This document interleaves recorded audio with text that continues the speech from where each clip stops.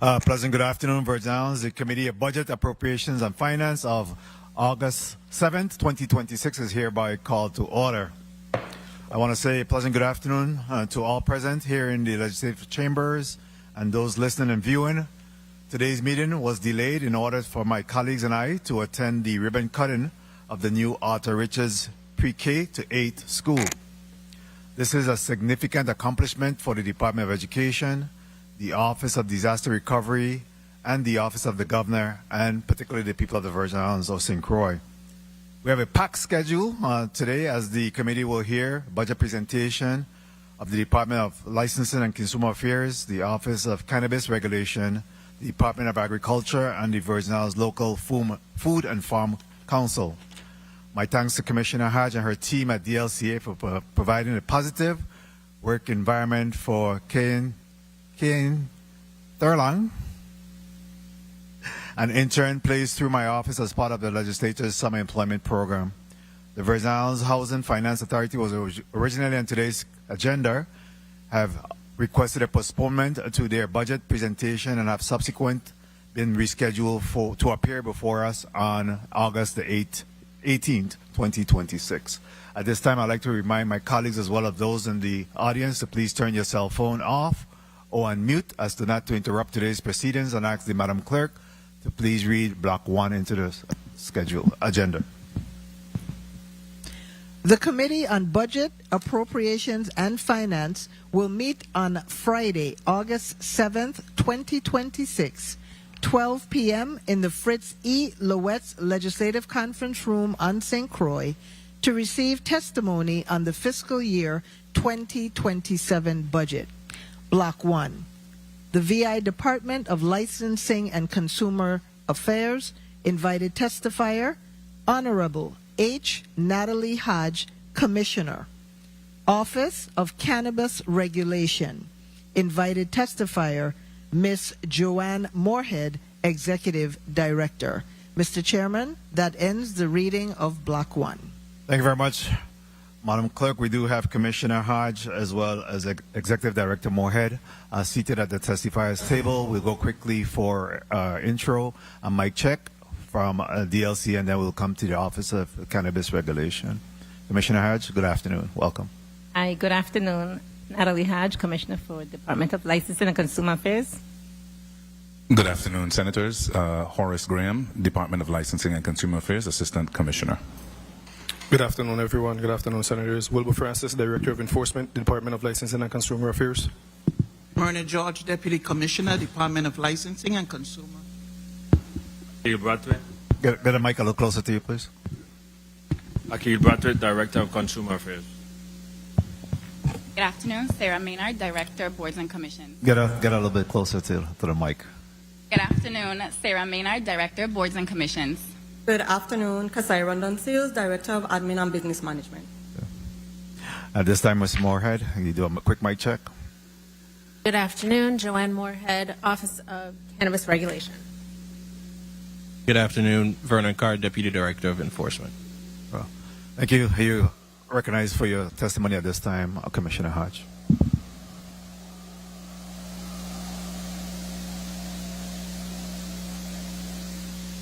Good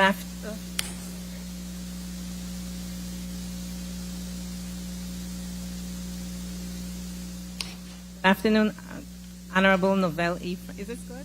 Do I have to get closer to the mic?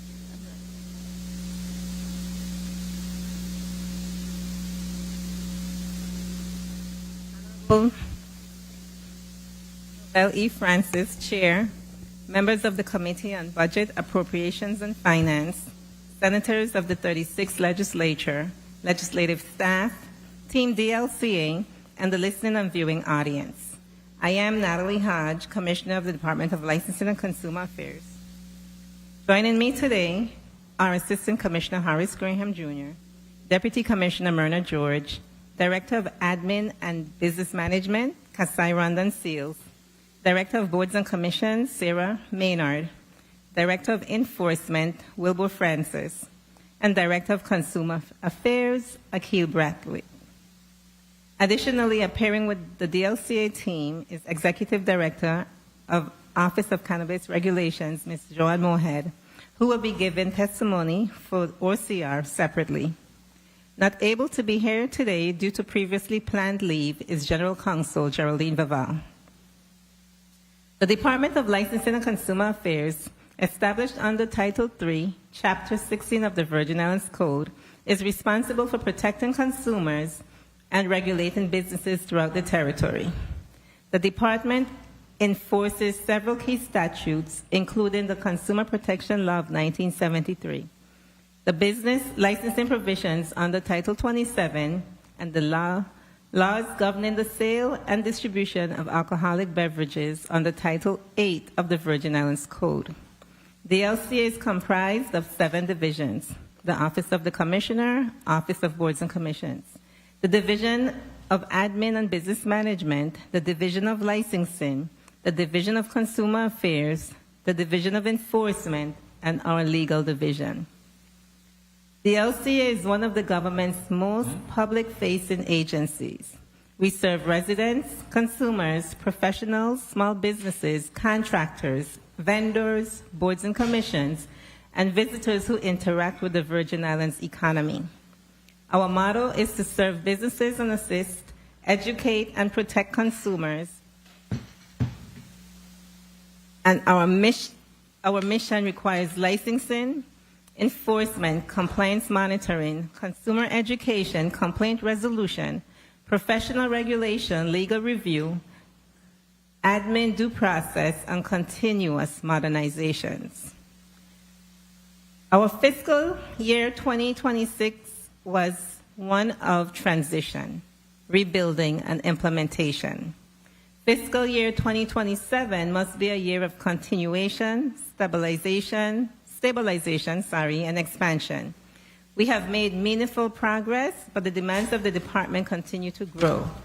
Our proposed fiscal year 2027 budget is therefore not merely a request for operational funding, it is a request to sustain momentum, to protect the public, strengthen internal accountability, and ensure that the DLC has the staffing, technology, legal capacity, administrative support, and the outreach tools necessary to meet the needs of the modern Virgin Islands economy. The LCA's total fiscal year 2027 budget is $7,266,712, consisting of $6,566,712 in general fund appropriations and $700,000 from the Consumer Protection Fund.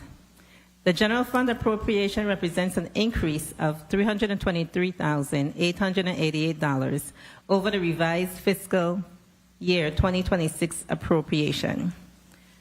Of the fiscal 2027 general fund appropriation, $3,372,105.79 is allocated to personnel services, and $1,691,870.26 to fringe benefits. The remaining $1,502,735.95 supports departmental operating expenses, office and operating supplies at $167,000, professional services $227,360, repairs and maintenance $40,000, rent for our St. Croix office at $91,500.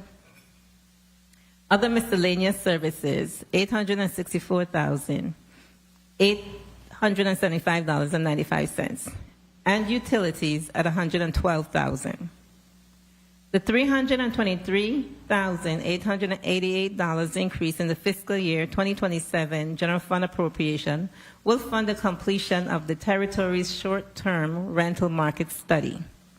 The Consumer Protection Fund is a revolving fund derived from the collection of penalties and citation fines. The special fund is designated to address the costs associated with investigating, resolving consumer disputes and complaints, and to educate the consumer. Due to the general fund expenditure ceiling imposed by OMB, on the DLCA via correspondence dated January 13, 2026, the CPF has been utilized to defray costs for professional contracts, equipment, communication, and supplies. CPF expenses include, but not limited to, board member stipends, uniform allowance, supplies, professional services, and other miscellaneous charges. The DLCA is not a recipient of any federal funding.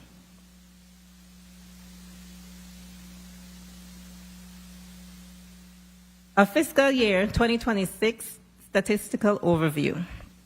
The Division of Licensing remains the primary gateway for businesses seeking to operate legally.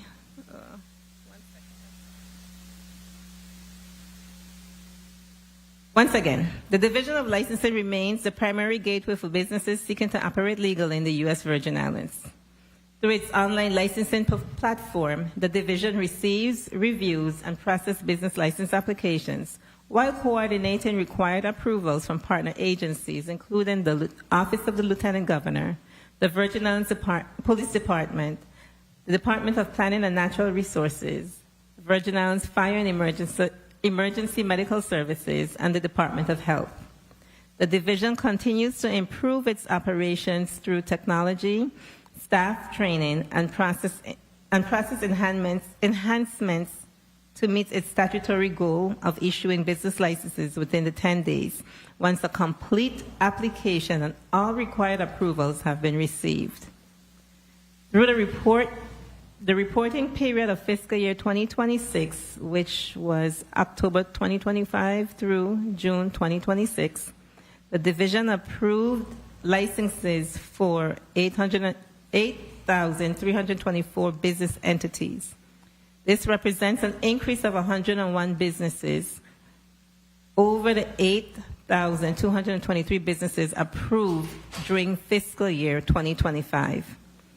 The businesses accounted for 13,694 licensed business activity categories compared to the 14,000 during the same period in fiscal year 2025.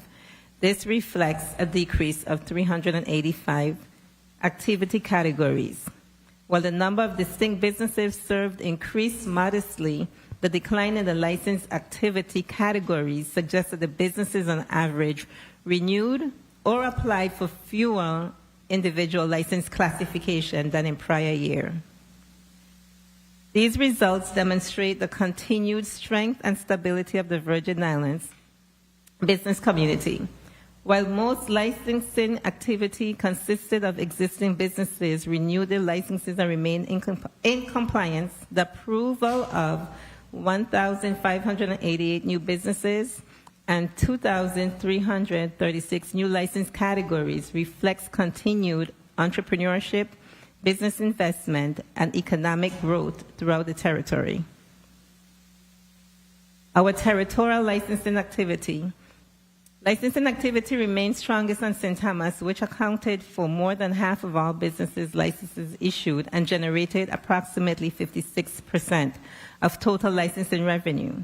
The St. Croix continued to experience strong business activity, representing approximately one-third of all license fee collections, while St. John maintained steady growth with nearly 900 licensed businesses operating during the same reporting period. The total license fees collections increased modestly by 0.38%, rising from $3,108,274.53 in fiscal year 2025 to $3,120,105.17 in fiscal year 2026. The DLCA's Alcohol Control Unit is a specialized unit within the Division of Licensing, and it is responsible for regulating the manufacture, importation, distribution, sale, and exportation of alcoholic beverages throughout the Virgin Islands. Through licensing inspections, compliance monitoring, and enforcement, this unit helps ensure that the alcoholic beverages sold in the territory meet legal requirements while protecting consumers and supporting a fair marketplace. The alcohol unit also tracks monthly rum exports from the territory's two principal rum manufacturers, Diageo, U.S. Virgin Islands, and Crucian Rum Distillery. This information supports regulatory oversight, inventory accountability, economic analysis, and revenue forecasting. From October 1, 2025 through June 30, 2026, the Alcohol Control Unit oversaw 571 active licenses across 11 classifications, issued 19 notices of violations, monitored more than 890,000 imported units of alcoholic beverages, and tracked 16,241,273 gallons of rum exports. The Office of Boards and Commissions oversees the regulation, certification, and licensing of various professions and trades, ensuring individuals meet required education, experience, and examination standards for legal practice in the U.S. Virgin Islands Territory. Fiscal year 2026, the Office of Boards and Commissions continued to strengthen professional regulation while improving customer service and expanding community outreach. The office administered examinations to 111 candidates and issued 1,831 professional licenses, consisting of 328 initial licenses and 1,503 renewals, representing a significant increase from the 1,238 licenses that were issued in fiscal year 2025. Beyond licensing and examinations, this office increased its presence throughout the community by participating in the housing and construction summits and events. They have also expanded educational outreach across several of the boards and commissions by visiting salon owners and practitioners to provide guidance on licensing requirements, encourage voluntary compliance, and strengthen consumer protection through education. The Office of Boards and Commissions also welcomed a new member to the Virgin Islands Board of Contractors, Trades and Crafts. DLCA extends its sincere appreciation to the Office of the Governor and the 36th Legislature for approving this appointment, which further strengthens the board's expertise and supports informed, consistent licensing decisions. Office of Boards and Commissions also extends its sincere appreciation to all board and commission members for their continued dedication, professionalism, and service in safeguarding the integrity of the territory's professional licensing system. A full list of appointments and vacancies follows. Architects and Engineers and Land Surveyor Board is full to its complement of 7 seats. The Barbering and Cosmetology Board, which has 7 seats, have 5 members active and 2 vacant. The Contractor Trades and Crafts, which have 9 seats, now has 6 active members and 3 seats vacant. Our CPA Board is full to its complement of 5. The Real Estate Appraisers Board, which has 7 seats, has 5 active members and 2 vacancies. Our Real Estate Commission has 7 seats with 6 active members. Social Work Licensure is also full to its complement of 5 active social workers. And our Counselors Board has 7 seats, but only 4 counselors serving with 3 vacancies. The Division of Consumer Affairs serves as one of DLCA's most direct points of contact with the public through the coordinated work of the Consumer Protection Unit and the Weights and Measures Unit. The division responds to consumer complaints, addresses unfair and deceptive trade practices, enforces pricing and product safety requirements, and verifies the accuracy of commercial weighing and measuring devices. During fiscal year 2026, the Division of Consumer Affairs combined prompt complaint resolutions, targeted inspections, and practical market information to protect the residents and promote fair business practices. Through the Consumer Protection and Weights and Measures Unit, the division's key results includes the inspected 41 point-of-sale scanners, 33 on St. Croix, 8 on St. Thomas. 8 of the 33 St. Croix businesses were fully compliant, but this division assessed citations in the amount of $54,850, $31,225 derived from St. Croix, and $23,625 derived from St. Thomas. For 2026, the Division of CPS received and mediated 114 consumer disputes. They resolved 93 within the fiscal year.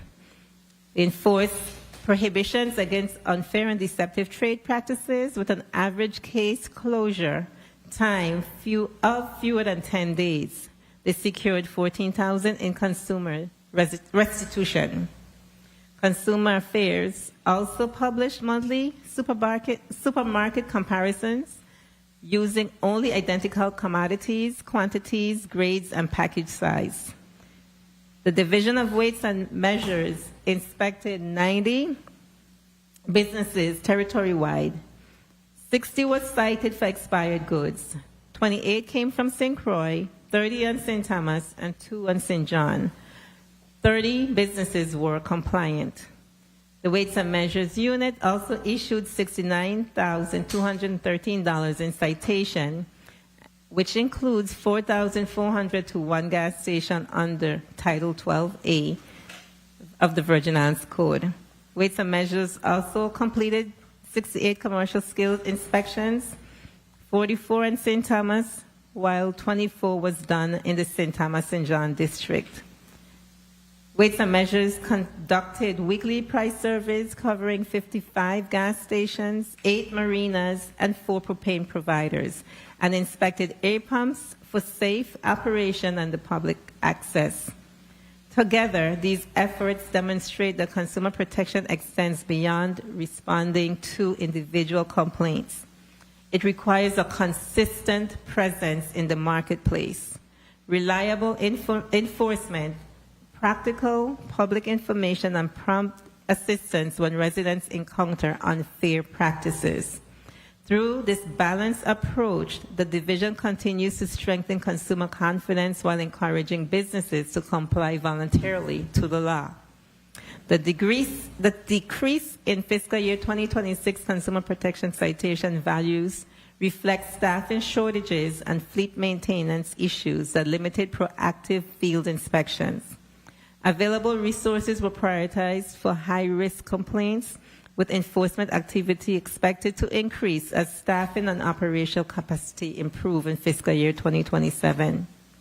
The Division of Enforcement is responsible for ensuring compliance with the territory's law and consumer protection laws through proactive inspections, investigations, regulatory enforcement, and admin support.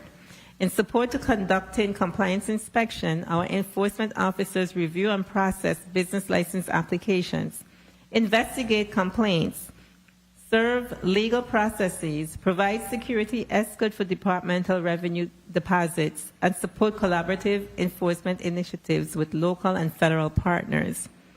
During fiscal year 2026, the division reviewed and processed approximately 2,421 business license applications, conducted approximately 2,267 random compliance inspections, and served approximately 174 legal documents. They investigated 37 consumer and regulatory complaints throughout the territory. These efforts resulted in the issuance of 135 citations, 9 written warnings, and representing $48,050 in assessed penalties. Frequent violations included operating without proper licensure, failing to comply with payment requirements, the deceptive trade practices, and failure to display business licenses or required alcohol signage. Officers use graduated measures from education and warnings to citations and other enforcement action. based on the nature and the severity of each violation.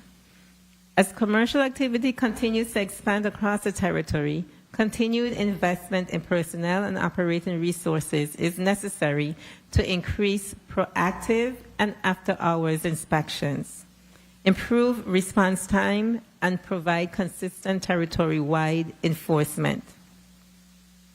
The legal division of the DLCA plays a critical role in enforcing regulatory compliance, managing legal proceedings, issuing enforcement notices, and representing the department in administrative hearings, while coordinating with other government agencies to uphold licensing laws in the Virgin Islands.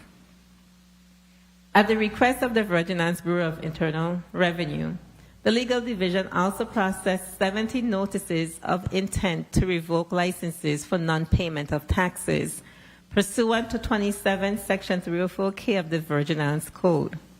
Following notification, 15 cases were closed after VIBR confirmed that the licensees had either paid the outstanding taxes or entered an approved payment plan. As a direct result of this initiative, 55 businesses were revoked for continued non-compliance. Additionally, legal division's pursuit of unpaid citation through a racket docket calendar call before the hearing officer resulted in a collection of $70,953. Further, the division filed 5 petitions to revoke licenses with the department's hearing officer. In partnership with the government of the Virgin Islands Department of Justice, the LCA pursued coordinated investigations and litigations involving deceptive practices, prescription drug pricing, fuel market transparency, and other conduct affecting the Virgin Islands consumers. 3 I will name were the landmark lawsuit against Meta, which was done in December 2025, the prescription drug pricing litigation that was also done in 2026, and court victory in our gas retailer investigation that was done in fiscal year 2026. Together, these matters reflect DLCA's broader approach to investigate unfair or deceptive practices, use our statutory authority, and litigate when appropriate. Protect Virgin Islands consumers from misconduct involving local businesses or multinational corporations. These efforts promote transparency, accountability, and marketplace fairness. The DLCA identified a gap between citation issuance and collection. Officers and inspectors issued citations and submitted them through the supervisory chain, but there was no dedicated process in consistently monitoring the receipt of those payments. The department then responded by establishing a citation collection tracking function, which is under the leadership of Deputy Commissioner Myrna George. The LC will continue to strengthen and institutionalize its citation collection and tracking program. The program monitors outstanding balances, approved payment plans, delinquent accounts, and matters requiring referral to the legal division. During fiscal year 2026, this program tracked 236 citations that was disseminated across the territory, which totaled to $167,013. We collected $135,116 and established 14 payment plans and referred to delinquent matters for legal enforcement. The centralized oversight promotes consistent collection practices, strengthens our fiscal accountability, and ensures that businesses comply with citation requirements and not disadvantaged by those failing to pay.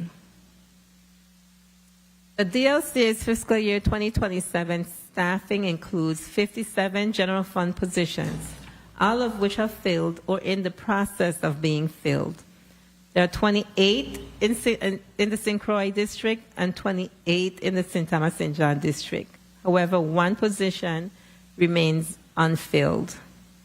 There are 7 vacancies for fiscal year 2027, and these vacancies are the paralegal researcher, legal counsel, special investigator for boards and commissions, enforcement officer, office assistant for the alcohol control unit, assistant director for the admin and business management office, and then the special assistant to the commissioner.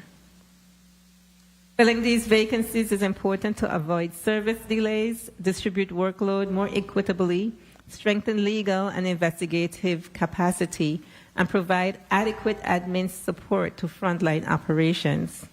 To strengthen field coverage, DLC requests an additional enforcement officer for the St. Thomas St. John district and 1 additional weights and measures inspector for St. Croix. These positions will expand inspection capacity, improve response times, and better balance resources between the district. The LCA also requests a continuation of the $150,000 fiscal year 2026 appropriation for overtime and night differential. As of June 30th, 2026, $101,945.75 has been expended, with the balance committed to the schedule for the last quarter.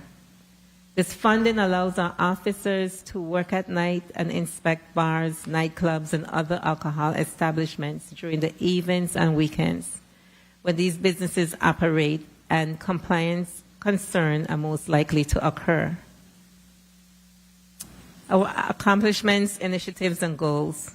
The DLC continues to demonstrate strong performance across its division, with key performance indicators reflecting consistent progress, accountability, and customer-first approach. Across all units, DLC is meeting or exceeding our targets, while proactively addressing areas for improvement. Ongoing efforts include automation, digital enhancements, and strategic recruitment to ensure sustained service excellence and operational resilience in the year ahead. Major accomplishments over the past year includes the completion of the standard operating procedure. We reached 90% completion of the department's SOPs, advanced agency reorganization, filled critical roles, supported internal advancements, and invested in leadership training. Digitalized modernization, which improved the online licensing platform, consumer complaint system, and the public website to strengthen access, tracking, reporting, and customer service.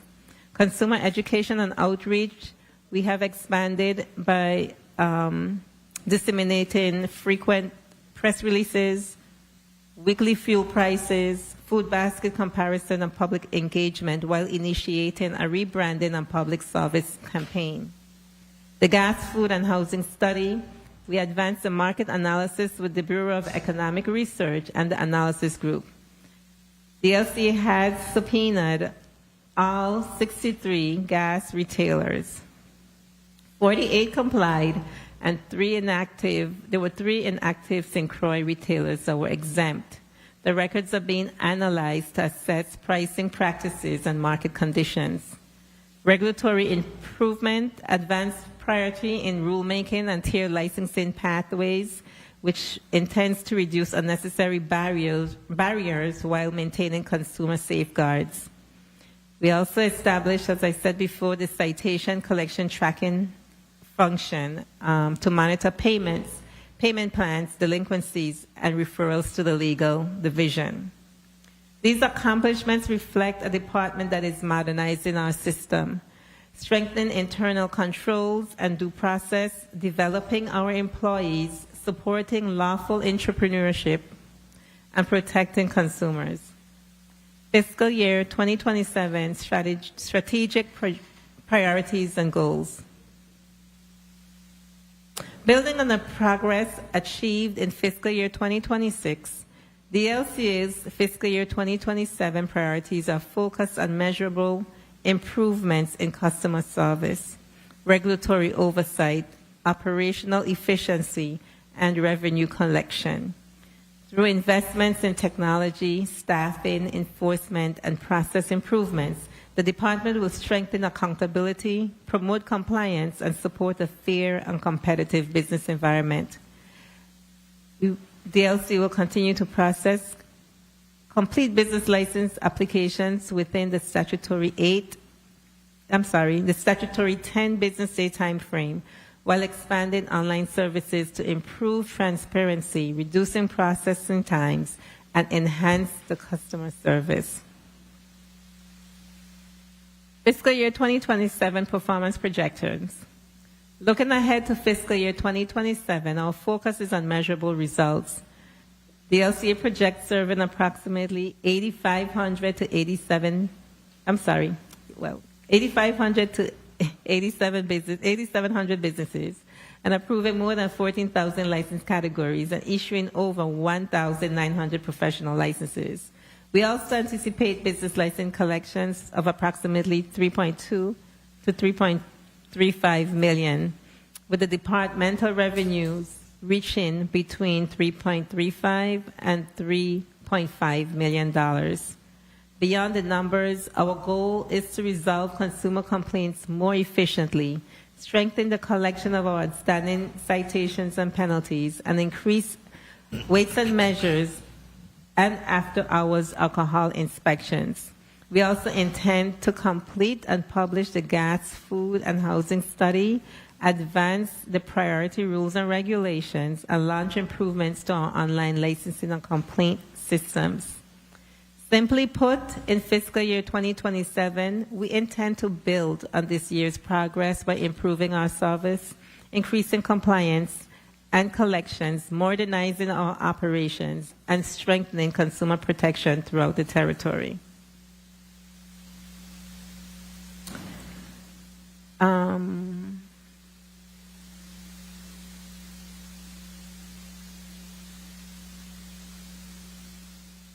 Our partnership, although the Office of Cannabis Regulation will present a separate testimony, I would be remiss if I did not recognize the strong partnership between our agencies. Since OCR's inception, DLCA has provided administrative support, including human resources, payroll, procurement, and facility-related service to establish a solid operational foundation. Over the past year, the DLC has continued to support OCR's organizational growth through shared training and opportunities and coordination on regulatory matters. This collaboration has helped reduce the duplication and facilitate the transition of hemp retailers into OCR's regulatory program. The LCA remains committed to supporting OCR as it develops into a fully independent and self-sustaining regulatory agency. Before I close, I would like to recognize the outstanding employees whose dedication makes DLCA's success possible. Congratulations to Kimry Franklin, our St. Croix District Employee of the Year, and Mr. John Richardson, our St. Thomas St. John District Employee of the Year. Your professionalism, commitment, and exceptional service embodies the very best of the DLCA. I extend my heartfelt appreciation to every member of the team DLCA. The progress and accomplishments highlighted today are a direct result of your hard work, resilience, and unwavering commitment to serving the people of the Virgin Islands. It is an honor to serve alongside each of you as we continue to work to protect the consumers, support our businesses, and strengthen our communities. Lastly, I extend my sincere thanks to Governor Albert Bryan Jr. and this administration for their support of the DLCA. This concludes DLCA's fiscal year 2027. Thank you, and thank you for your time. My team and I are available to answer your questions. Thank you very much, Commissioner Hodge, for your testimony. Next, we'll recognize the testimony of the Executive Director of Office of Cannabis, Ms. Joanne Moorhead. You're recognized. Thank you, Senator. And good afternoon, Chairman Novell E. Francis Jr., other honorable members of this committee, other members of the 36th legislature present, my fellow testifiers, and the members of the viewing and listening audience. Thank you for the opportunity to appear before you today to present the fiscal year 2027 budget request for the Office of Cannabis Regulation and to provide an update on the office's implementation of the Virgin Islands Cannabis Use Act and our expanding statutory responsibilities related to intoxicating hemp. I appreciate the opportunity to appear before the committee to discuss the office's progress in fulfilling the responsibilities entrusted to us by the legislature. Implementation represents more than simply opening a regulated market. It represents the establishment of a modern regulatory framework designed to protect public health and safety, promote responsible economic development, support consumer confidence, and ensure long-term regulatory accountability. I would first like to acknowledge and thank my amazing, hardworking, dedicated staff at the Office of Cannabis Regulation, the Cannabis Advisory Board, our interagency partners, and the many stakeholders who continue to contribute to the responsible development of this emerging industry.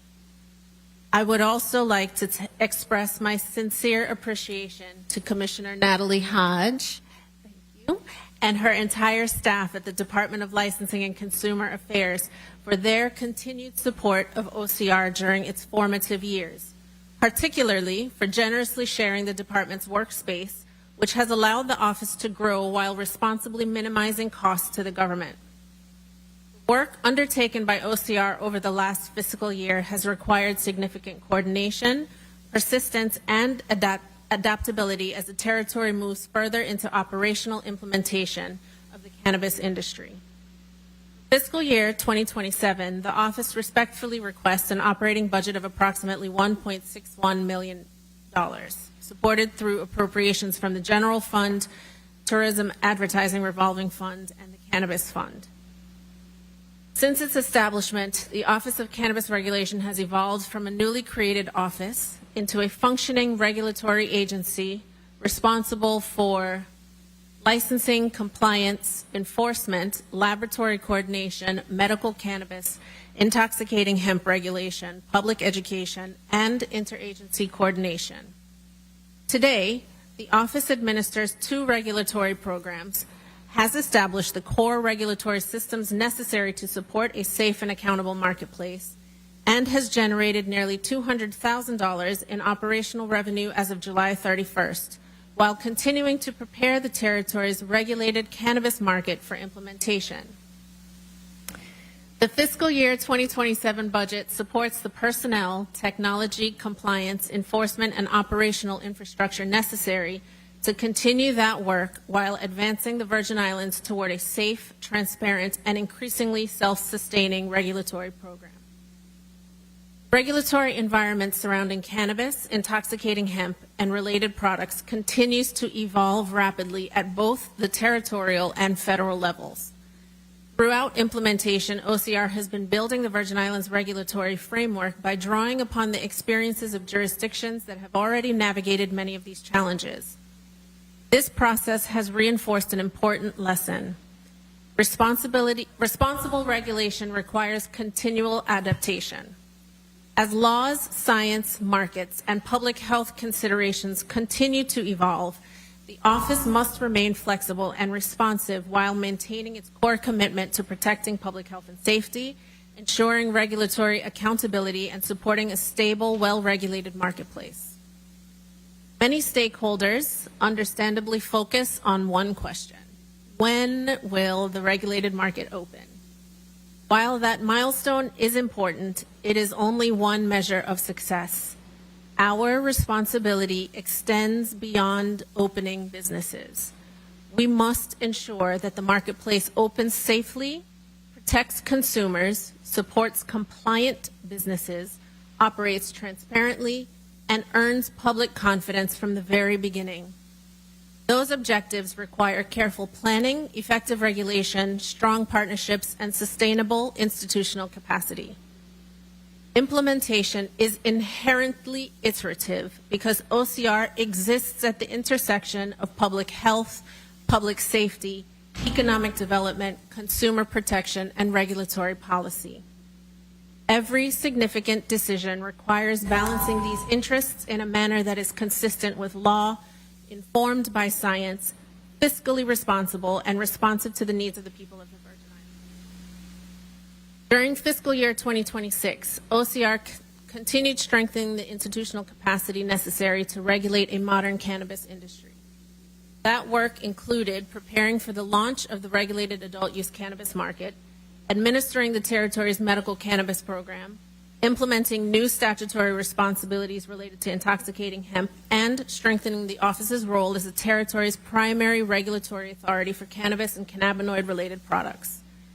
In doing so, the office transitioned from primarily developing regulatory policy to actively administering licensing, compliance, enforcement, inspections, and implementation activities across both regulatory programs. OCR's responsibilities now extend well beyond licensing and include compliance, enforcement, laboratory oversight, public education, financial accountability, and the administration of multiple integrated regulatory systems. Collectively, these responsibilities require specialized expertise, careful coordination, and sound regulatory judgment. During the past year, OCR has established the foundational regulatory systems necessary to support a safe, transparent, and accountable cannabis marketplace. These foundational systems now include the Tyler licensing and registration platform, the Metric seed-to-sale tracking system, compliance, inspection, and enforcement programs, laboratory coordination, and a compliant banking pathway for government revenues. Office has also developed strong working relationships with regulators, subject matter experts, public health professionals, industry stakeholders, and enforcement partners throughout the United States. Through active participation in national regulatory organizations and ongoing collaboration with jurisdictions that have already implemented regulated cannabis programs, OCR has drawn on the successes and challenges experienced elsewhere. In many respects, the Virgin Islands benefits from entering this regulatory space later than many other jurisdictions. We are able to identify evolving best practices, understand where other programs encountered operational difficulties, evaluate changes prompted by litigation and scientific advancements, and adopt policies better suited to the unique needs of our territory. Throughout implementation, the office has remained committed to balancing urgency with responsibility, recognizing that the decisions we make today will establish precedents that shape the future of this industry. While that measured approach has required patience, it has also positioned the office to transition from implementation toward long-term regulation on a stronger and more sustainable foundation. Office's statutory responsibilities expanded significantly in 2026 through Act Number 9072 and subsequent amendments to the Virgin Islands Code. OCR has been assigned new responsibilities related to the regulation of intoxicating hemp products. Those responsibilities include licensing, inspections, enforcement, public education, rulemaking, compliance oversight, and the development of product tracking and testing systems. Although cannabis and intoxicating hemp are often discussed together, they continue to exist within distinct and evolving federal legal and regulatory frameworks.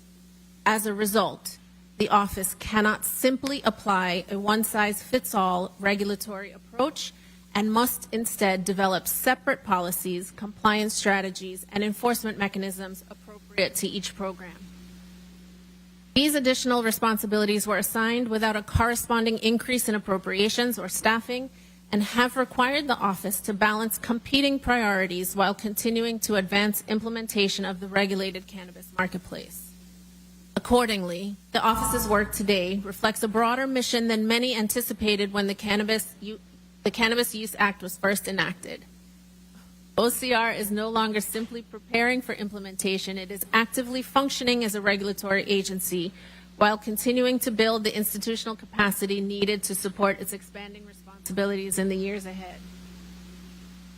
Fiscal year 2026 has represented a period of significant operational advancement for the office. While much of this work was not readily visible to the public, it was essential to preparing both the office and the regulated industry for successful market implementation. OCR's implementation period has not been one of inactivity or simply waiting for businesses to open. The pace of this work is reflected in the breadth and complexity of the office's operational accomplishments during fiscal year 2026.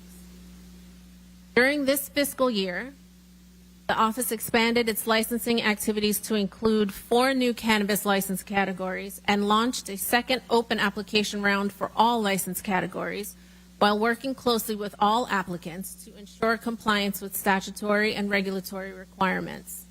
As implementation has progressed, applicants have advanced toward operational readiness at markedly different rates, reflecting differences in facility construction, financing, operational planning, compliance readiness, staffing, and other business-specific considerations. Recognizing these differences, OCR has placed increasing emphasis on compliance readiness rather than simply license issuance. While businesses naturally progress toward operational readiness at different rates, the office has remained focused on preparing the marketplace as a whole. The long-term success of the regulated industry depends upon an interconnected ecosystem in which licensees, laboratories, technology systems, regulators, financial institutions, and enforcement partners are all prepared to fulfill their respective responsibilities. Throughout the year, office personnel conducted dozens of site visits and facility inspections, completed extensive compliance reviews, and maintained ongoing communication with licensees to assess operational readiness, provide technical guidance, discuss regulatory expectations, and identify issues requiring resolution before market operations begin. Each license or permit application represents a substantial regulatory undertaking, not a single transaction. From initial application through final regulatory disposition and, where applicable, operational readiness, OCR works directly with applicant ownership and management teams over an extended period to provide technical assistance, verify compliance, coordinate inspections, and support each applicant throughout the regulatory process. The office has also convened 3 virtual town hall meetings, 3 in-person industry engagement sessions, and its inaugural compliance summit, providing licensees direct access to regulators, external subject matter experts, and professional service providers to support operational readiness before market operations begin. These meetings have served not only as educational opportunities, but also as forums for identifying practical implementation challenges collaboratively developing solutions that support both regulatory objectives and industry success. Building upon these efforts, OCR expanded its license support through the Licensee Readiness Series, which launched this fiscal year with programming focused on laboratory testing and operational readiness, and will continue addressing additional operational requirements through future sessions. The Licensee Readiness Series reflects an important evolution in the office's approach. Rather than focusing solely on license issuance, OCR has increasingly emphasized building a culture of compliance before commercial operations begin. Implementation requires more than establishing regulatory systems. It also requires preparing licensees to operate successfully within them by clearly communicating regulatory expectations, identifying readiness gaps, reducing avoidable compliance failures, and preparing the marketplace as a whole for responsible operations. As part of this broader readiness effort, OCR has begun planning a cannabis industry job expo designed to connect licensed businesses with Virgin Islands residents interested in employment opportunities within the regulated marketplace. The event will help licensees identify prospective employees while introducing residents to the diverse career opportunities, qualifications, training pathways, and workforce needs associated with the regulated cannabis. A prepared workforce is an essential component of market readiness, and this initiative supports the development of local talent alongside the office's broader implementation efforts. The office also recognizes that licensees have invested substantial time and financial resources in preparing for market participation, and we appreciate the urgency felt by applicants who are eager to begin operations. OCR continues to work closely with cultivators, manufacturers, dispensaries, laboratory partners, metric, financial institutions, and other stakeholders to coordinate implementation activities and minimize unnecessary delays while preserving the integrity of the regulatory process. This hands-on approach has also enabled OCR to adapt quickly as operational circumstances have evolved. One example occurred earlier this year when the unexpected withdrawal of a conditionally approved licensee significantly affected anticipated supply chain development. Rather than viewing that event as an isolated licensing matter, the office carefully assessed its potential impact on the broader marketplace and evaluated regulatory options designed to preserve market stability, minimize unnecessary disruption, and maintain fairness and consistency across all licensees. That experience illustrates an important reality of implementation. It is not a linear process. Responsible regulation requires continual assessment, collaboration with stakeholders, and the flexibility to adapt as circumstances evolve while continuing to move implementation forward responsibly. Consistent with the office's emphasis on operational readiness, the majority of applications have progressed through the review process within established timelines. Where delays have occurred, they have most often resulted from incomplete submissions, outstanding documentation requirements, applicant-requested modifications, or delays in payment that prevent applications from entering active review. Collectively, these efforts reflect OCR's evolution from an implementation office into a modern regulatory agency, one responsible not only for opening the market, but for protecting public health, supporting compliant businesses, coordinating with partner agencies, and building the institutional capacity necessary to regulate an evolving industry. Responsible regulation requires more than issuing licenses. Before the first legal cannabis product can be cultivated, manufactured, transported, tested, or sold, government must first establish the systems that make those activities safe, accountable, transparent, and enforceable. Those systems are not optional. They are the foundation upon which every successful regulated marketplace is built. That responsibility has required the office to establish the legal, operational, technological, financial, and regulatory systems necessary to support a safe and accountable marketplace. Many of these systems operate in ways that are not immediately visible to the public. When they function well, they are often taken for granted. Consumers simply expect products to be tested. Businesses expect licenses to be processed. Patients expect registrations to be issued. Law enforcement expects reliable regulatory information. Policymakers expect accountability. Government financial officials expect cannabis-related funds to be received and managed without jeopardizing existing public banking relationships. Those outcomes are possible only because significant work has already occurred long before the first legal sale ever takes place. Had the office focused solely on achieving the earliest possible market opening, some of those foundational systems would have remained underdeveloped. That approach may have resulted in an earlier opening date, but it would not have produced a stronger regulatory program. Instead, OCR has prioritized building a marketplace capable of withstanding scrutiny, adapting to changing operational realities, and earning the confidence of patients, consumers, businesses, policymakers, and the people of the Virgin Islands. That philosophy has guided every major implementation decision made by the office because the systems established today will become the standards by which this industry is governed tomorrow. Efficiency remains important, but never at the expense of accountability. OCR's approach to enforcement is grounded in the understanding that effective regulation begins with clear expectations. A successful regulatory program does not rely solely on identifying violations after they occur. It relies upon education, technical assistance, communication, compliance monitoring, and proactive engagement that help regulated businesses understand and meet their obligations. The goal of regulation is not simply to identify failure. The goal is to create systems that make compliance achievable and accountability meaningful.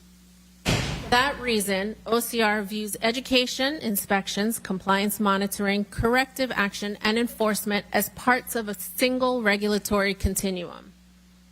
The Office communicates regulatory expectations through formal guidance, education, ongoing engagement, inspections, and direct interaction with regulated businesses. OCR then verifies compliance through documentation review, inspections, laboratory testing, metric reporting, product accountability measures, and ongoing monitoring. Where deficiencies are identified, the Office may provide guidance, require corrective action, or take appropriate administrative or enforcement action depending on the nature, severity, and circumstances of the violation. When expectations have been clearly established and appropriate opportunities for compliance have been provided, enforcement becomes stronger, more consistent, and more defensible. This approach should not be misunderstood as an unwillingness to enforce the law. OCR's enforcement unit is actively conducting investigations, participating in joint and independent enforcement operations, providing technical assistance to partner agencies, supporting seizures and temporary closures where appropriate, conducting compliance inspections, and responding to suspected violations involving cannabis and intoxicating hemp products. Much of this activity occurs before a matter becomes visible to the public. Effective enforcement frequently involves intelligence gathering, interagency coordination, documentation review, legal analysis, surveillance, product assessment, evidence management, and careful evaluation of the appropriate regulatory response. Effective enforcement requires more than statutory authority. It requires trained personnel, secure evidence storage, chain of custody procedures, testing capacity, confidential investigative space, reliable records, appropriate technology, interagency protocols, administrative hearing procedures, and access to specialized legal and scientific expertise. Enforcement also protects compliant businesses. A regulated marketplace cannot remain stable if businesses that comply with licensing, testing, tracking, and consumer protection requirements are expected to compete indefinitely against unlicensed operators or businesses that disregard those obligations. OCR's goal is not simply to identify violations. It is to create a regulatory environment in which compliance becomes the expected standard and enforcement remains available, credible, and effective when necessary. Building a responsible regulatory program requires more than laws and regulations. It requires operational infrastructure capable of supporting licensing, compliance, product accountability, financial management, laboratory testing, and long-term regulatory oversight. During implementation, OCR established several of these foundational systems. Among the most significant is the territory's licensing and registration platform. OCR has invested approximately $500,000 over the past 2 fiscal years in the Tyler Technologies licensing and registry system. This platform serves as the operational backbone for medical cannabis patients, caregivers, sacramental users, registered practitioners, and cannabis business agents. This investment was not simply the purchase of software, it established the government's licensing infrastructure, a secure, accountable, and scalable system capable of supporting future program growth while reducing administrative burden and improving public service.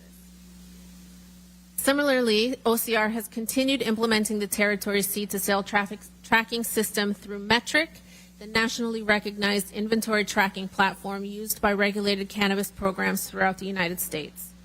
To date, approximately $203,000 has been invested in the implementation and integration of this system. Metric provides inventory accountability, product traceability, diversion prevention, recall capability, compliance monitoring, and regulatory oversight throughout the supply chain, from cultivation through retail sale. These are not optional features. They are essential public health and public safety protections that responsible regulation requires. OCR has also coordinated the establishment of independent laboratory testing capacity within the territory. Regulated marketplace cannot responsibly operate without product testing capable of verifying potency, screening for contaminants, and ensuring that products offered to consumers meet established health and safety standards. While a laboratory vendor has been selected, delays associated with securing an appropriate facility have required continued coordination among OCR, the the laboratory, and other stakeholders. Until this critical component is operational, the office cannot responsibly authorize commercial sales. Another critical component of implementation has been establishing the financial infrastructure necessary to support the regulated program. Because cannabis remains treated differently under federal law than many other regulated industries, banking cannot be addressed solely as a matter of whether individual businesses can obtain checking accounts. The government itself required a safe and compliant pathway to receive, manage, account for, and safeguard cannabis-related revenues without creating unnecessary risk to existing public banking relationships. OCR worked collaboratively with governmental and financial partners to establish that pathway for receiving and managing cannabis-related government revenues. This work was necessary before the territory could responsibly begin collecting the fees and other revenues associated with an operational cannabis marketplace. Office continues to address related operational considerations involving cash management, revenue collection, security, transportation, and the logistical challenges unique to managing financial activity across an island jurisdiction. Traditional mainland solutions for banking access, armored transportation, cash processing, and centralized deposits do not always translate directly to the geographic realities of the Virgin Islands. Together, these systems form the operational infrastructure upon which safe, accountable, and sustainable regulation depend. Ultimately, these investments are not... Ms. Moorhead, in the essence of time, I'll ask you to kind of summarize the remainder of this testimony, please. Summarize? Yes. OCR is doing lots of great work. Thank you very much. Thank you. Thank you very much.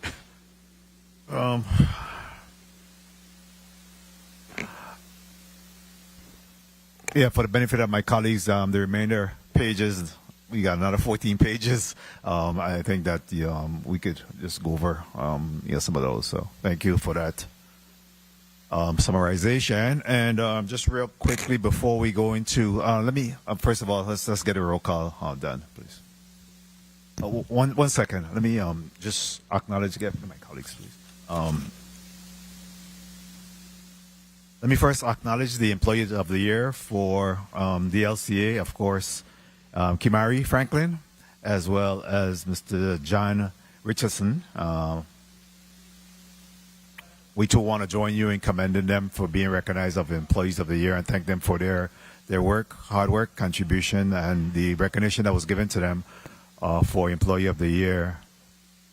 At this time, I'd like to have the Madam Clerk please do the roll call. Senator Marvin A. Blyden. Senator Blyden, present. Senator Dwayne M. DeGraff. Senator DeGraff, present. Senator Ray Fonseca. Senator Fonseca, present. Senator Novell E. Francis Jr. I'm here. Senator Francis Jr., present. Senator Hubert L. Frederick. Senator Frederick, present. Senator Maurice C. James. Senator James, absent.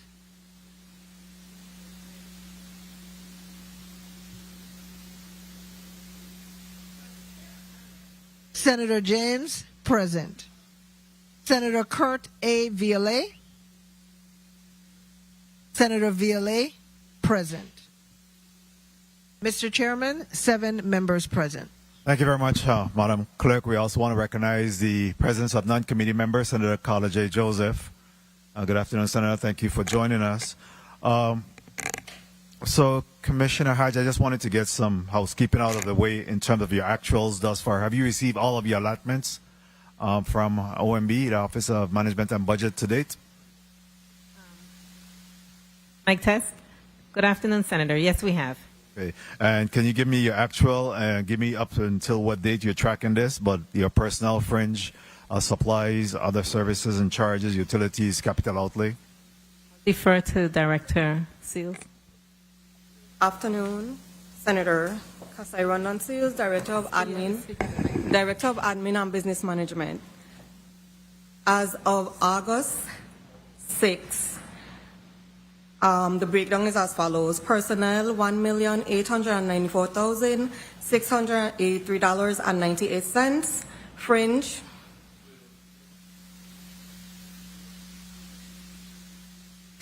$1,021,918.86 for fringe. You want me to repeat personnel? No problem, Senator. $1,894,683.98. Supplies. Let's get a fringe again, please. Fringe, $1,021,918.86. Supplies, $19,254.45. Other services, $412,462.69. Utilities, $77,158.60. Capital outlay, $46,300. Which one would you like me to repeat, Senator?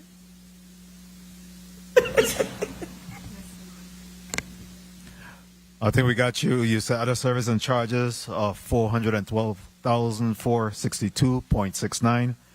Utilities $77,158. And capital outlay $46,200. 300. 300. Outstanding vendors payment. Outstanding vendors payment as of August 6 is $92,865.35. Any of that over 90 days? Yes. How much of it is over 90 days? Invoices totaling $50,435.43. Why is that?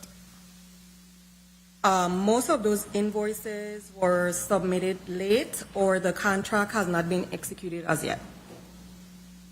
How much of this is local?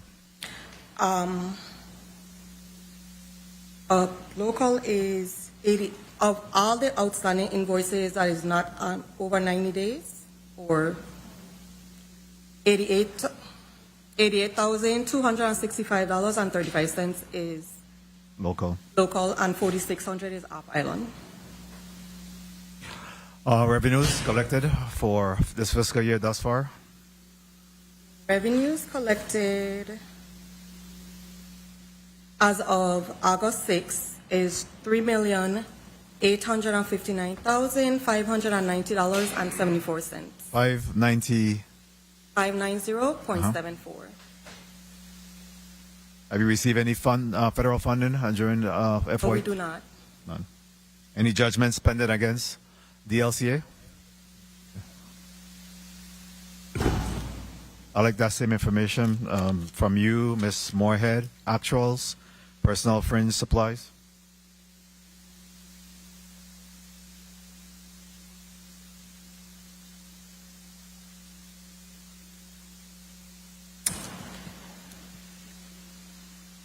You're covering her. You covering her. You have that information. Senator, for now I am. Because Okay, of so go ahead and financial give it to us then. Okay. You go.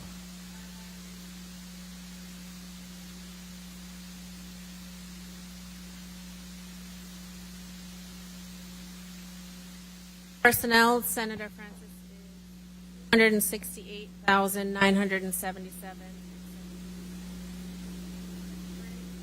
It's $106,068.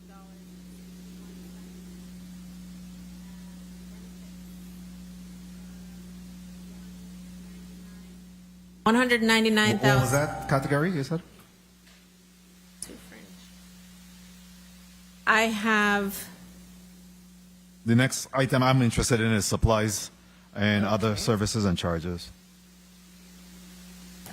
I didn't finish the personnel fringe and benefits. Yes, that was the first question, sir. You gave me personnel. You gave me fringe. I'm interested in supplies, Okay. other services and charges, utilities, capital outlay. Supplies, the actual was $260,712.77. Other services and charges? Other services is $17,505.61. And 61 cents? Yes, sir. Capital outlay? Oh, Zero. utilities? Zero. Outstanding vendors payment? I saw that. I have that.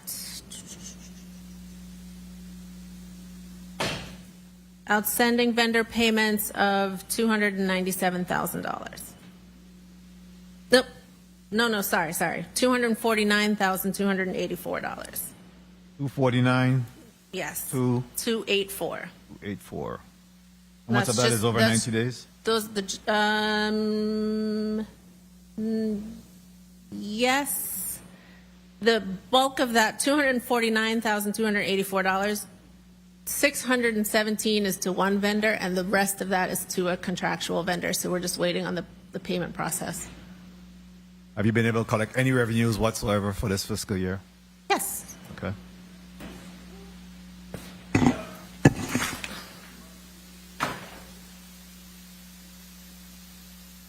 This fiscal year, as of July 31st, we were at $199,925, with an additional $100 to $150 expected before the end of the fiscal year. Expected. Mm-hmm. And these revenues came from what? Those are just fees, Fees? application fees and registration fees, patient registration fees. What is your payment option? How do we accept payments? Yes, ma'am. We are utilizing DLCA's cashier, so we accept Visa, MasterCard, checks, and cash. And that's paid via the LCA's cashier, you said? Yes, sir.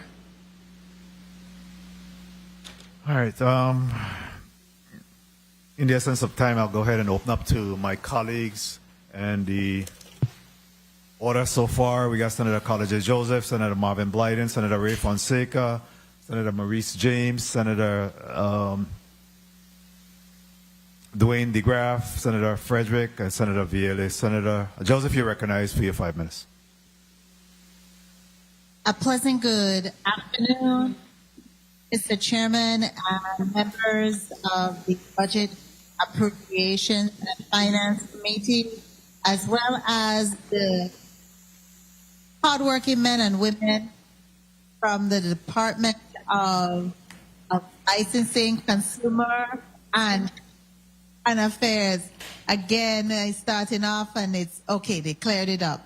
Thank you, media, for clearing that up, because there was some feedback. Now, I wanted to first, before I begin, to wish happy birthday greetings to my chamber colleague, the Honorable Hubert Lorenzo Frederick, on his birthday. Today's his birthday. God's covering over you, my dear brother, and every blessing going forward. And I hope you have a wonderful, wonderful birthday. And don't forget to bring over the piece of cake for me and for all of us.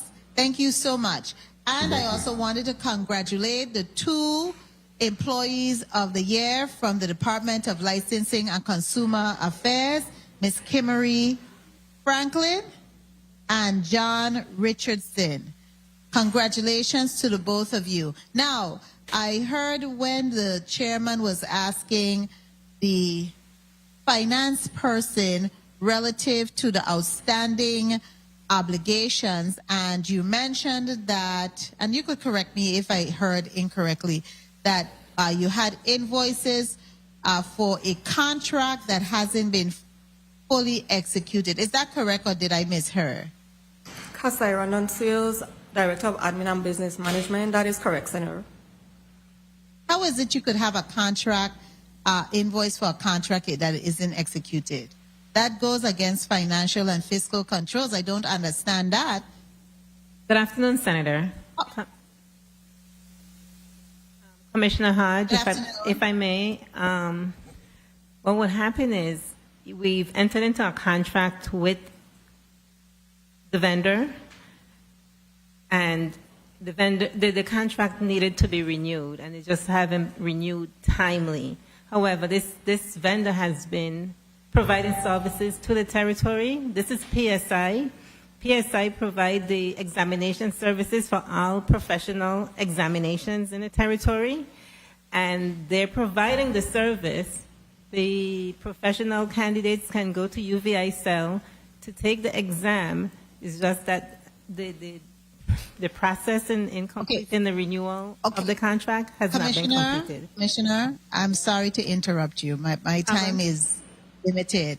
I understand it's a renewal of a contract, but just when you're doing fiscal and financial control and just management, you want to make sure that those renewals are done timely. And so I'm sure it wasn't the contractor's deficiency. It may have been yours. Your people then weren't on top of the game with renewing the contract, or it just took too long? No, that's not what happened. The process, it's an off-island vendor, and the process is a little different. And when we're looking for business licenses in the U.S. Virgin Islands, we didn't need one because You're coming in. I can't hear what you're saying. the process was a little lengthy in terms of, and it's not totally just us. The vendor had to procure or obtain the documentation to provide the services here, such as a business license, such as registering the with the Lieutenant Governor's office, and this is something that they had to do wherever else they do business with. Okay. I understand, but all of that is online, and it only takes a couple of days. They're very efficient. I've done it. I'm not going to belabor it. Let's try to do better. That doesn't look good. Now, I have some questions relative to the St. Thomas District Office. I'm getting a lot of complaints from your workers there. They're asking, when is the mold remediation going to be done in the St. Thomas District? We were just informed that they have a stench there. There haven't been an analysis done to see if there is 30 indeed seconds. mold. Okay. And I also understand that because people are going home sick, that leads to poor morale. If your people aren't there, the cashiers aren't there, the persons who are helping with the licensing aren't present, then you're not going to be bringing in any money to the government. So we need to fix that. Okay? Whatever more remediation needs to be done. Mr. Chairman, I have a couple other questions. How many employees have retired, resigned, or have been involuntarily separated from the department for the past fiscal year, for this current fiscal year? And if you could tell me them by island district. Safiya Renuncius, Director of Admin and Business Management. We have 3 retirees, 1 on St. Croix and 2 on St. Thomas. We have 1 termination that was on St. Thomas, and we had 5 resignations. 5 resignations? Correct. I don't have the exact number per island. I will get back to you on that.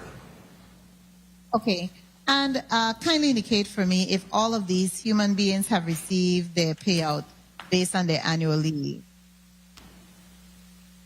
Yes. Well, 2 resignations were just completed. So 1 has been sent down for payout, and the other one is pending their resignation NOPA. Okay. So only 2 out of the 8, or how much, 9 that you have there that have received their annual leave payout? No, that did not receive it as yet. Only 2 haven't received? Correct. Okay, and when are you anticipating that they will receive it? Not when it's in the process, that you know for sure that they have received it. Well, I can't give you an exact answer because 1 has already been sent down to finance for processing, and the other one is pending their resignation NOPA. So as soon as that NOPA comes through, then the miscellaneous pay will be processed. Okay. All right. All right. Thank you so much for your hard work, and thank you, Mr. Chairman, for your leniency. Thank you very much, Senator Joseph. Commissioner, what's your representation for DLC and St. John? In terms of employees, Employees, office space, what kind of presence do you have on St. John? we don't have an office space at a battery, and I have a licensing coordinator employee there, a St. John coordinator, I'm sorry, and DC George and Attorney Jack are there as well. They also work out of St. John? Yeah, a couple days, they do a couple days on St. Thomas. So you believe that the residents of St. John are adequately taken care of on St. John? I think we can do better. I think with the addition of another enforcement officer and possibly an inspector, I think we can do better, but then we would need office space. So what's being done to address that? Is that something that you're working on in terms of improving the representation there? Yes, absolutely. Currently now, our enforcement officers, they do go back and forth. Very well, thank you. Senator Blyden, you're recognized for your 5 minutes.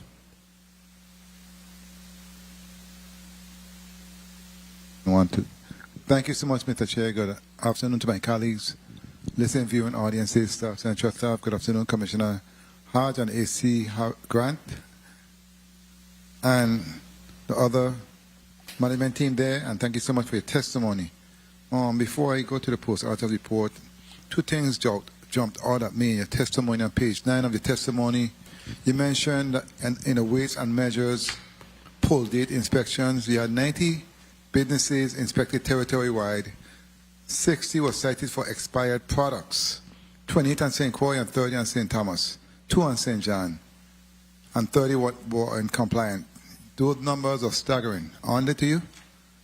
Which means the majority of those businesses had expired product. And it said a lot about our health and what we are buying and eating from these businesses. How many vacancies do you have in terms of inspectors, etc., to carry out that mandate?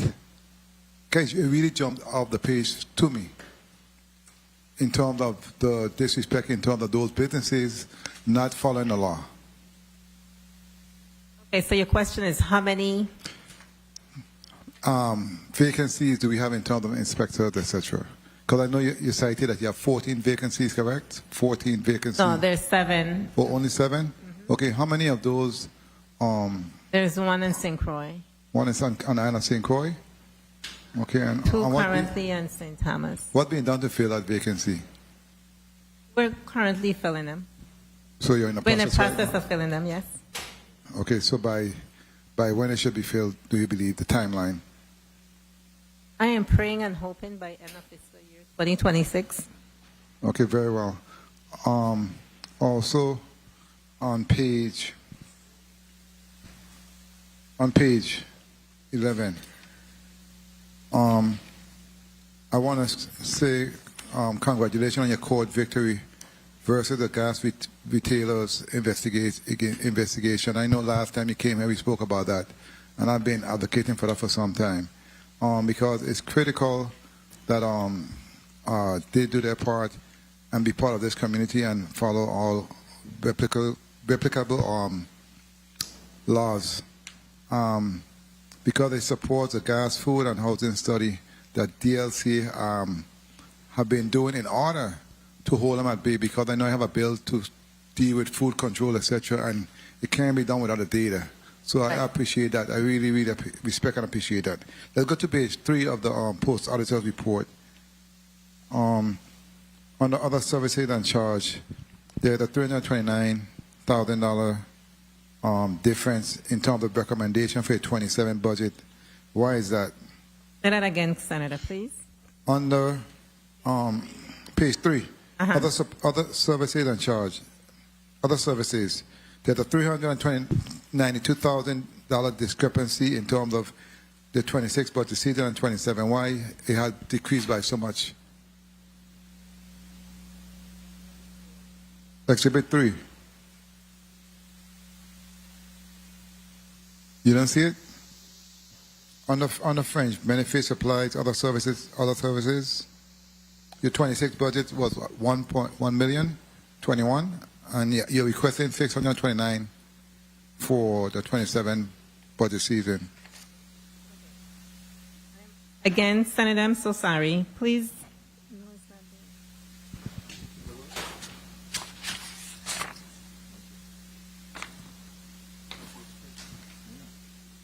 Page 3. The post-office report. Oh, I now see it. I'm so sorry for CPF, for the Consumer Protection Fund. Yeah. And that fund is very important because that's not the fund that actually assists you with your messages, etc., when it comes to consumer protection and carrying out your duties. Okay, I will look into that. So you don't know why it's such a big difference. Okay, very well. But the Consumer Protection Fund is a revolving fund. I know it is. Okay, but I'll definitely look in and see what it is. Okay, very well. Let's go to page 5. I always focus on training for employees. I see you have a total of $18,725 for training. How much have been expended this year, this budget season, for training so far? And the number is exactly the same, so it does not differentiate from year to year? Okay, so yes, the thing is, this is what... Speak into the mic. You're soft today. The thing is, this is what's budgeted through the general fund, and if not expended through the general fund, we do use the monies from Consumer Protection Services for training as well. Do you know how much, while you're speaking to me, can she check and see how much you have expended so far this year for training? And while she's looking for that, 30 also seconds. advertising and promotion. Again, you usually speak to the Virgin Islands public on a regular basis in terms of activities and mandates that you're doing, but you have actually cut that by 12,000. It was 20,000 this budget season. For 27, you're asking only for 8,000. Why is that? What's the reason for that? That's for communication. Excuse me? On page 5, at the top of the page. Yeah. That's for advertisement. Advertisement and promotion. Why such a large cut? And that's also a critical role that the department plays. Only to balance the budget, the general fund. If need be, we use the monies from the Consumer Protection Fund. So we're not taking it from the category. This is a general fund position category. So if need be, we expend monies from our Consumer Protection Fund for those expenses. Okay, how much have we expended so far to date? And then let me get back to you. So through the chair, we can get that to you. Oh, she don't have the information. Open it up. I'm sorry. I apologize, Senator. Because I run on sales, director of business, admin and business management. We have expended $10,000 so far for training. 10,000? See, and we only have how much months left? Soon 2 months. So I urge you to really and applaud you for what you're doing so far. But I would like to see more messages out there, more education out there, etc. when it comes to the consumer, because you're licensing and consumer affairs and you protect the consumer from many vexing issues that they face in terms of unfairness. That is correct, Senator. And just so you know, that's why we're doing the public awareness campaign. I do have an RFQ out for that as well. Okay, very well. Thank you so much for your responses, Mr. Chair. I don't want to kill the time. Thank you so much for the time. Thank you very much, Senator Blyden. Commissioner, how is morale at the LCA? On a scale from 1 to 10, I would say it varies. Definitely can do a little bit more improvement, but on a scale from 1 to 10, I would at least give it an 8, 7.5, 8. I say that because Ms. Rondon Seals have some great HR initiatives that we use to engage the employees. They participate. Last 2 weeks ago, they had a big tartwar competition. I wasn't here for it, but the videos and the pictures, between the LCA and OCR, the participation, it's there. What is the complaint? What is the challenge that they bring to your attention? What's 2 challenges that they are not satisfied with? I think a lot of it has to do with, I would say, managing personalities and definitely. Say that again, managing personalities. Personalities, interpersonal conflicts, and communication. We have to do better with our communication. That is a work in progress and something that you're It working is. towards improving. I am. Thank you. Senator Ray Fonseca, you're recognized for your 5 minutes at this time. Yes, thank you, Mr. Chair, and pleasant good morning to you, Commissioner Natalie Hodge, and also my colleagues, all of the listening and viewing audience. I too want to extend congratulations to my colleague, Senator Hubert Lorenzo Frederick. Happy birthday also to our Honorable Lieutenant Governor Roach, and also, of course, to your Employees of the Year, John Robinson here in St. Thomas, also Kimberly Franklin in Croix. Blessings. Welcome. Commissioner Hodge, I wanted to start off about the CPA board. I had some questions about the CPA board. I know maybe you're not the best person to ask this question, but do you know if the CPA board, it's one of the boards that's under your jurisdiction, do they provide mentorships and, incentives for local persons that's interested in going into that profession? Hi, good afternoon, Senator. Yes, the CPA board is under the oversight of the Department of Licensing and Consumer Affairs, and whether or not they provide internship, or that's what you were asking? Mentorship? Yes, or apprentice mentorships, yes. The board itself or the CPA professionals? Either one. Tell me what you got. So what I'm aware of is the CPA board, under the stewardship of the chairperson, Janice Hodge, they do visit UVI students from time to time, but in terms of mentorship, I'm not sure. Okay, good. Question. I'm a tire repair shop.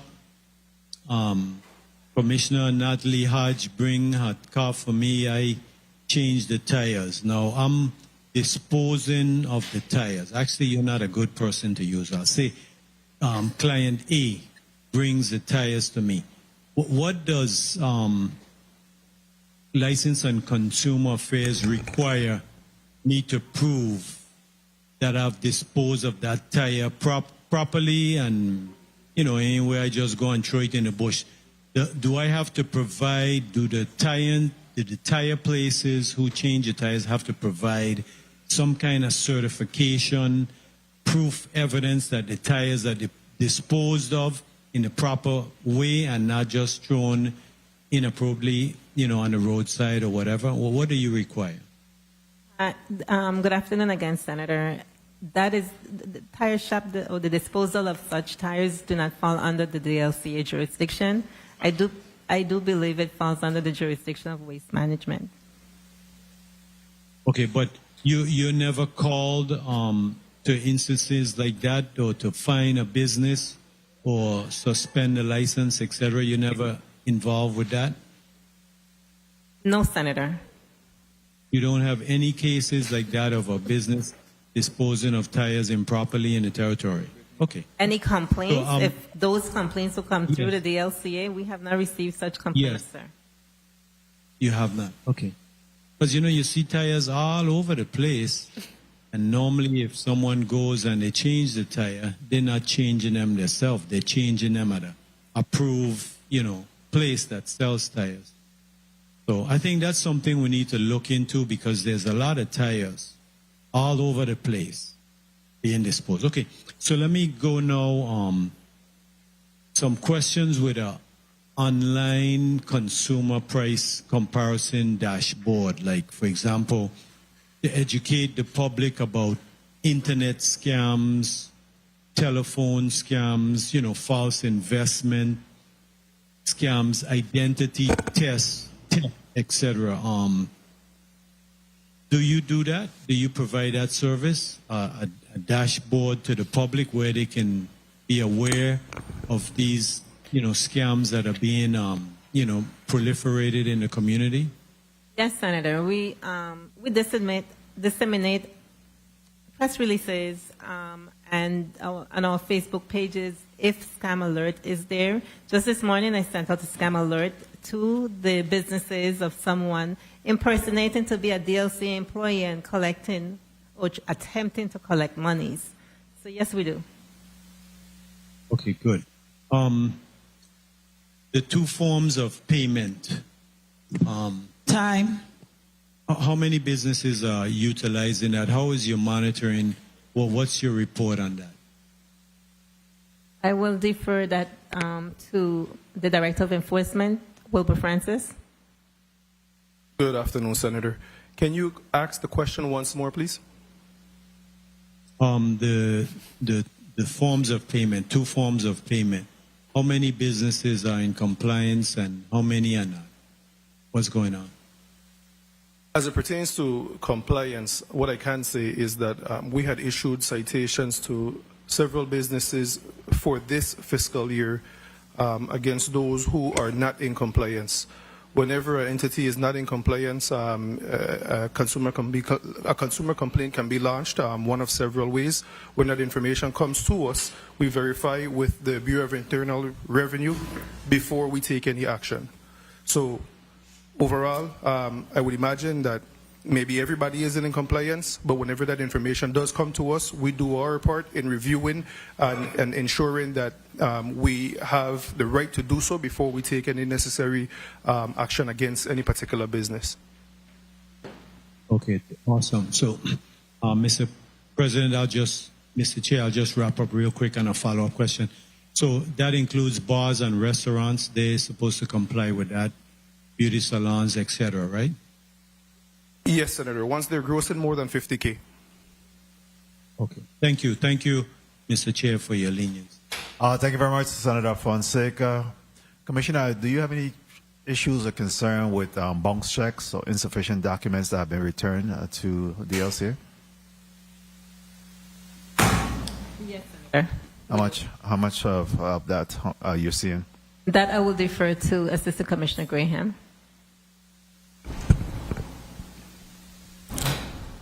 All right, so we do have a situation where on occasion, we have bounce checks, and through our Deputy Commissioner, we've been working very feverishly to track those, so I'll defer to her to give some insight into that, Senator. All right, let's not keep punting this ball. You ready, Deputy? Deputy Commissioner Myrna George. All right. Yes, as we receive, it's not a very high amount. We are receiving some, but as we receive them, we are aggressively going after them, and they are coming in and making the payment. So at this point, we have control. Okay. Do you have the telecheck service at DLC? Horace Graham, Assistant Commissioner. At this time, we do not have telecheck. Now, that is a nuance because we have been working very closely with the Department of Finance, and they are aware, and we are working through that challenge. They've submitted a number of requests to obtain the appropriate machines for the DLCA, and there have been some technical issues with us receiving them.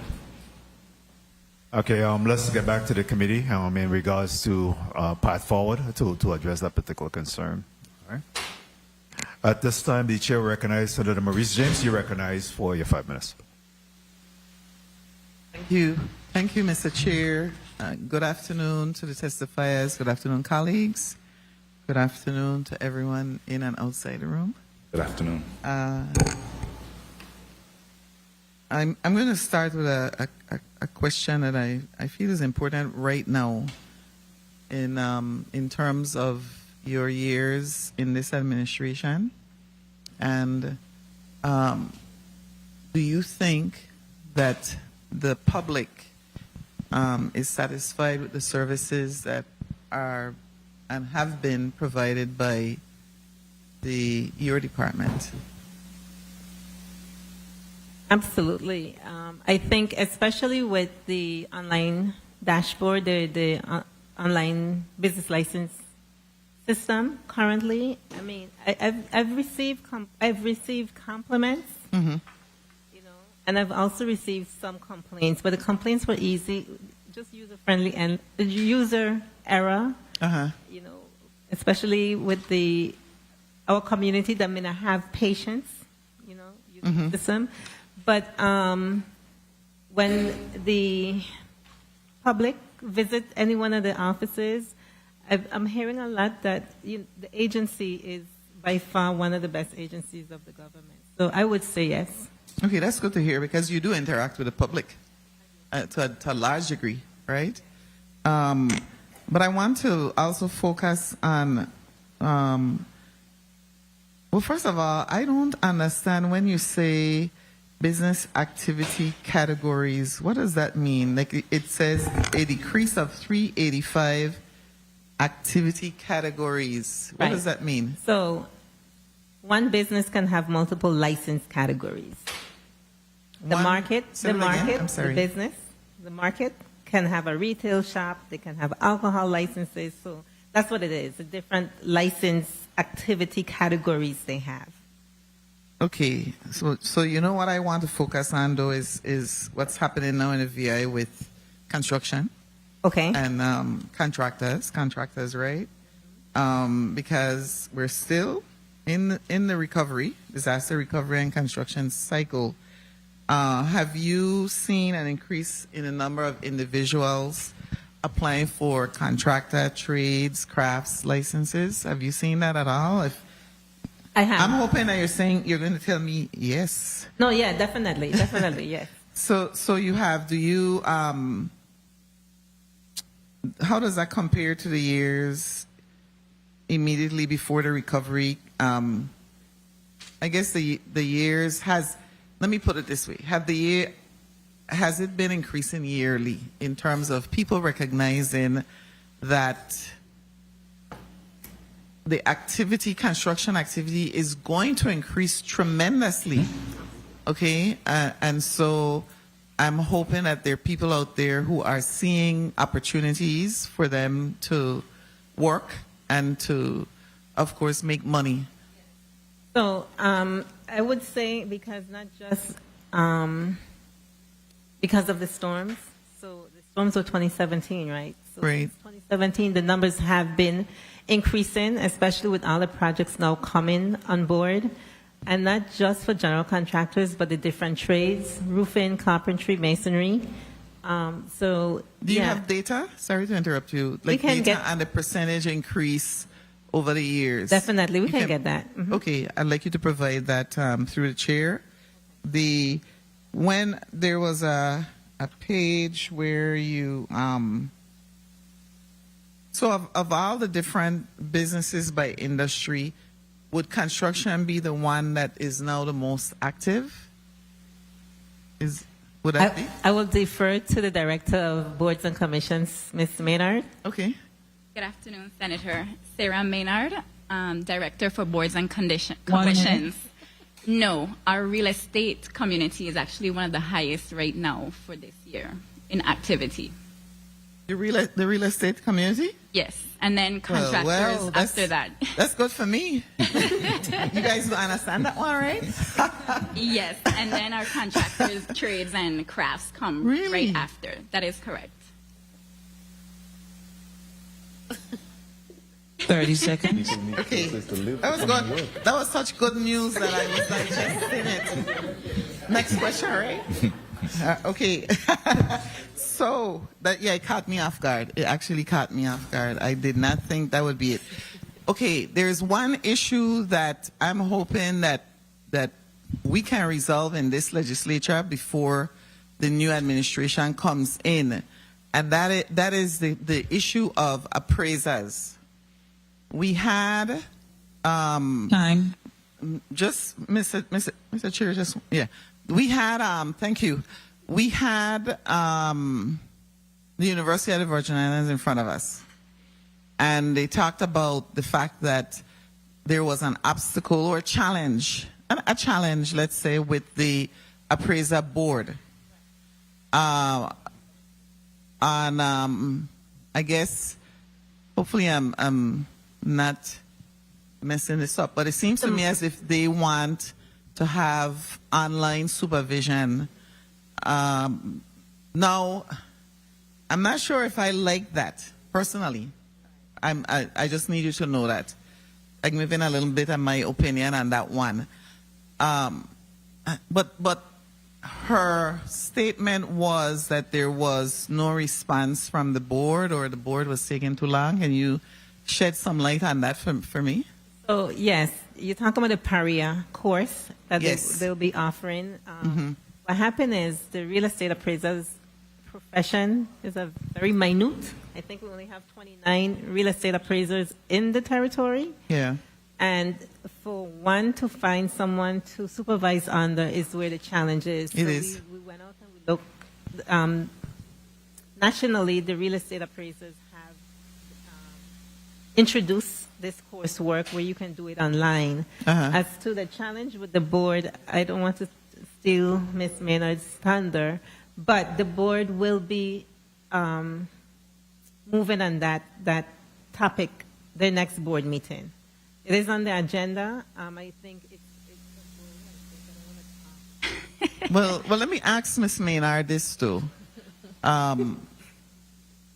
The board clearly wants to make sure that they're uniform with the U.S., the national. Right. Right? Yes. Can you talk a little bit more about that? Because that's the problem that I am trying to solve with this proposed legislation that I have. Sarah Maynard, Director for Boards and Commissions. So the Real Estate Appraiser Board, of course, is governed federally by the ASC. Also, they follow the guidelines of the AQB. So they definitely have to follow those federally mandated guidelines. So when we have UVI Cell who is trying to do the PARIA course, which is great, it still has to go before the board. They're the professionals. So they have to review all the information that UVI is trying to do, the supervision, etc., and make sure that it aligns with the AQB guidelines and ASC. So as Commissioner Hodge said, yes, it has been placed in the agenda for our board meeting on August 25th, where they are going to take it under consideration and make a motion and vote on that. Okay, great. Because I think the issue really is finding a way to address what I consider a necessary component, supervision. Right, you know? And it's right. Yeah. Okay. So I'm going to. I've already spoken to the majority leader. He hasn't said anything yet, but I'm hoping for some support because I think we can. I think the legislature can solve that problem. Thank you, Mr. Chair. Thank you very much, Senator James. My office also have been working with the board and to make sure that we're right fitting, some of that legislation as well. So let's have a conversation in respect to that as well. Point of information, Senator Viale. Thank you, Mr. Chair. Commissioner, are you still over the Vendors Plaza in St. Thomas? Good afternoon, Senator. No, we're not. That's property and procurement. Okay. So the fund is removed from under you, the Vendor Plaza revolving fund that's in the post-audit report? I see it's still there, but no, that should be with property and procurement. The only thing we do with the vendors is collect the payment for the permits, the vendor licenses. Yeah, okay. Thank you so much. Before we go on to the next senator, Ms. Moorhead, how long the OCR has been in operation? I am not sure when the OCR started. Get a little closer to the mic. Media, please, work on the mics. Okay. Go ahead. Senator, can you hear me better? Yeah, Is that go ahead. better? I joined OCR in May of 2024. When it really started, there was one person prior to my joining OCR. Mm-hmm. I don't know. I don't know when she started. And I guess the the question or concern I have is, at what point do you believe that there'll be a level of engagement? I mean, I know that you have already done a lot of the preparatory work. You cited that several times in your testimony, but at what point will be a level of engagement to start to see the effects, regarding that legislation that has been put in place? Are you specifically referring to the opening of licensed businesses? Yes, ma'am. The OCR is working very hard, and we think that there should be some licensed businesses open before the end of this year, as I have said before. Not all of those who have conditionally approved licenses are going to be ready to open before the end of this year, but we should have licensed cultivation happening within actually probably a matter of weeks, and we should have some dispensary or two before the end of the year. Very well. I know this train have already left the station, and I want to make sure that we're able to collect some type of revenues on this moving forward. So, if I may, Senator, and I certainly appreciate that sentiment for sure. I know I've been to this body before, and they've said, but other places are doing it. But we've also learned our lesson from other places that rushed to issue licenses and allowed businesses to open when all of the facilities and infrastructure were not put in place, and it created havoc when they tried to rein that back in. So we've really taken our time to try to make sure that we have all of the systems in place to be able to enforce, to make sure that businesses are able to be compliant so that we can really garner the most revenue. Remember, it's a closed system, unlike DLCA, who issues shoe store licenses or grocery stores. We can't import product. It is a closed loop. That means that the supply chain is critical, and if one small piece fails, you have a catastrophe waiting down the line. So I understand the frustration that it feels like it's taken a long time, but I promise you we're doing our very best to make sure that it is sustainable when it does open. Very well. This is not brand new, though. I mean, we have past practice that we could look at. We have other places, Caribbean-wide, as well as nationally, that we could look at. So I don't believe that we need to start from fresh, and that in fact, but your timeline for before the end of the year is something I could work with. But I just believe that there needs to be some level of urgency at some point, so that we can start to realize some revenues from this. All right. Thank you, Senator DeGraff. You're recognized for your 5 minutes.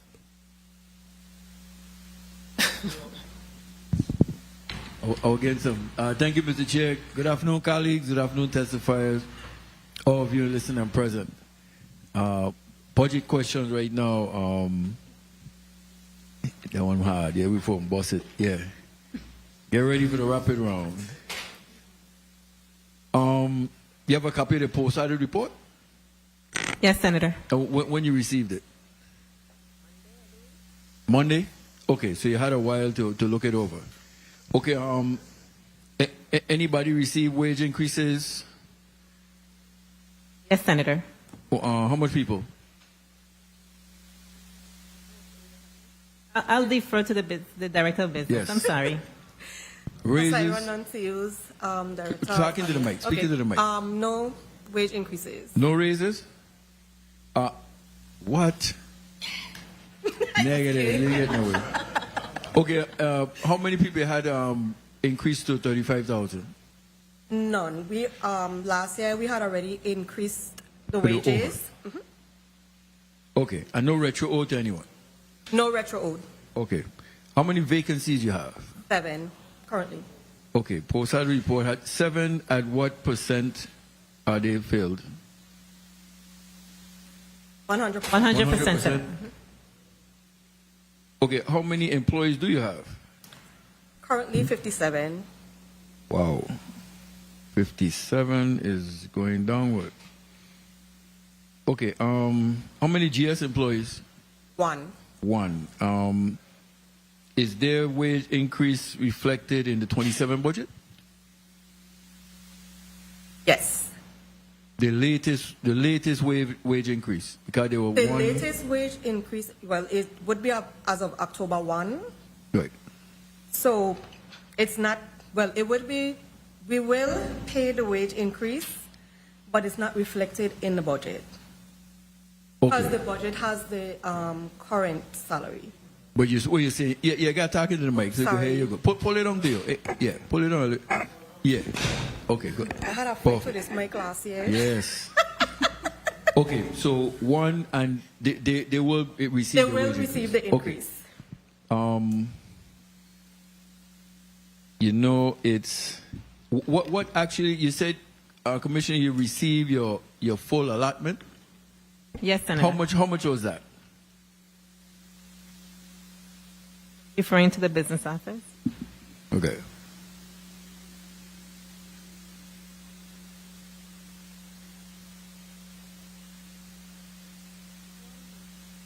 Okay. So you say you have 57. The post-audit report had you down for in 26. 1 second, Senator. Yeah. Point of information, Yes. if I may. Sure. 57 is DLCA and 9 is OCR. Okay, I was going to ask her. So, well, are we they're combined? So included according 57 and 9 was 66?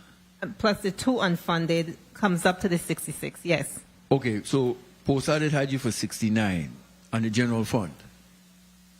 You're on OCR It has and it for general fund? 66. Post audit has it for Personnel, yeah. You're all 9. Personnel. Okay. So you had you for 69. Yeah, okay, you found your acts for 27? Ask or the What allotment? was your allotment? Yeah, your full allotment that you received. What I'm trying to get at. Trying to find it. I am very sorry about this. Okay. You know what your ask is in 27? What are you asking for in 27? How much? We are asking for $6,566,712. In 27? That's Wow. the ask for 2027. Okay, and your allotment in 26 is what you said now? You found it? Oh, how much we asked for in 2026? The allotment In that you received, 2026, what is your okay. 26? Yeah, the received allotment. Because based on post-audit report in July, Excuse you me. received. Yeah, you ready? Yes. So far, we have received for DLCA $4,937,124.80. 4,937,124.80. Okay, that's a DLCA. The numbers here in the post-audit report. Okay, so 1 minute. and how much of that have you expended?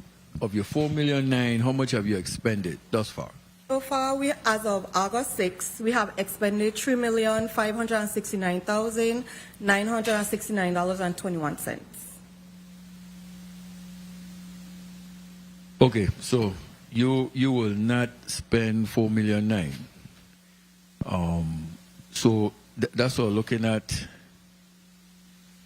Because in the post-audit report, page 4, it said it did not receive any additional appropriation to fund salary increases for FY26. Could you repeat? Page 4. Page 4, post-audit report. The department did not receive any additional appropriation to fund salary increases for FY26. What were those salary increases we're talking about? To be honest, Senator, I'm quite unsure because the contracts are expired, so we have no increases To no one. Okay. That's what I'm trying to figure out. And 3,500,000, your expenditures. 30 seconds. Okay, so the 6,566,000 is 712,427 is to cover DLC alone or DLC and OCR? That is correct. OCR, their ask is 1.160218. Okay, so the 6,500,000 is to cover both of you. No, right? It is separate. Time. The 6,500,000 is all the LCA. Yeah, I was just saying that because your allotment was 4,937,124. Your expenditure today, 10 months in, as of August, 11 months in, 3,569,000. So that's what I'm saying. So then you're going up to 6,500,000 as your ask. What was the increase for? You only have one GS employee. So what was the increase? What I'm trying to see? Oh, there is an increase of 323,000, and that is for a study we're going to do on vacation rentals.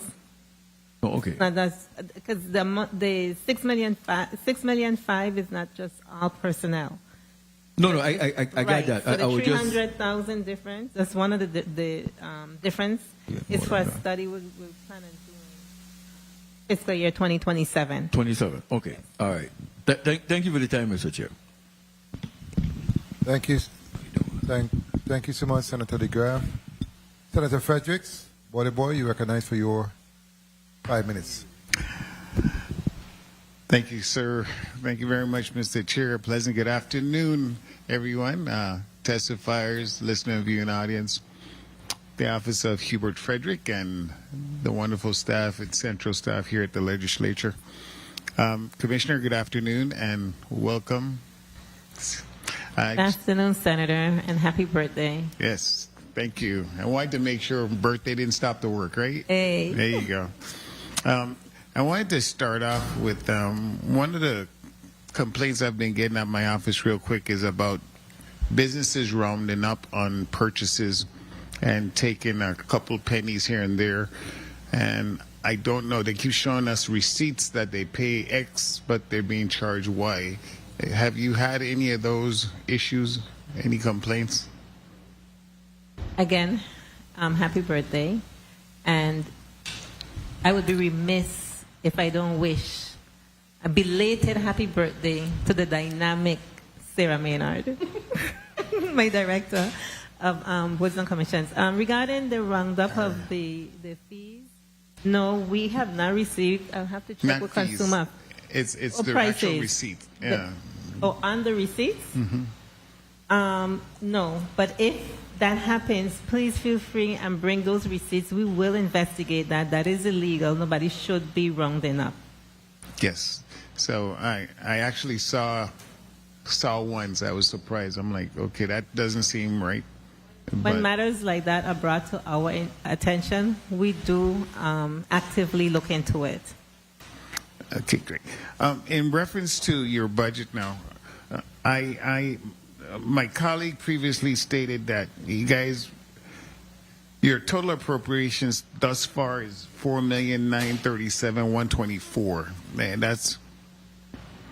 But based on your monthly allotment, if we had to divide out, it's like $596,333, and I don't understand.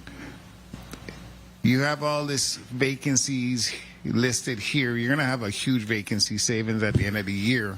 We only have 7. I know the post-audit report indicates 14, but we only have 7 vacancies, and we're in the process of filling those vacancies. You still are going to have vacancy savings because you haven't hired them throughout the year, right? But you got the money for them before from last year. Did you fill them? Are they full-time units or less than full-time employees? I think they were half. They were half? Yeah, I think they were half. And okay, so what is your question? Go ahead.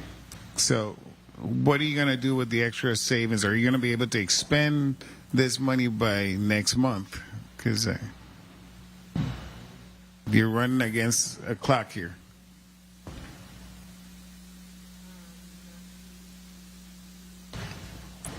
The answer would be no, not if it's filled. So you're going to have any carryovers? You're not going to be able to carry over any funds, right? In the general fund? Right. So, looking at what I see here, you're going to have more money than you're able to spend come next month, the end of next month. Anyway, I want you to Out take of a the look vacancies currently that's there, and I know we have 7, we're in the process of filling, I think, at least 4. We had interviews all last week and the beginning of this week. Mm-hmm. 4 of them will be filling. for on the gasoline situation real quick. The prices are up now, so we assume that the prices went up so quickly that in the past, whenever prices were dropping, we couldn't seem to get the gas stations to cooperate and lower prices. But as soon as something happened, the prices went up like super fast. Those gas stations now were uncooperative last year, especially on the island of St. Thomas. 1 minute. Are we still pursuing action against those? Absolutely. Okay. Department of Justice, I think Kamesh, bring on the mic a little, Mic. please, so we can hear your voice. Sorry. Thank you. Department of Justice pursue that, and 15 of them submitted the information we were in need of. That was also sent on to the vendor. Hold on. 30 seconds. So what I have is the subpoenas went to 63 gas retailers, 26 on St. Thomas, 32 on St. Croix, 5 on St. John. To date, 48 retailers have complied, 27 on St. Croix, 19 on St. Thomas, and 2 on St. John. 3 of the retailers on St. Croix are exempted for the time frame they weren't in operation. And the time. The retailers, there are 16 in St. Thomas that DOJ is still pursuing after. Everybody else on St. Croix have complied. Okay, great. Mr. Chair, if I could wrap up. Thank you. Real quick, I'm going to pivot and give Executive Director Moorhead one question since she was a little left out. Real quick, in terms of the licenses that's been given out, I know there's a tier 1, 2, 3 process that you have to go through. Have you already given out all the licenses for the respective tiers, or are there more licenses that are available? Mm-hmm. That's the question? Yes. Happy birthday. Thank you. Happy birthday to me. Thank you, Senator Frederick, for the question. So there are only 2 license categories that have caps. Those are the cultivation licenses and the dispensary licenses in Act 8680, that those are capped by the law. The rest of the licenses and permits have no cap. We did not fill the max for cultivation or dispensaries only in St. Croix and St. Thomas. St. John, we filled the licenses for dispensaries during that first round of applications, so there's no room there to give. We did open the applications again about in July. I can't remember the date. The deadline for that is September 15th. All license categories are available again. We are looking, again, in the testimony I talked about, we had some instances where one conditionally approved licensee withdrew completely for whatever their reasons were, and we have varying levels of operational readiness for the others. So we've been really looking and playing that math to see what we have ready, how many licensees. Again, it's a closed market, so we're looking very closely at supply chain and making sure that we don't have more cultivation than we have retail or vice versa. So all of those applications are open again, and the deadline is September 15th. Thanks for letting me say that. Great. And the follow-up was test in the lab. Was that up and running? They are in the process of building out their facility.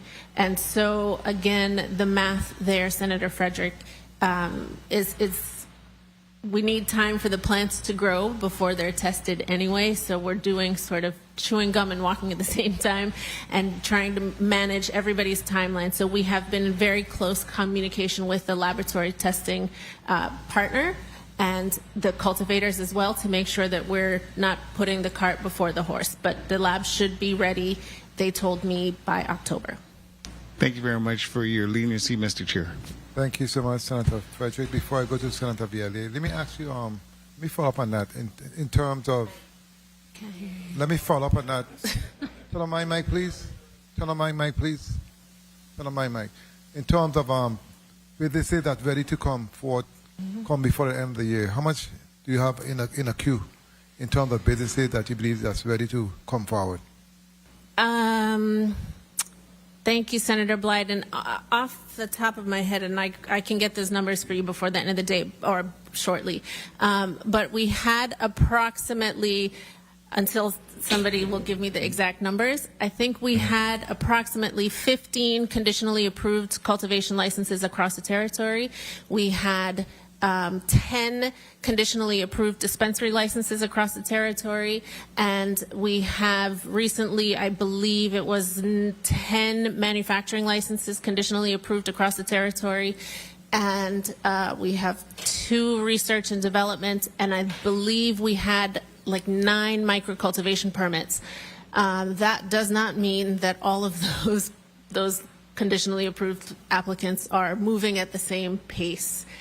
So we should, I know for sure that we have at least 2 dispensary licensees that are ready to open before the end of this year. I know for sure that we have probably a handful of cultivation, and that's a mix between microcultivation and commercial cultivation, which is the tier 1, 2, and 3 that Senator Frederick was alluding to.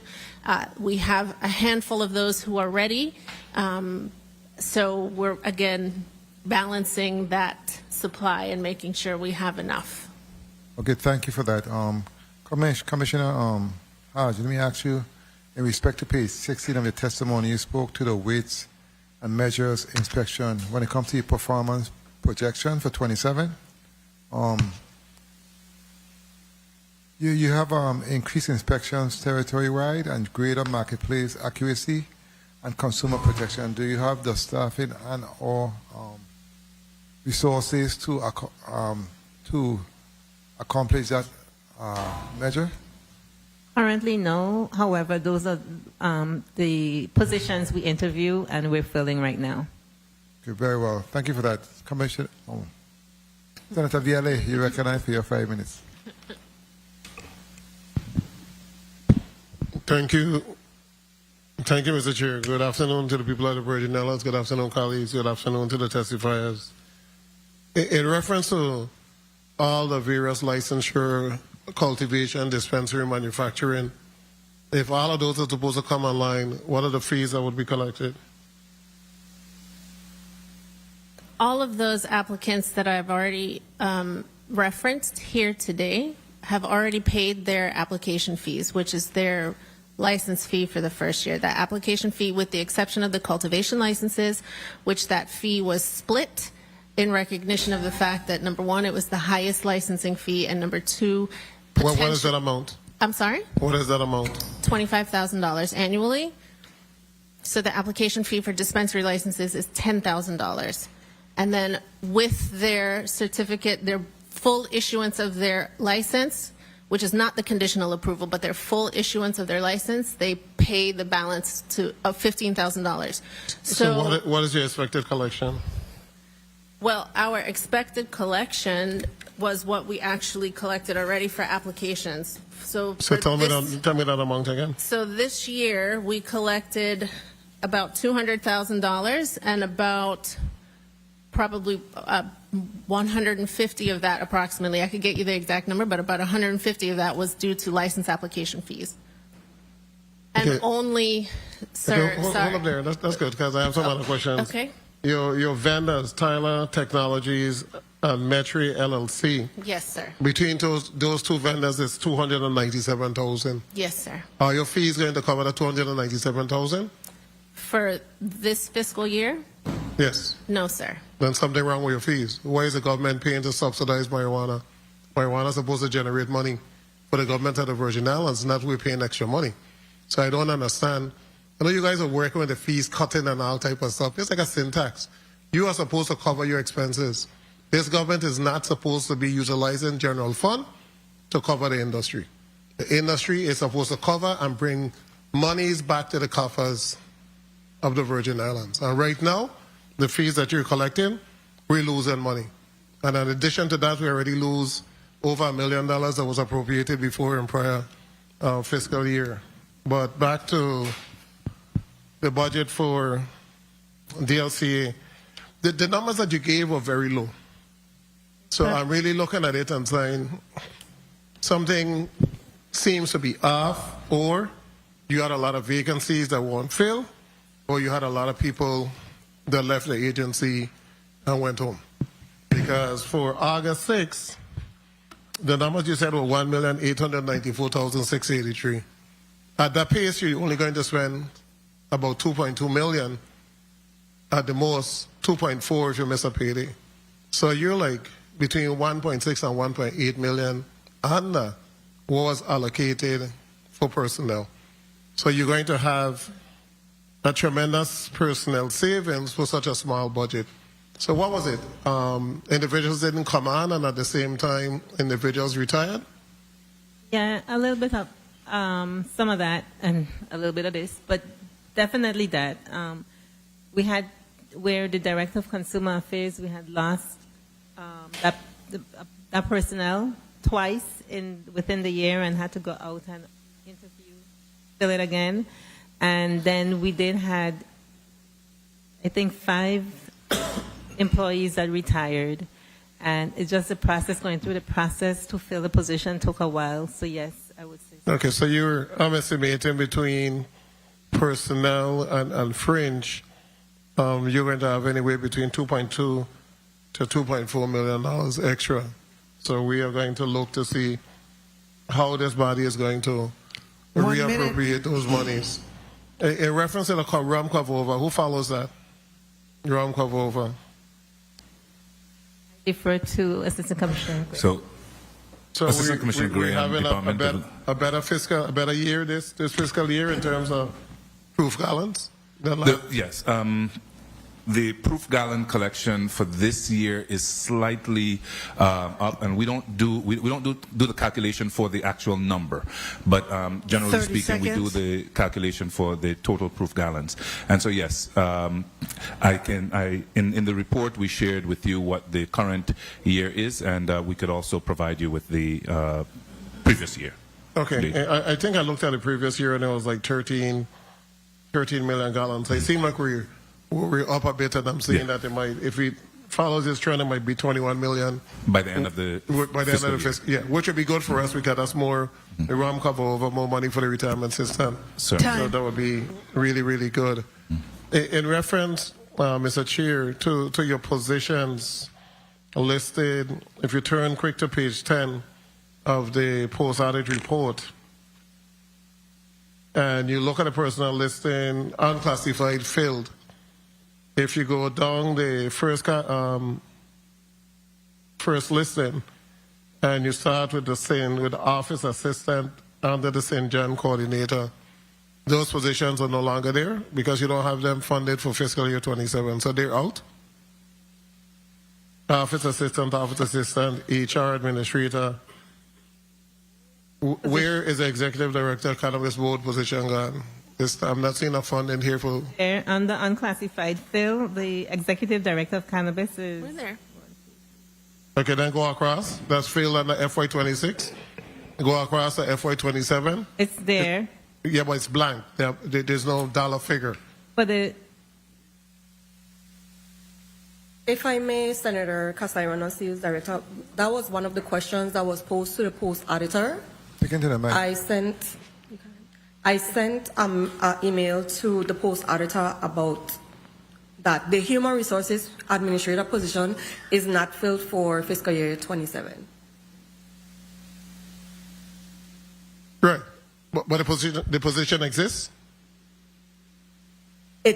No, we haven't filled it for 26 or for 27.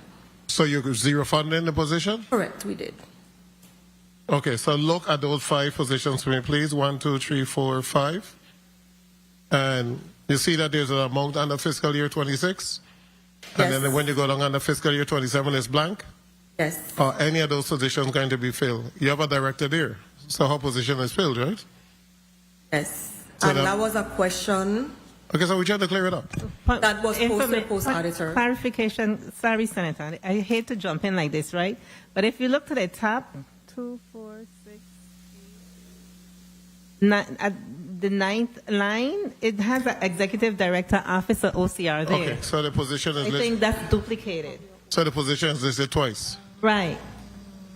That's why I was saying it was filled. So my Okay, so apologies. these other positions are also probably listed twice? So the legal counsel to boards and commissions, I see that has been zeroed out, but we have been interviewing. The problem with that is to retain to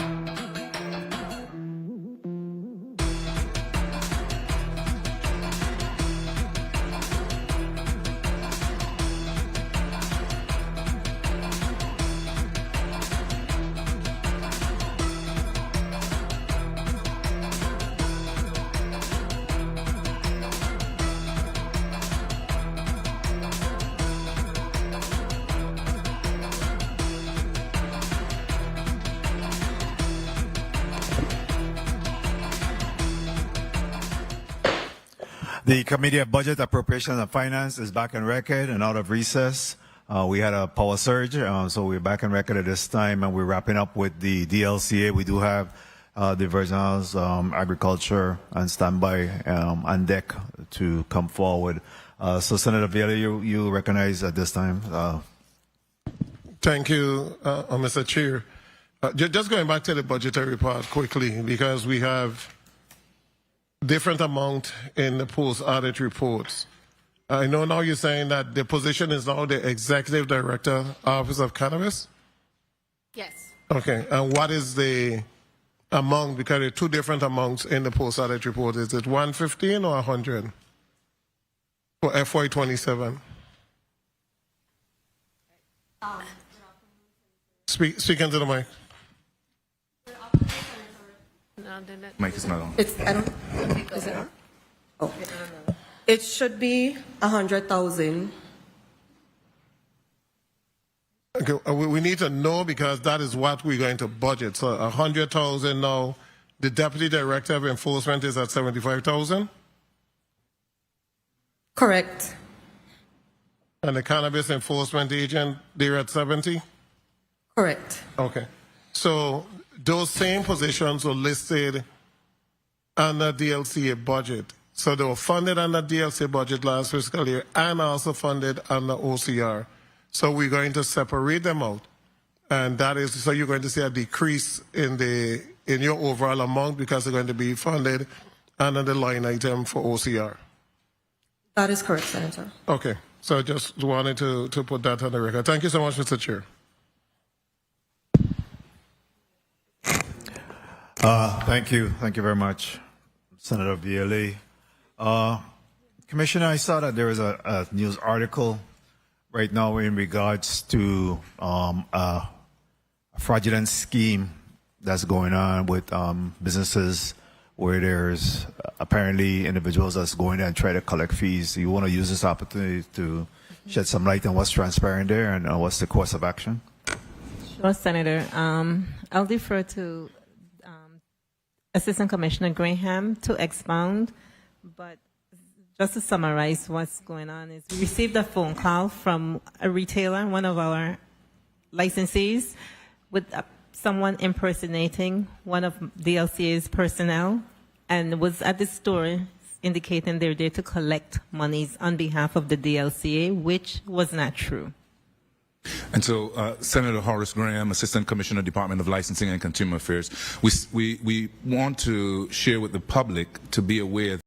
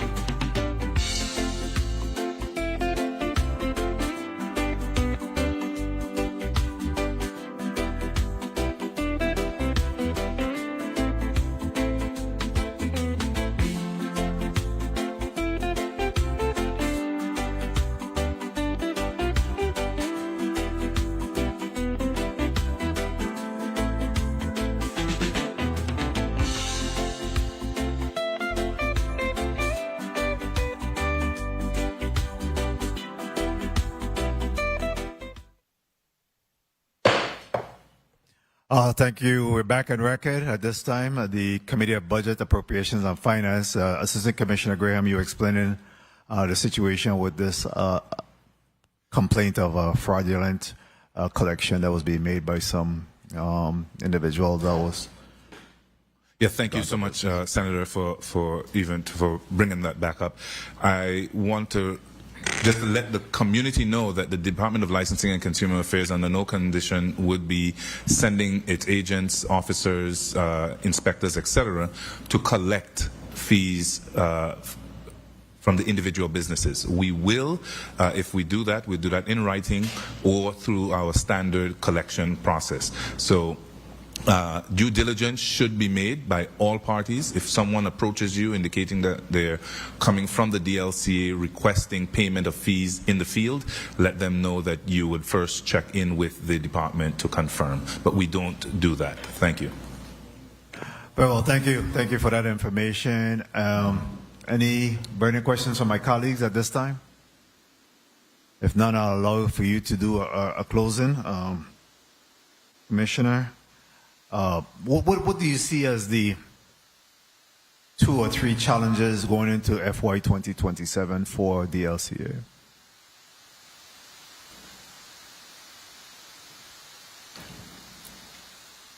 I wouldn't consider it challenges. It's all what the shortfalls of whether or not we have the personnel or the salary to commensurate with the expert personnel we need on the team.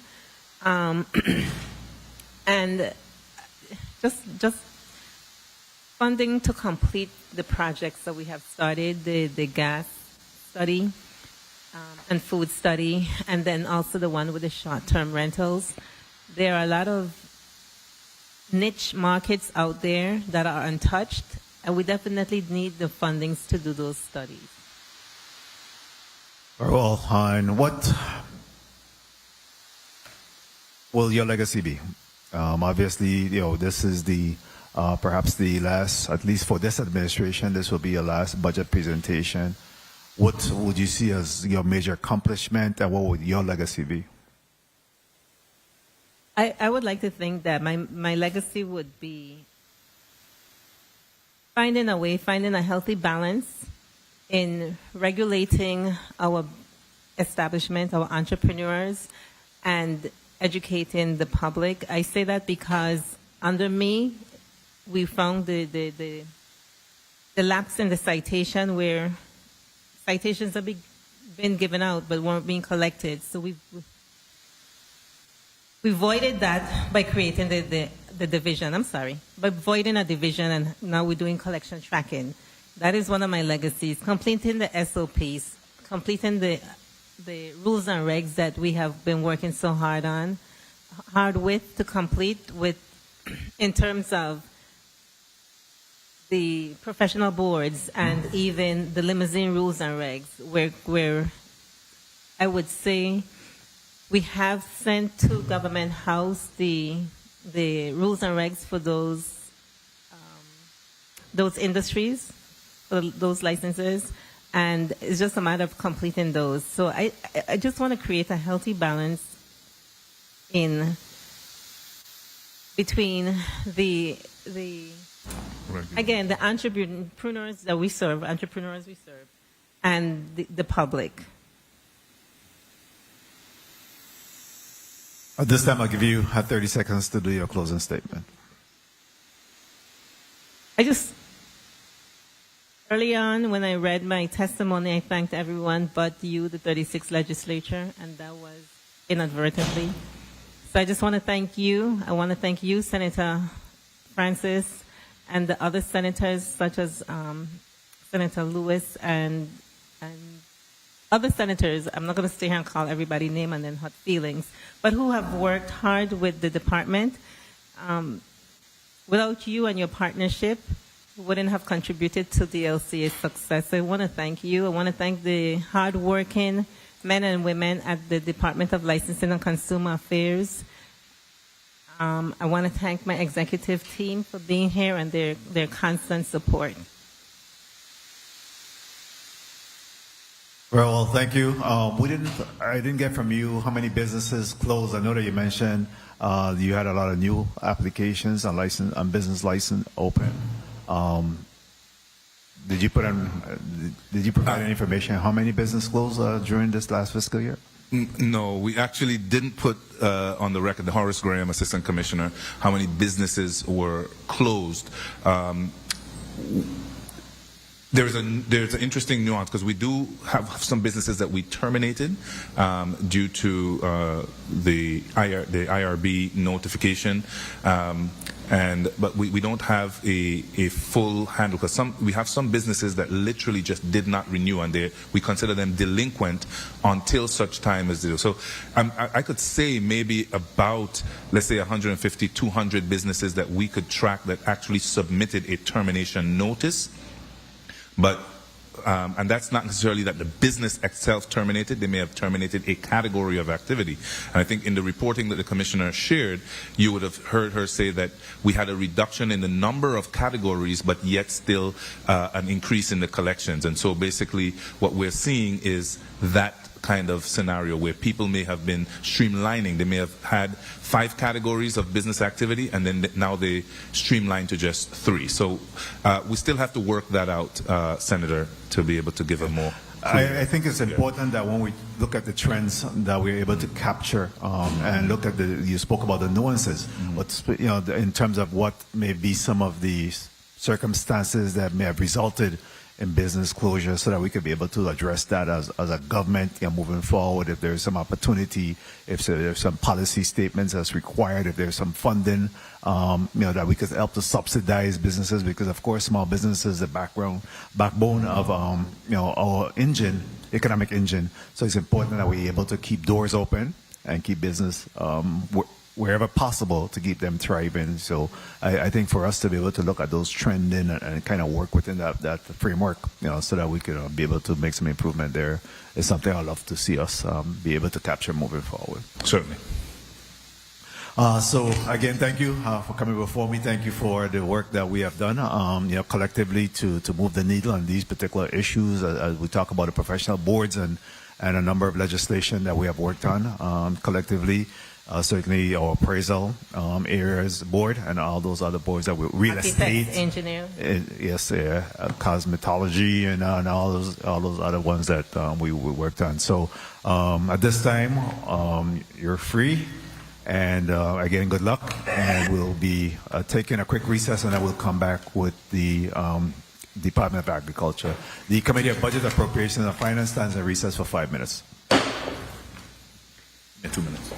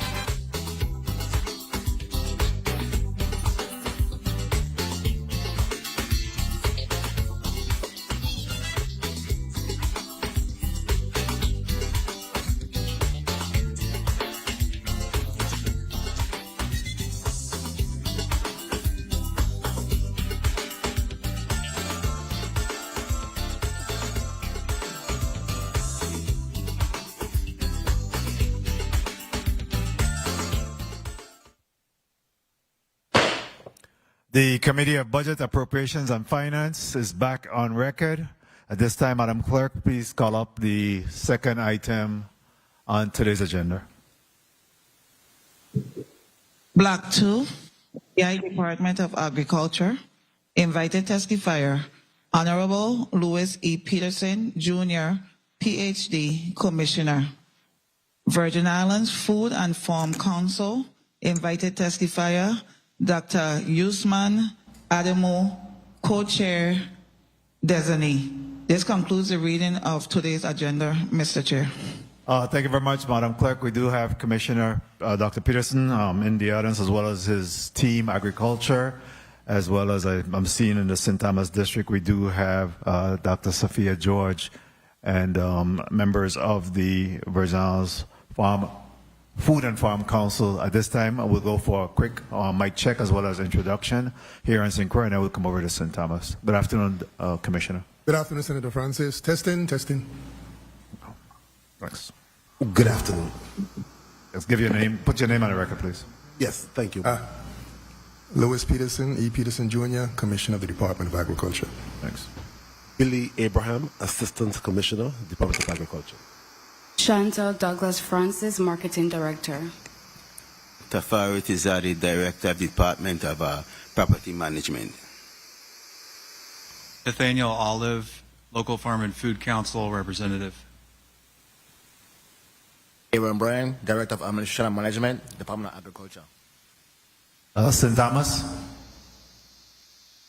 Good afternoon, Risa Richards, Deputy Commissioner, Department of Agriculture. Good afternoon. Good afternoon. Good afternoon, Eric Henderson, Director of Agricultural Development, Department of Agriculture. Good afternoon. Good afternoon, Dr. Safiya George, President, University of the Virgin Islands, and co-chair of the Local Food and Farm Council. Good afternoon. We have anyone virtual? Yes, we do, Senator. Should have 3. Virtual, Dr. Adamo.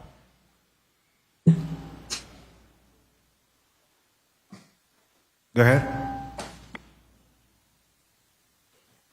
Good afternoon. I'm Jacqueline Maynard, Administrative Assistant for the Local Food and Farm Council. Maynard, good afternoon. Anyone else virtual?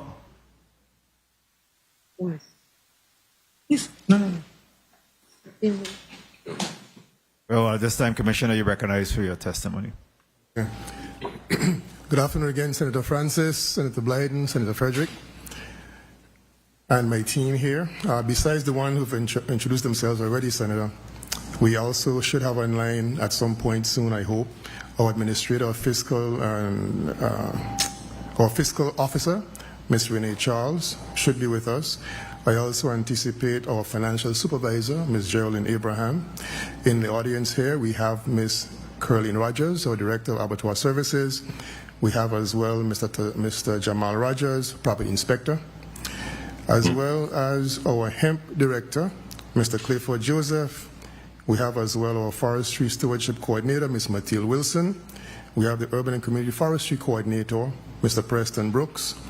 Our Acting Procurement Officer should also be online, Ms. Nikita Smith.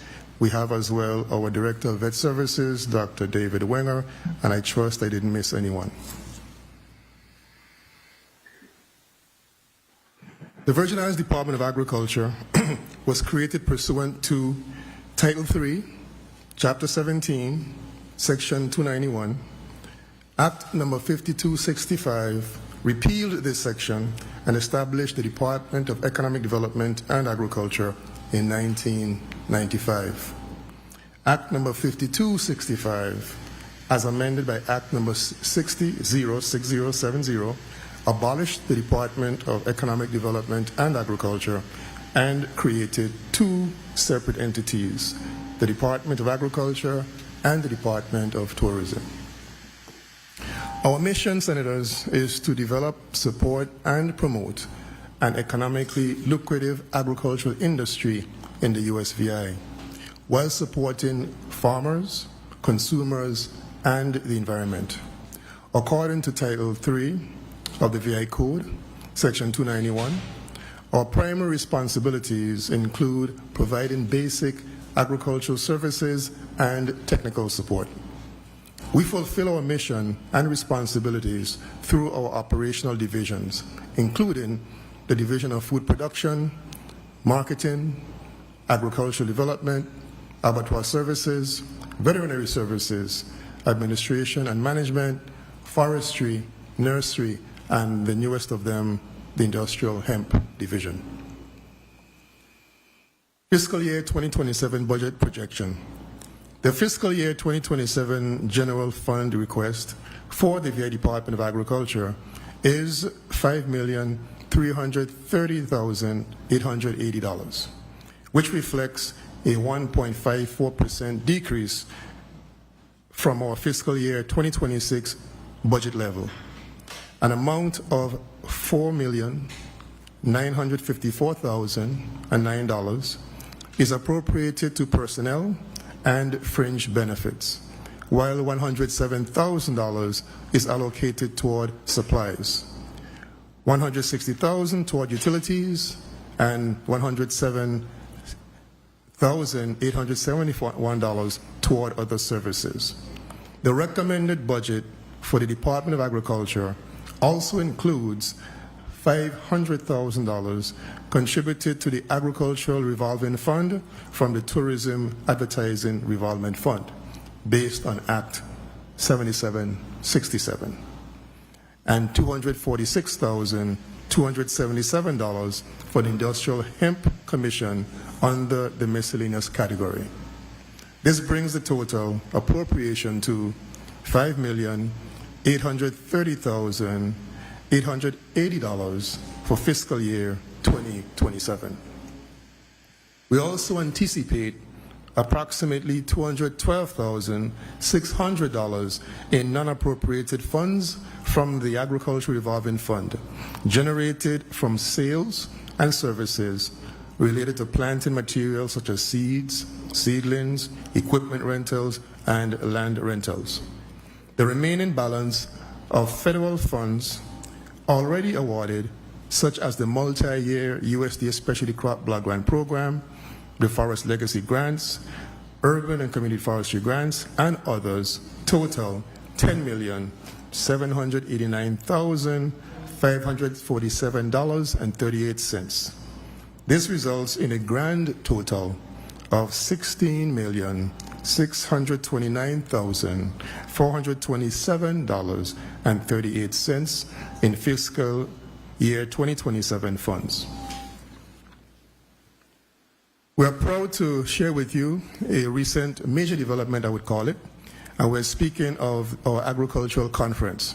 Pursuant to Act 8306, the Department of Agriculture, in partnership with the UVI School of Agriculture and the Department of Tourism, successfully executed the first Virgin Islands Agricultural Caribbean Conference and the 58th Caribbean Food Crop Society meeting, along with the annual meeting of the American Phytopathological Society on St. Croix during July of this year. Approximately 200 scientists from throughout the Caribbean, North, Central, and South America, in addition to local farmers and the agricultural advocates of the territory, benefited from one full week of scientific exchange, discussions on best practices, local and regional developments in agriculture, and networking opportunities. The planning and execution of these joint conferences represents a major historic accomplishment, Senators, because the staff put it all out in addition to their normal tasks to make sure this was a success. So I'm saying thank you to the entire team of the Department of Agriculture. In our administrative division, for fiscal year 26, the department's administrative team facilitated the salary increase per Act 8995 and the negotiated raises of the employees who are members of the Overloo Union. With respect to, I have an update based on what I learned. With respect to the United Steelworkers Union, we have our cost proposal submittals at OMB for approval and return to us. And then in conjunction With the Office of Collective Bargaining, we are currently working on salary increases for employees of the United Steelworkers Supervisors Labor Union. The only employees not addressed at this time are 2 employees who have unresolved personnel-related matters, and our team is actively working with the Division of Personnel and the Office of Collective Bargaining to address these concerns.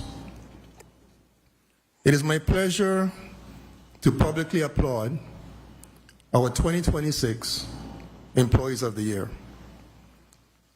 To begin with, Mr. Raymond Thomas, who is an excellent, ideal team player.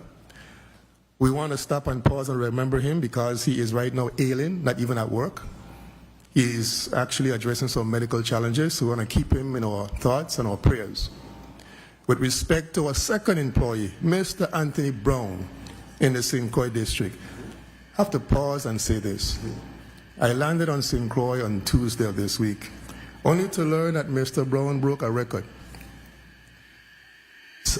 Farmers at this time are requesting in record numbers water delivery services. Senators, on average, we have 3 to maybe 4 deliveries per day. Mr. Brown delivered 8 last week. 8 last week. That expresses his commitment to our clients and the Department of Agriculture. And yesterday I glimpsed him after hours returning to the grounds after delivering more water. So we want to really recognize our Employees of the Year, Mr. Thomas and Mr. Brown. The administrative team worked diligently with other divisional directors to hire much-needed staff and fill vacancies. These included a laborer, butcher, and forestry assistant on St. Croix, and a heavy equipment operator, forestry partner coordinator, and nursery assistant for the St. Thomas St. John district. With the marketing division, with funding support from the USDA Specialty Crop Block Grant Program, our agency has established a cooperative business training program that will offer instruction, technical assistance, and hands-on experience to 15 farmers on St. Croix. This is a pilot program. The goal of this initiative is to educate participating farmers about the cooperative business model and its practical application for the increased production and distribution, as well as marketing of local crops. Project activities have already commenced with the final selection of the 15 farmers, of course, an initial meeting with all participants, and ongoing site assessments for each farm.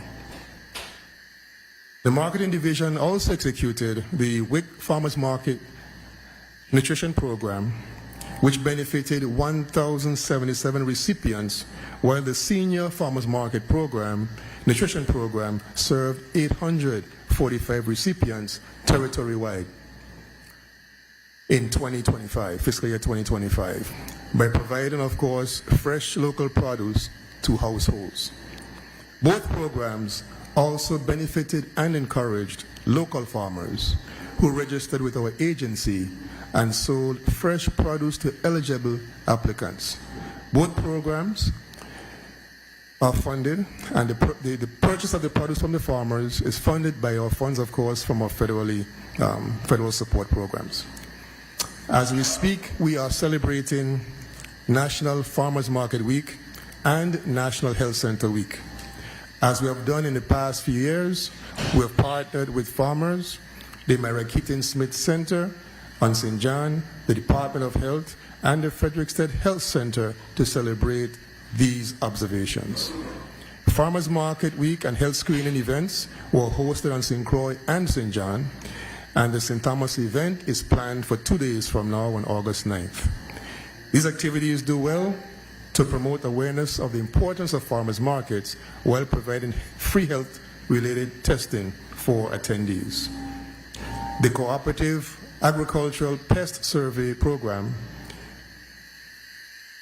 To this agreement with the USDA's Animal and Plant Health Inspection Service, in fiscal year 2026, the department received funding for 1 staff member to do the following: to establish and to maintain, to disseminate profiles of plant pests that are of regulatory concern, to establish and maintain a comprehensive trapping and survey network using traps and pre-identified survey locations, to conduct outreach efforts to develop relationships with local farmers, to confirm and to document the presence or absence of specific plant pests that impact the domestic environment, to establish early detection protocols for the introduction of foreign or exotic pests, to safeguard the economic and environmental stability of the agricultural sector,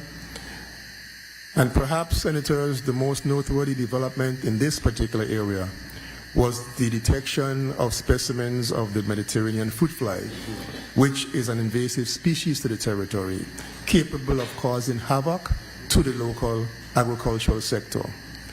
At this moment, I'm happy to say that this particular potential threat is under control. We have found no more specimens to date.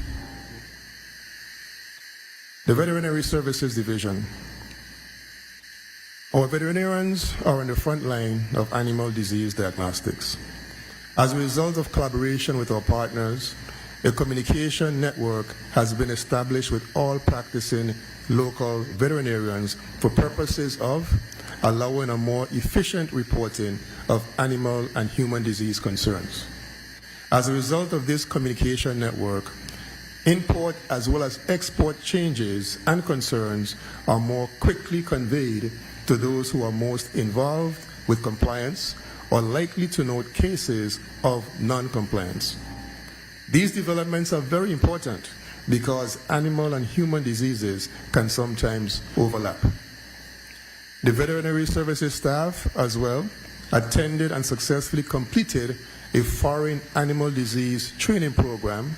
We had Mr. Prentice from the St. Thomas St. John district who attended, and Mr. Lake from the St. Croix district who attended as well. We have a general assessment of the USVI's territory's biosecurity status, which was also performed, resulting in the identification of significant security gaps, including weaknesses at postal service locations, airport and seaport locations as well. And I'm happy to say that plans are underway to address these biosecurity concerns. With respect to training, I forgot to say our Director of Vet Services will also be attending a training later this year to promote continued professional development. The Food Production Division. During fiscal year 2026, the department provided 6,500,267 gallons of water free of charge to farmers with production plots in the community gardens in Estate Lower Love, St. Croix. The staff also delivered 297,400 gallons of water at an extremely subsidized cost to crop and livestock farmers. Of course, that is using our water delivery service. And then farmers received a total of 640,748 gallons of water, again at no cost, from the department's standpipe in Estate Lower Love. With respect to the ongoing drought conditions, in addition to our water delivery service, the department is currently procuring livestock feed and hay, which will be made available to farmers throughout the territory. In conjunction with VITEMA, DPNR, and the Office of the Governor, we are working toward the issuance of a drought declaration, which I believe may have happened today. In the Forestry Division, our Forestry Stewardship Program, the purpose of this program is to encourage the long-term stewardship of non-industrial private forest lands by assisting the owners of such lands to manage their forest and the related resources more actively. During the upcoming year, the Forest Stewardship Coordinator will continue to assist landowners in developing stewardship management plans. Currently, the Forest Stewardship Program has 7 active grants. And the main forest stewardship projects are as follows. Nursery Revegetation Project. In fiscal year 26, the department produced over 2,500 healthy native trees as well as native fruit trees such as kaimito, star apple, soursop, locust, guava berry, mami apple, sugar apple, soursop, seman, almond, black olive, red manjac, lignum vitae, mahogany. And these trees are being distributed to landowners who are participants in the program. 2 nursery assistants have also been hired to collect seeds for propagation and provide added support for this project. With respect to assisting underserved forest landowners, we distributed 1,600 high-quality and ready-to-plant fruit trees, grafted fruit trees, including mango, avocado varieties, cherry, kaimito, pomegranate, and other species. These fruits were distributed to 600 Forest Stewardship Program clients and small acreage landowners on all 3 islands. This project represents a boost to family food and economic security. We are now scaling this program through partnerships and collaboration with 2 organizations who manage a total of 38 acres focusing on establishing orchards. The Landowner Cost Share Project, this major grant was awarded to assist forest stewardship clients with financial assistance to implement recommended management practices. The department is finalizing as we speak the hiring process for 2 program assistants to implement this initiative, which is aimed at long-term forest health and climate change mitigation. The Forest Legacy Program, the purpose of this program is to provide support to promote the conservation and protection in perpetuity of important forest areas of high environmental importance that are threatened by conversion to non-forest uses. The program seeks to identify and preserve land in a forested state.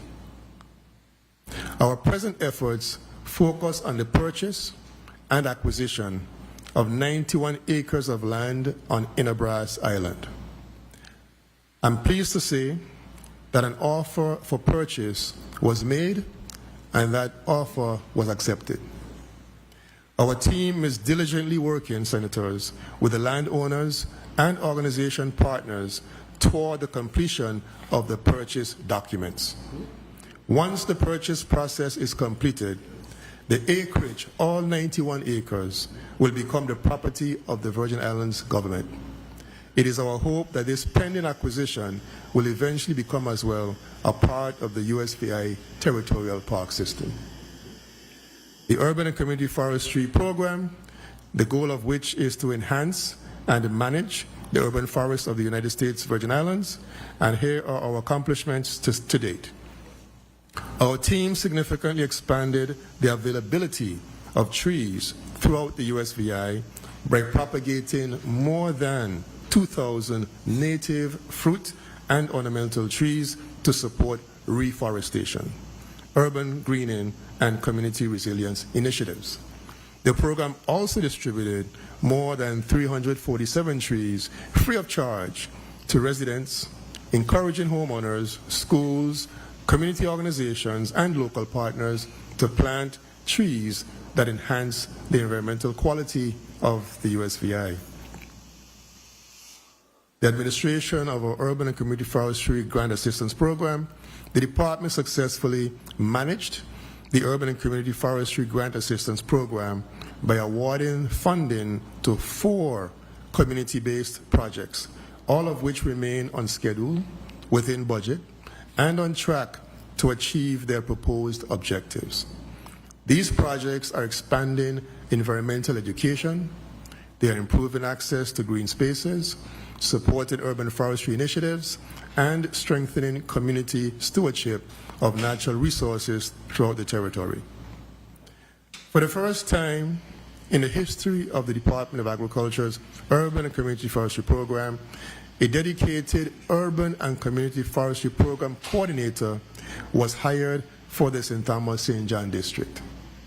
This milestone has expanded the department's ability to provide technical assistance, educational outreach, partnership development, and forestry services to residents on St. Thomas and St. John.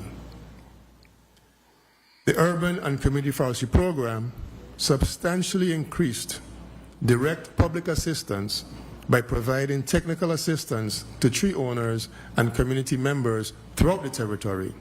Residents in both the St. Croix and the St. Thomas St. John districts received direct guidance on proper tree care selection, planting techniques, tree health, maintenance, and urban and forestry best management practices. This expanded technical assistance has provided public awareness, strengthened community stewardship of the territory's urban forest resources, and increased access to professional forestry expertise. With respect to our hemp division, the hemp division of the department is responsible for establishing the standards, practices, procedures, and requirements for the production and sale of hemp and hemp products within the territory, pursuant to, of course, Act 7868. As a result of strategic planning, we have developed a public outreach and education program that will focus on community engagement and information dissemination. This educational effort will consist of public meetings and informative presentations on the hemp program, its purpose, its short-term, as well as its long-term goals. This initiative will commence during the first quarter of fiscal year 2027. The Abattoir Division. The St. Croix Abattoir facility is fully operational. One of our greatest decisions and investments was the hiring of our maintenance engineer, Mr. Gerard St. Rose, who I'm going to big up on right now publicly. As a result of him and our team, he has been proactive, able to complete minor repairs, and in a really major way, Senators, minimize our downtime. So thanks to him and the rest of the team.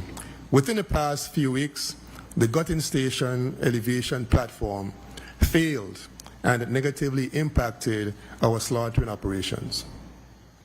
Without this equipment, we are not able to slaughter large livestock such as cows. However, thanks to the determination and the ingenuity of our team again, the machinery was restored to some level of functionality to allow for operations to continue. It is among our oldest pieces of equipment, and we are actively working to ensure and to source a new elevation platform.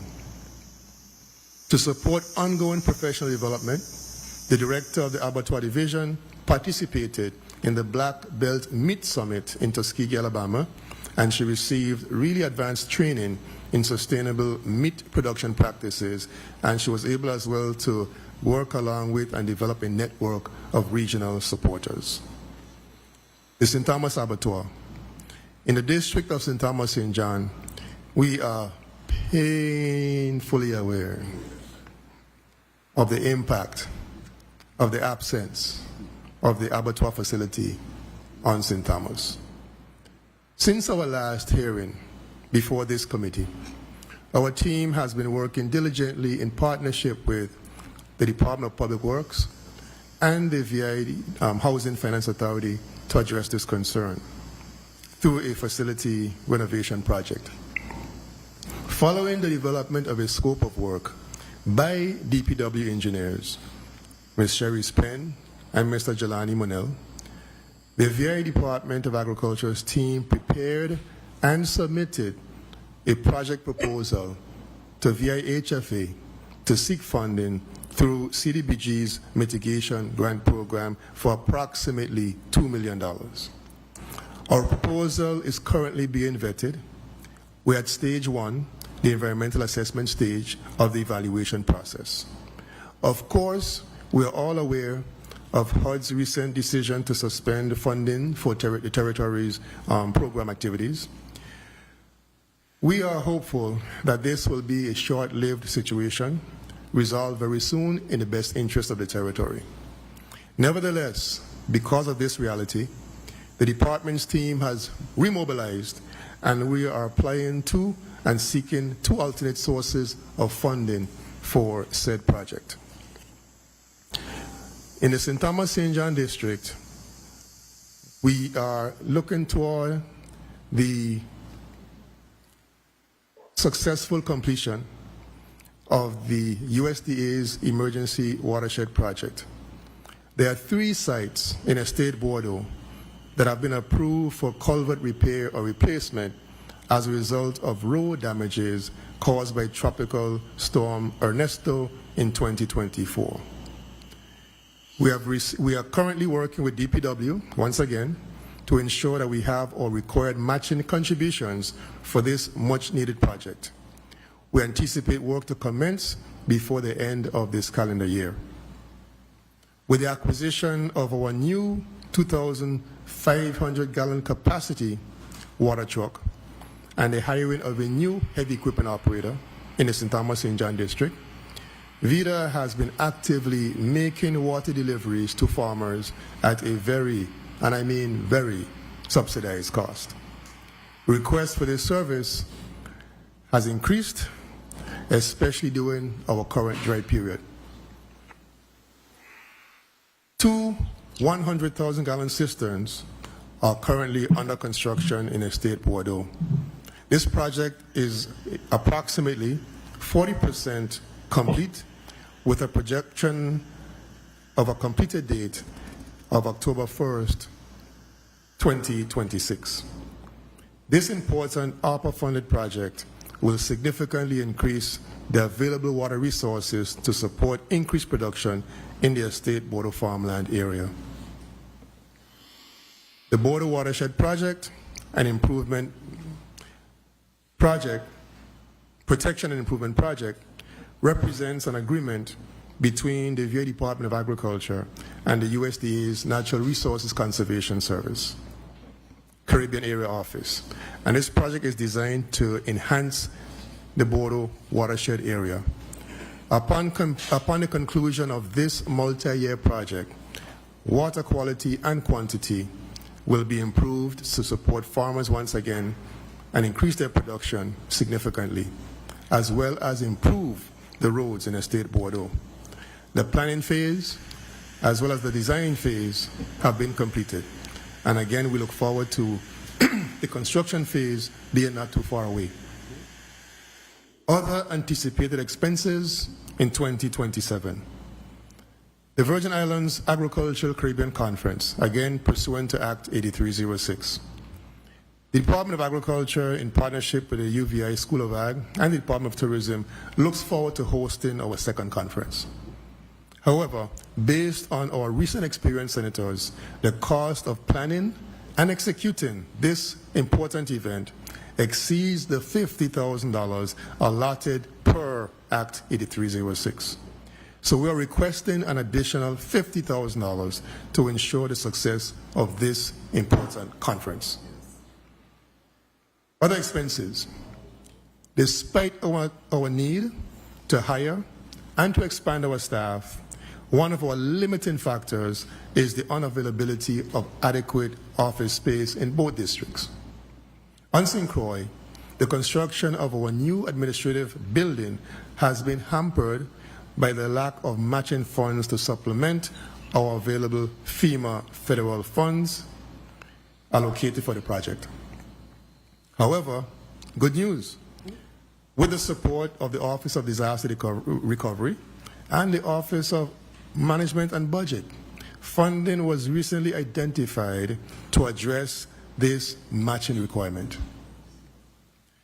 On the island of St. Thomas, we have longed for a more adequate, customer-friendly location with adequate parking. While our relocation or the construction of a new site may seem daunting and costly, we believe that a reasonable transitional step is the renovation of our property in Estate Bon Esperance on the western end of St. Thomas. We are currently collaborating with the USDA Wildlife Service to repair that site because they also need office space. However, an additional $75,000 is being requested to satisfy our department's contribution to the joint project, whereby both USDA and the department will have additional office space.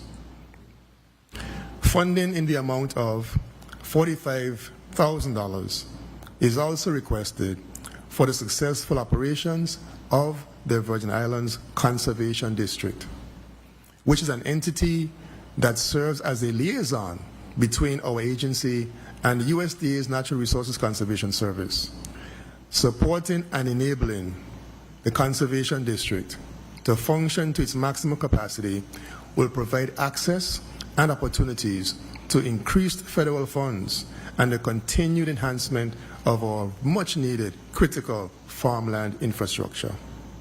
And as we look forward, Senators, as we bring closure to the current fiscal year, our team, in partnership with the Office of the Governor, the National Cooperative Bank Association, and the Federation of Southern Cooperatives, we look forward to a 3-day engagement with stakeholders to discuss and to explore the interest, challenges, opportunities associated with the use of the cooperative business model for economic development in the territory.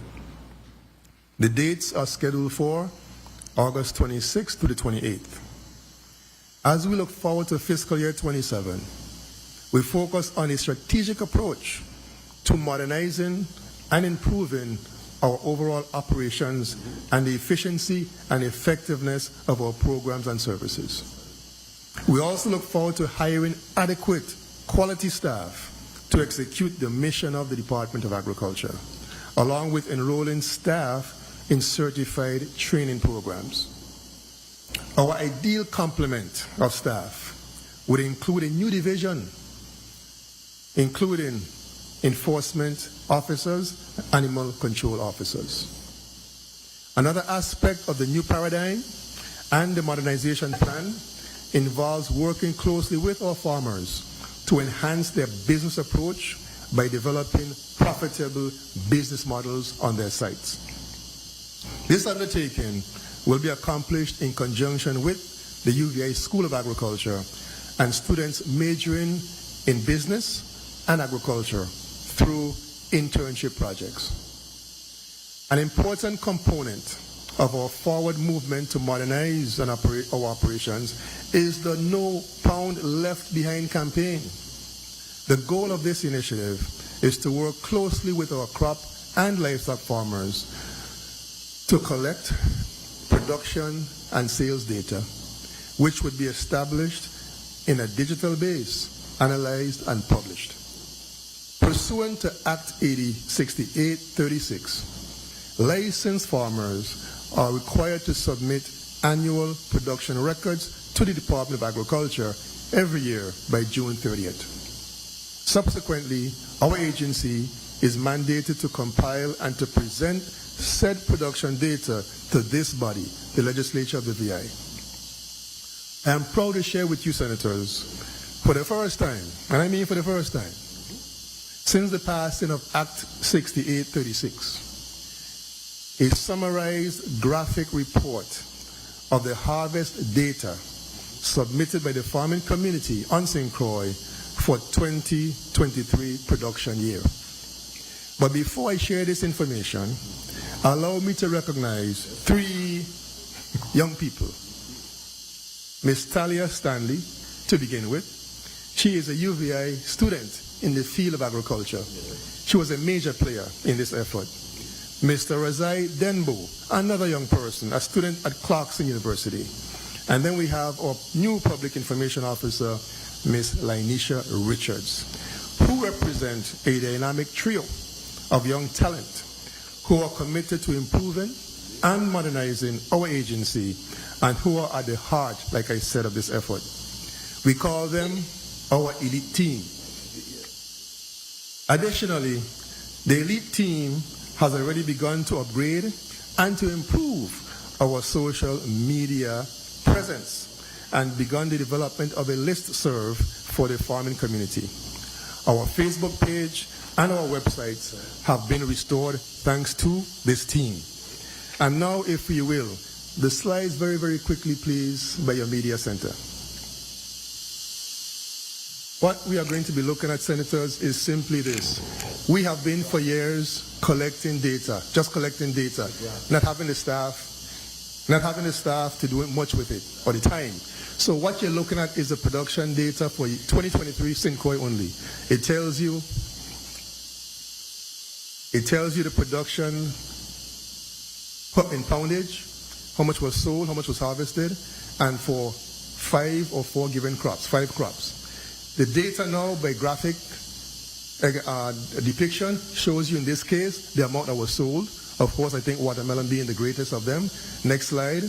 That was how much was sold. They show you the income now that farmers made from having sold those crops. And then the last slide, please, tells you the amount that was actually harvested. So with this data, Senators, we're looking at production information from our farmers, how much they harvested, how much they sold, and what income they generated. So we are on this new trend, Senators, to make sure that this happens on a regular basis, a routine basis, so that we can begin to now answer questions such as, really, where are we with production in the territory?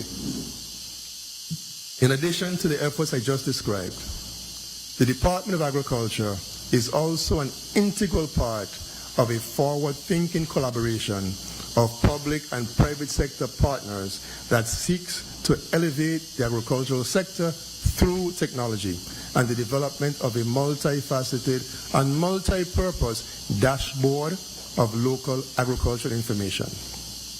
And in closing, Senators, I simply want to express again our appreciation to you and the opportunity for us to present our fiscal year 2027 budget. We also express appreciation to our farming clientele throughout the territory for their tireless effort. We acknowledge, of course, the support we get from our Honorable Governor and Lieutenant Governor, as well as the entire team of the Brian Roach administration.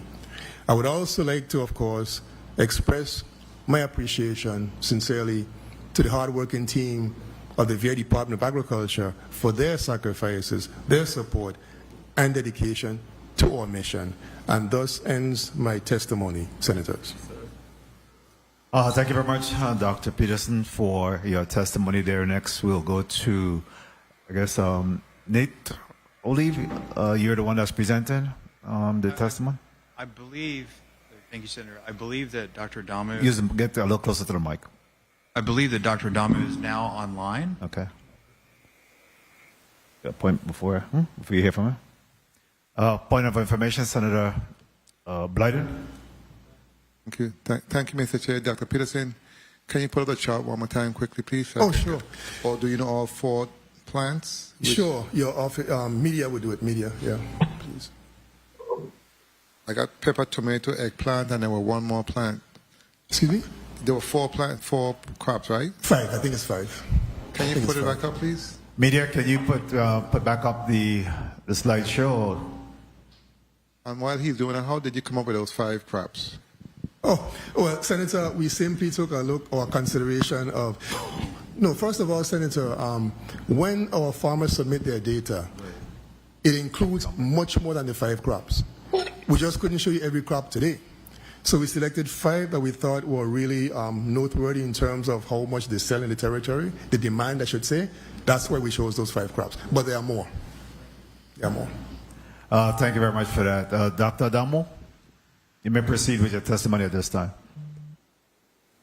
Yeah, thank you very much, Senator Francis. Good afternoon again, Mr. Chairman, Senator Lawaetz E. Francis, Jr., members of the Committee on Budget, Appropriations and Finance, and the people of the Virgin Islands.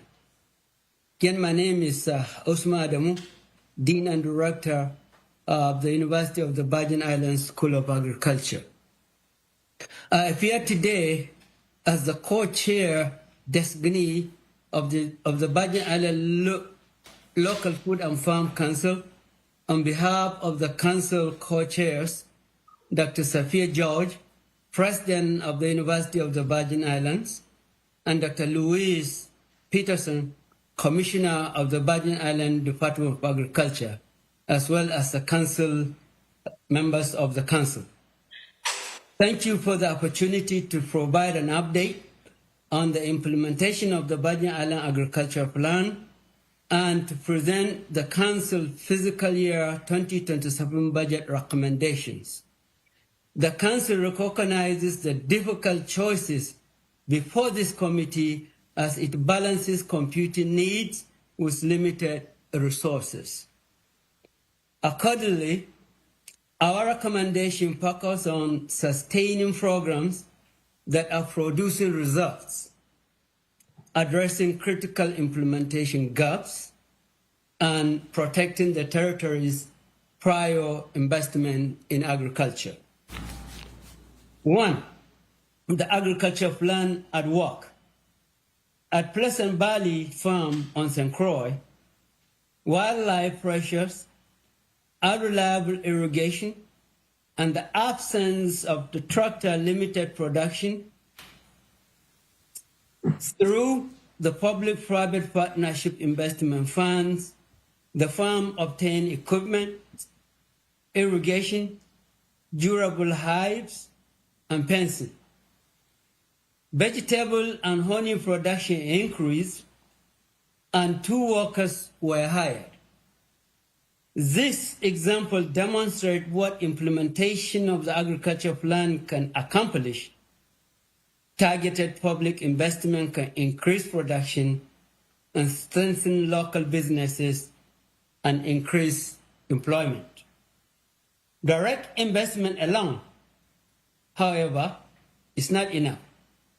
Producers also need business assistance and sustainable production support. Students need agriculture education and career pathways. Policymakers need reliable data, and implementation partners need effective coordination. The agriculture plan connects these needs through its mandate. 2. Progress under the agriculture plan. A. Mandate numbers 1 and 5. Policy review, coordination, and oversight.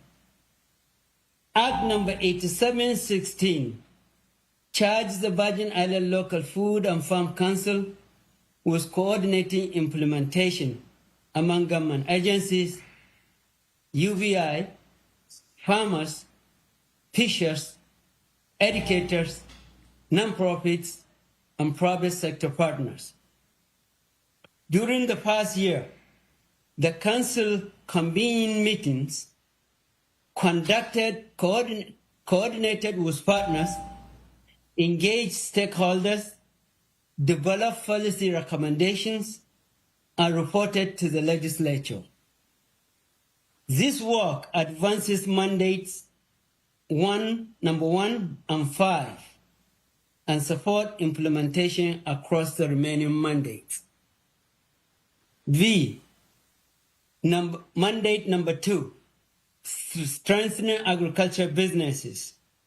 Mandate number 2 has advanced through business counseling, grant readiness and leadership development, direct producers investment, and increased attention to organic agriculture. Together, these initiatives help agricultural enterprises strengthening operations, pursue funding, and address production constraints. Agriculture Business Center. During the 3rd quarter of fiscal year 2026, the Agriculture Business Center served 28 clients, provided 251 individual counseling sessions, and conducted 29 training events, reaching 376 participants. It also helped clients secure $177,000 in capital infusions and obtain $100,000 in grants to expand programming. Despite these results, the center did not receive its fiscal year 2026 implementation funding. its operating funds are exhausted, and 2 positions and territory-wide serves are actually at risk. Territorial Agriculture Plan, Grants, Academy, and Fellowship.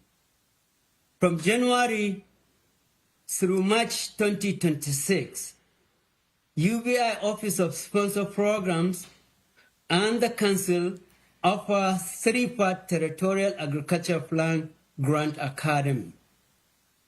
The series introduced farmers, fishers, agricultural businesses, and community organizations to funding opportunities, proposal writing, and available grants and loan resources. The Academy recorded 117 workshop registrations, 26 in January, 45 in February, and 46 in March. Participants gain practical information and skill for identifying opportunities and preparing competitive proposals and budget. 2 inaugural TAP fellows helped lead the Academy while developing their agricultural leadership skills. Together, the Academy and Fellowship expanded access to grant education and established a foundation for more grant-ready producers and organizations. Public-Private Partnership Investment Fund. To date, the Public-Private Partnership Investment Fund has completed 1 funding cycle. The program received 106 applications and made 12 awards, totaling $567,000.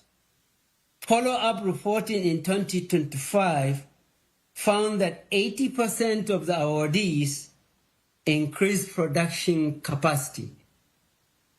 The investments supported equipment, irrigation, farm infrastructure, solar power, processing, cold storage, pollinator protection, and other improvements. The volume of application compared with the number of awards available demonstrate continuing demand for direct agricultural investment. Organic agriculture. Organic and sustainable production is increasingly important given the territory limited land, water constraints, climate conditions, and dependence on imported inputs. Soil health, water stewardship, integrated pest management, composting, and resilient production practices can strengthen local agriculture production. The Agriculture Business Center connected sustainable production with business planning through its participation in learning under the mahogany at Valdez Organic Farm in St. Thomas. The Council also established an organic agriculture subcommittee. Its next phase will focus on producers' education, technical assistance, demonstrations, transition and certification guidance, soil building practices, and outreach engagement. C, mandate number 3, local food and farm coordinator. Coordination remains one of the most significant implementation gaps. The agriculture plan involves multiple agencies, programs, funding streams, subcommittees, and reporting responsibility, but no dedicated individual coordinates this work on a daily basis. The administrative framework for the local food and farm coordinator has been developed and a qualified candidate identified. The council seeks to transfer the position and its appropriation from Virgin Island Department of Agriculture to UBI through an amendment to Act number 8700, Section 5. The coordinator will manage day-to-day implementation, facilitate recommendation, track responsibility and deliverables, support stakeholder engagement, and prepare updates for the council and legislature. This position will provide the continuity and accountability needed between the council's meetings. D, mandate number 4, local food and farm funds and supporting non-profit. The council established a supporting 501c3 non-profit to advance development of the local food and farm fund. It provides a vehicle to pursue grants, philanthropy, sponsorship, and partnership that might not be available through ordinary government appropriations. The non-profit does not replace the council's, alter UBI's, or bidders' responsibility, or substitute private fundraising for legislative support. It remains under the council governance and subject to applicable legal, financial, audit, and reporting requirements. The council asks the committee to acknowledge that this structure is consistent with mandate number 4, allowing the council to pursue additional resources for implementation. E, mandate number 6, Virgin Island local food symbols. The Virgin Island local food symbols remain in development. Once established, the symbol will help consumers identify locally grown and produced goods, strengthening the visibility of farmers, fishers, and food producers, and encourage greater demand for local products. Development will require stakeholders' input on standard branding, marketing, and public education. F, mandate number 7, preparing the next generation. The Department of Education has continued developing a territory-wide agriculture education and workforce pathway. It created more than 1,000 pages of locally grounded curriculum and Virgin Islands standards of achievement for pre-K through grade 12. The curriculum received unanimous Career and Technical Education Board approval, support from the Virgin Island Board of Education and the Council, and was shared through town halls on St. Croix, St. Thomas, and St. John's. FFA expanded from no active chapters to 3, and from 25 to 150 participating students, rostering the territorial recognition by the National FFA organization.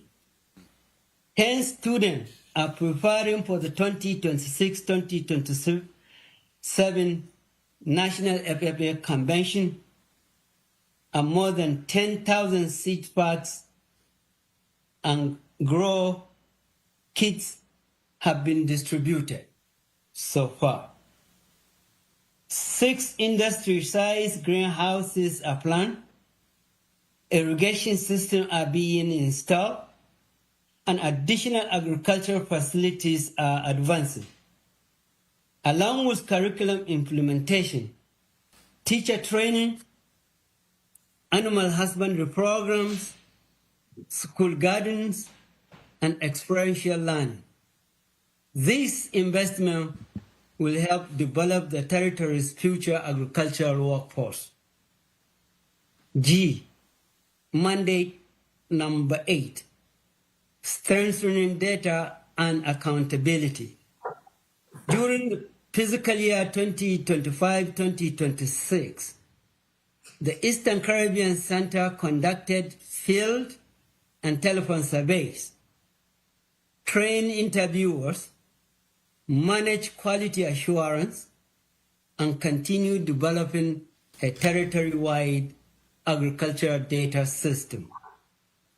Its survey recorded 244 home and community gathered responses and interviews with 339 farmers, 51 pitchers, and 8 respondents engaged in both.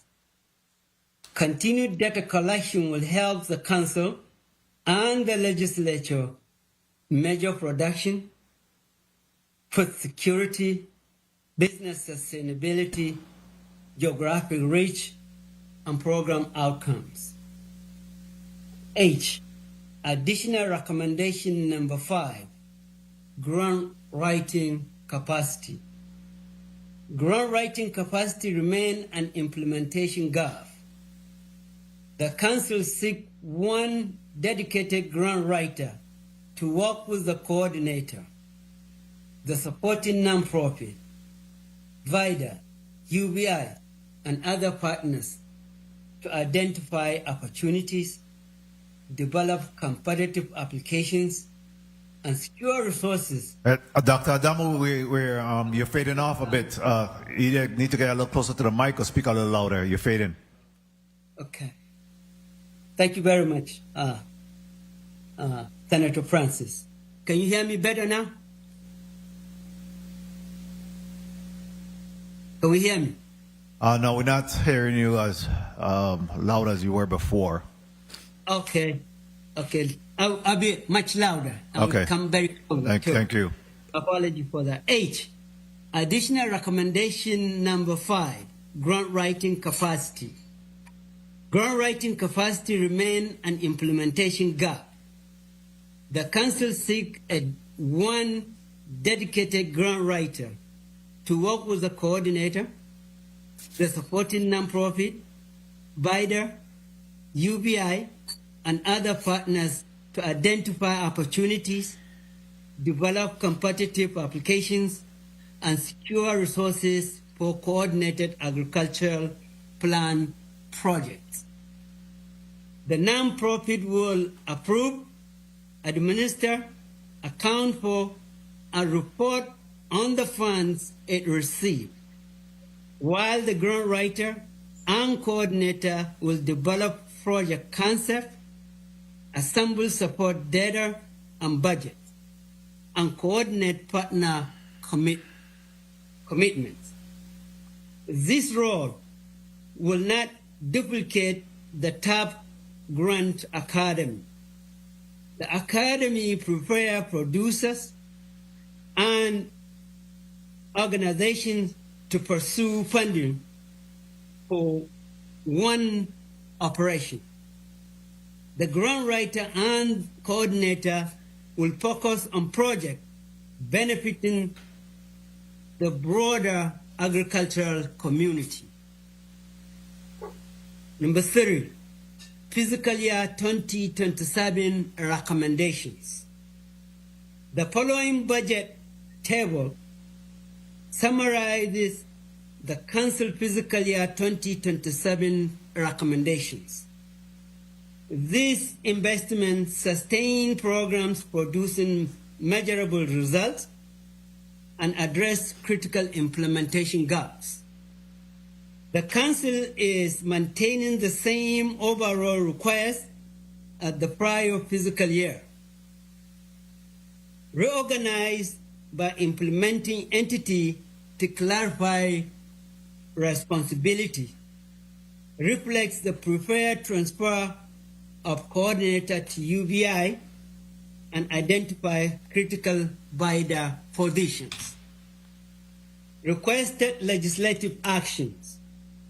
The Council respectively requests that the Legislature 1 approve $2,983,000 for the fiscal year 2027.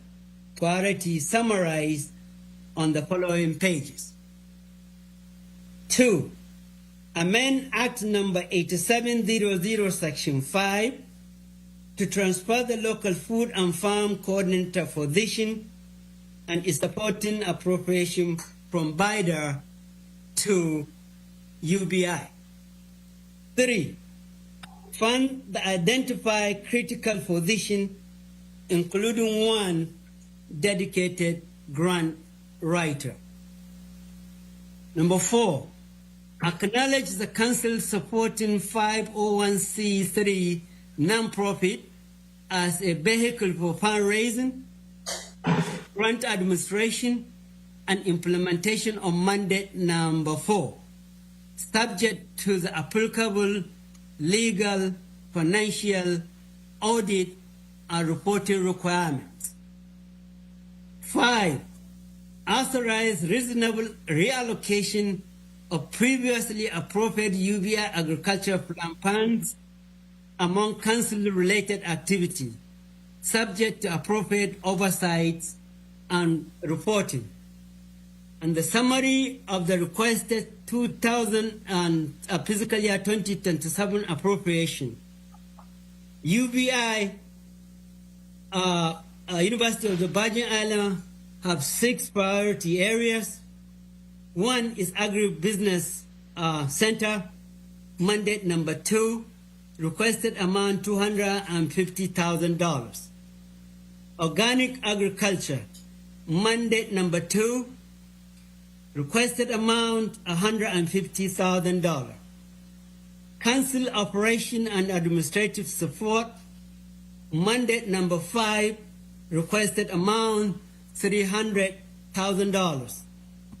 Eastern Caribbean Center, mandate number 8, requested amount $150,000. Territorial Agricultural Plant Grant Academy and Fellowship, mandate number 2, requested amount $250,000. Local Food and Farm Coordinator, mandate number 3, requested amount $86,715,000. UBI subtotal amount $1,186,715,000. Virgin Island Department of Agriculture, Civil Engineer, and that is additional recommendation number 3, and that amount is included in the budget. Plant pathologist, additional recommendation number 3, requested amount already included. Grant writer, additional recommendation number 5, the requested amount is included. So total priority area for the Department of Agriculture consists of 3. Virgin Island Department of Education, 1 priority area, that's sustainability and education and agriculture education. That's mandate number 7. Requested amount is $500,000. Virgin Islands Economic Development Authority, 1 priority area, that's PPIF, grant program as mandate number 2, requested amount $1 million. So the total grant requested for the fiscal year 2027 is $2,983,000. The coordinator is shown as a separate UBI line item with $86,715 dedicated from the Virgin Island critical staffing allocation.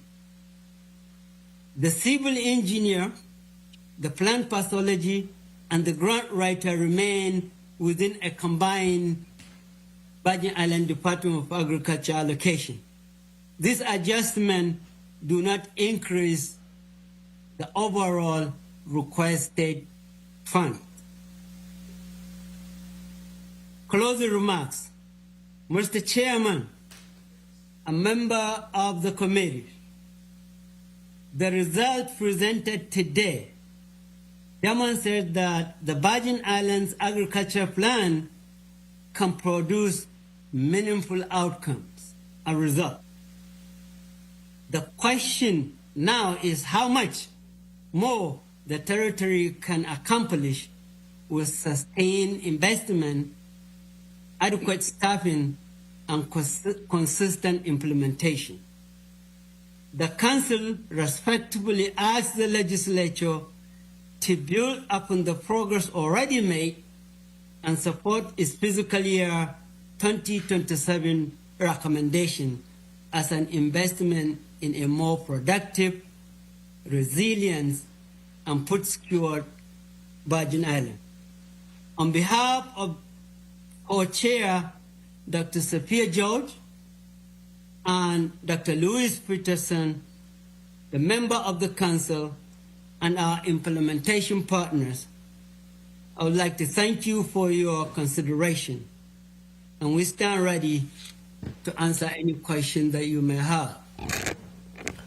Thank you very much, Dr. Adamo, for your testimony. And of course, I agree with you. We have to be intentional and certainly put our money where our mouth is in that respect. So I know this will certainly be a robust discussion this afternoon as we continue to our discourse in respect to both the Department of Agriculture as well as the Food and Farm Council. Before we proceed, I wanted to get some housekeeping out of the way. Commissioner Petersen, in respect to your actuals. Well, first of all, I want to also extend congratulations to the employees of the year, Raymond Thomas, as well as Anthony Brown, and thank him for those water delivery because That's right. I tell you, if I imagine what these farmers are going through, my little yard garden is drying up.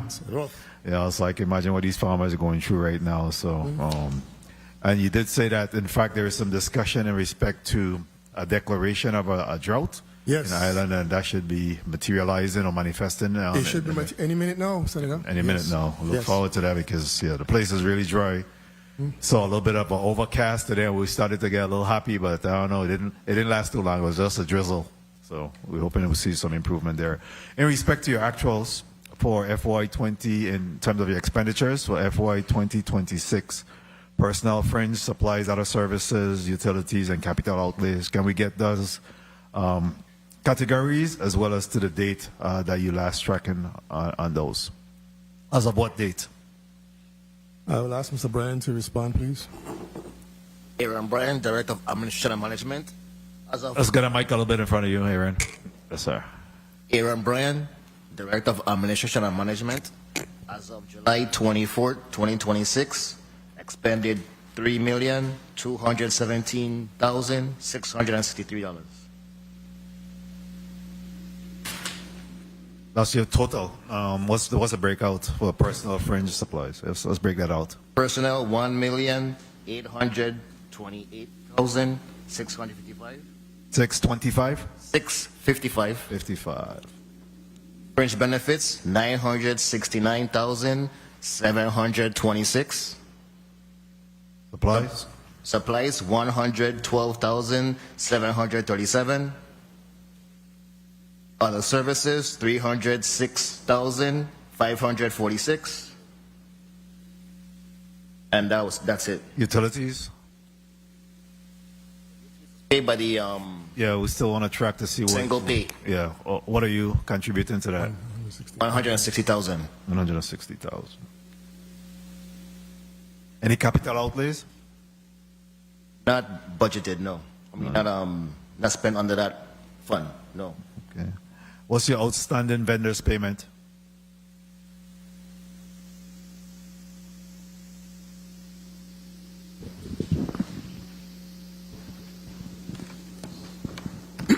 I'm not sure if Ms. Charles is with us as yet.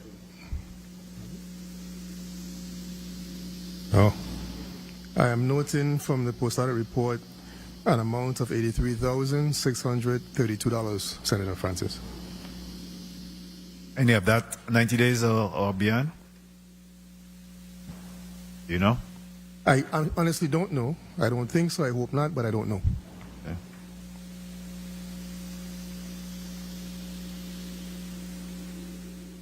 Revenues. What's your revenue for this fiscal year thus far? Any revenues collected? Yes.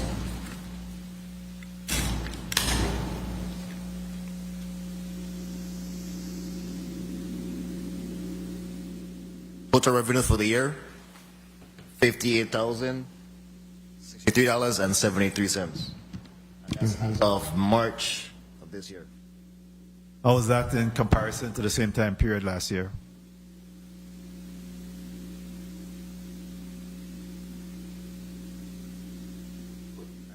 Transfer you in a few seconds. Okay. And Senator, may I make a correction regarding the outstanding vendor payments? It actually should be $91,080. 91,000? 080, yes. How much vacancies do you have? We have 8. 8 vacancies? How much of those are PRFs?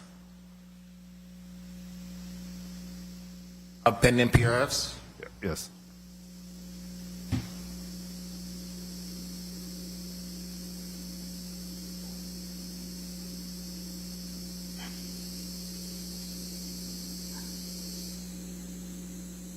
And then PRFs of the 8? Of the 8, yeah. How many of those are PRFs? Which means that you're prepared to hire, or you're doing interviews, or in process. Understood.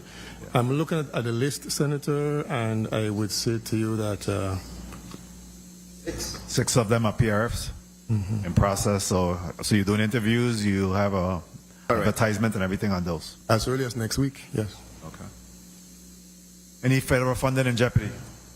None. None at all. So I'm a little bit disappointed with the St. Thomas Abattoir, as you would imagine. We were sending people to space. We are almost going all the way to the moon, and I just can't understand what's taking us so long to really get this St. Thomas Abattoir in something. Well, what are you doing for slaughtering on St. Thomas right now? We're doing bushkill? Senator, it has to be. There are no other options because our option was the transport of livestock, as you probably know, from St. Thomas to St. Croix. That service, as of right now, is no longer available. Correct. As far as what we are doing, though, I'm going to say, Senator, that this particular team here has been diligent for the past 3 years. I can speak to 3 years. Every step along the way, this team has done its best to address the matter. Initial plan A, was to purchase a mobile abattoir to address the need. We have found ourselves responding to the changing dynamics around us. The funding for the abattoir, mobile abattoir, with our best efforts, even making contact with the manufacturer, the funds never became available. That's step number 1. Step number 2, Senator, to this team's credit again, we reached out to a consulting firm. This is what they do for a living. And because of our plea, they came here at no cost to us. No cost to us. The purpose was to evaluate the structure. And after evaluating the structure, they determined and recommended for several reasons that it simply be rehabilitated in lieu of a mobile abattoir. And they gave us several reasons. They had seen worse, and the monies would be better spent long-term in the renovation. Step number 3, we then applied for funding through the community projects earmark funding for those funds. Actually, the consulting team recommended an approximate cost of $2 million to renovate the abattoir. And we applied, like I said, for funding to the community projects. We did not get all that we asked for. We got $740,000. Point of information. You may wrap up. Go ahead. That was it? Oh, no. So subsequently now, realizing that what we got in our federal funds on the earmark effort was not enough, we have now gone the route of applying to another source for funding, and we have done so. The via HFA's mitigation program, CDBG. Our application is going through the process, really going well. A lot of effort on part of this team, Senator, St. Thomas and St. Croix. And we are in phase 1, like I said in the testimony. As of 4 weeks or so ago, before the announcement was made by HUD, about 4 weeks ago, the statement that came to us from via HFA was that if all continues to go as is, we're looking forward to implementation during the final quarter of this year. So we felt good. So we have exhausted many efforts, and like I said in my testimony, because of that new reality, unexpected by us, we are now looking at 2 other sources to apply as well.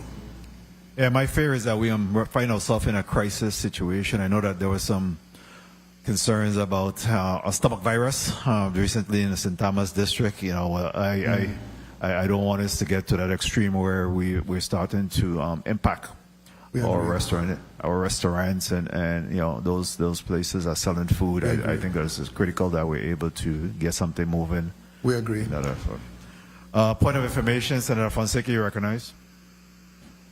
Yes, thank you, Mr. Chair. Commissioner Petersen. Yes, Senator Fonseca. I want to follow up on the question of the disaster declaration, because I noticed that if a disaster declaration is made, farmers, etc., is eligible for federal assistance due to droughts and hurricanes. This would be due to a drought. How are the records maintained? Do you know which farmers, and do you provide any assistance, technical assistance for the farmers to declare their losses due to this drought? How does that process work out? Through our property managers, Senator, we have outreach to our farmers and inform them of the available services. As a matter of fact, as a result of that outreach effort, we have quite a few farmers in the St. Croix district for sure, and now some out of St. Thomas, who are indeed applying for funds through USDA's Farm Service Agency. Once they're on public land, they approach us for a letter of their good standing, and the process continues. So that, Senator, is in progress. Our outreach staff inform farmers of the opportunities, and they have been applying to USDA for benefits. Thank you, Mr. Chair. Thank you very much, Senator Fonseca. Senator Blyden, you're recognized for your 6 minutes.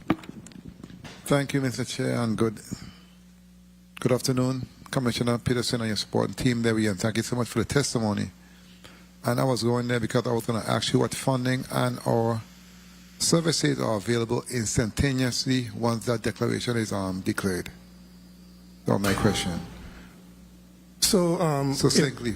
In addition to the current offerings from the Farm Service Agency, we believe that other programs will come online. But locally, we are going to provide services through the purchase, like I said, of feed and hay. Okay, very well. In respect to the abattoir, and I appreciate your honesty and your transparency, because when I was on one of the livestock farms a couple of weeks ago, we had a conversation, and you told me about your challenges, and I told you I was going to put an appropriation. Because to me, the emergency in our district, this life can't come to St. Croix anymore. So we need to do something immediately. We can't be waiting. We are not sure. So I did do an amendment, and I will be bringing it at the next session to get the rest of those funds to assure that we can move forward full haste on that abattoir, because it plays a critical role in our district. We appreciate that, Senator. Thank you very much. Let me ask you, though, in respect to the post-audit report, because of the budget hearing. Let's start from page 2 of the post-auditor's report. I know that it said that a water truck for St. Croix and St. Thomas, St. Croix received, St. Thomas will receive the water truck on August the 15th. Did we ever get that water truck? Yes, we did. Okay, good. That the 2,500 gallon water truck you're speaking of? Yes, correct. Okay. Go to page, oh my God, where my page? Go to page 5. Okay. In respect to, you know what? No, that's not a minute amount. Let's go to page 7. The post also spoke to 137 leases with local farmers on St. Croix and 41 on St. Thomas, right? But you've received $20,792 in payments from the leases, but there's an outstanding balance of $28,537 owed to the department currently. And it should be noted that some leases did not have a figure associated and some are vacant.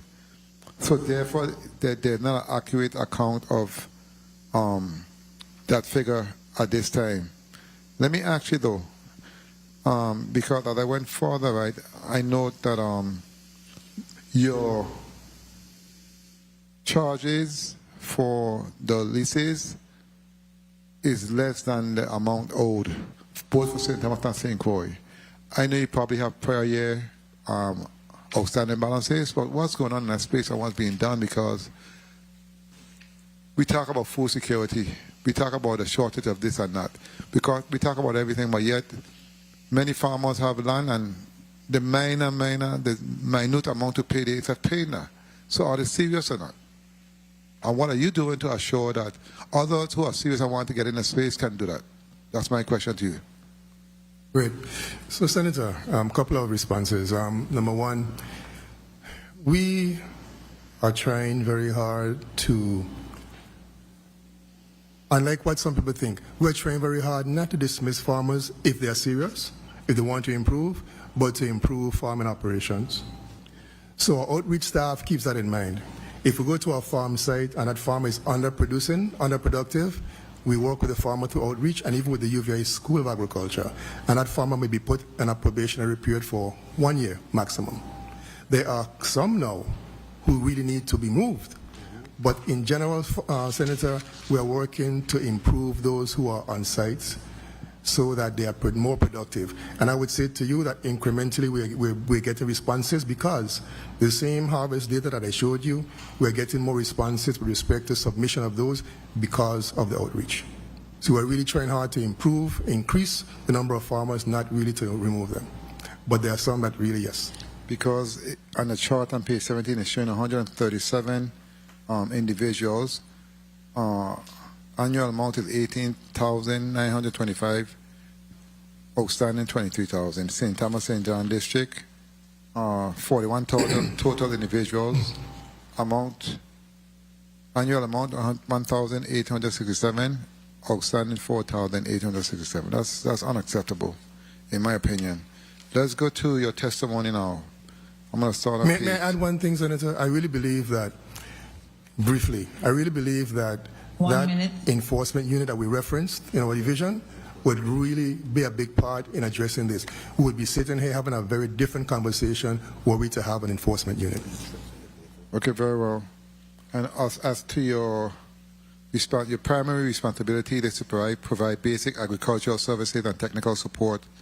And in order to fulfill your mission and responsibilities through operational divisions, including food production, marketing, agricultural development, abattoir services, veterinarian services, administration and management, forestry, nursery, and industrial hemp products. I want to go to your grant portion of the post-article report. I think that's page 11, because that's a real issue to me when it comes to page 11. When it comes to grant, no, not page 11.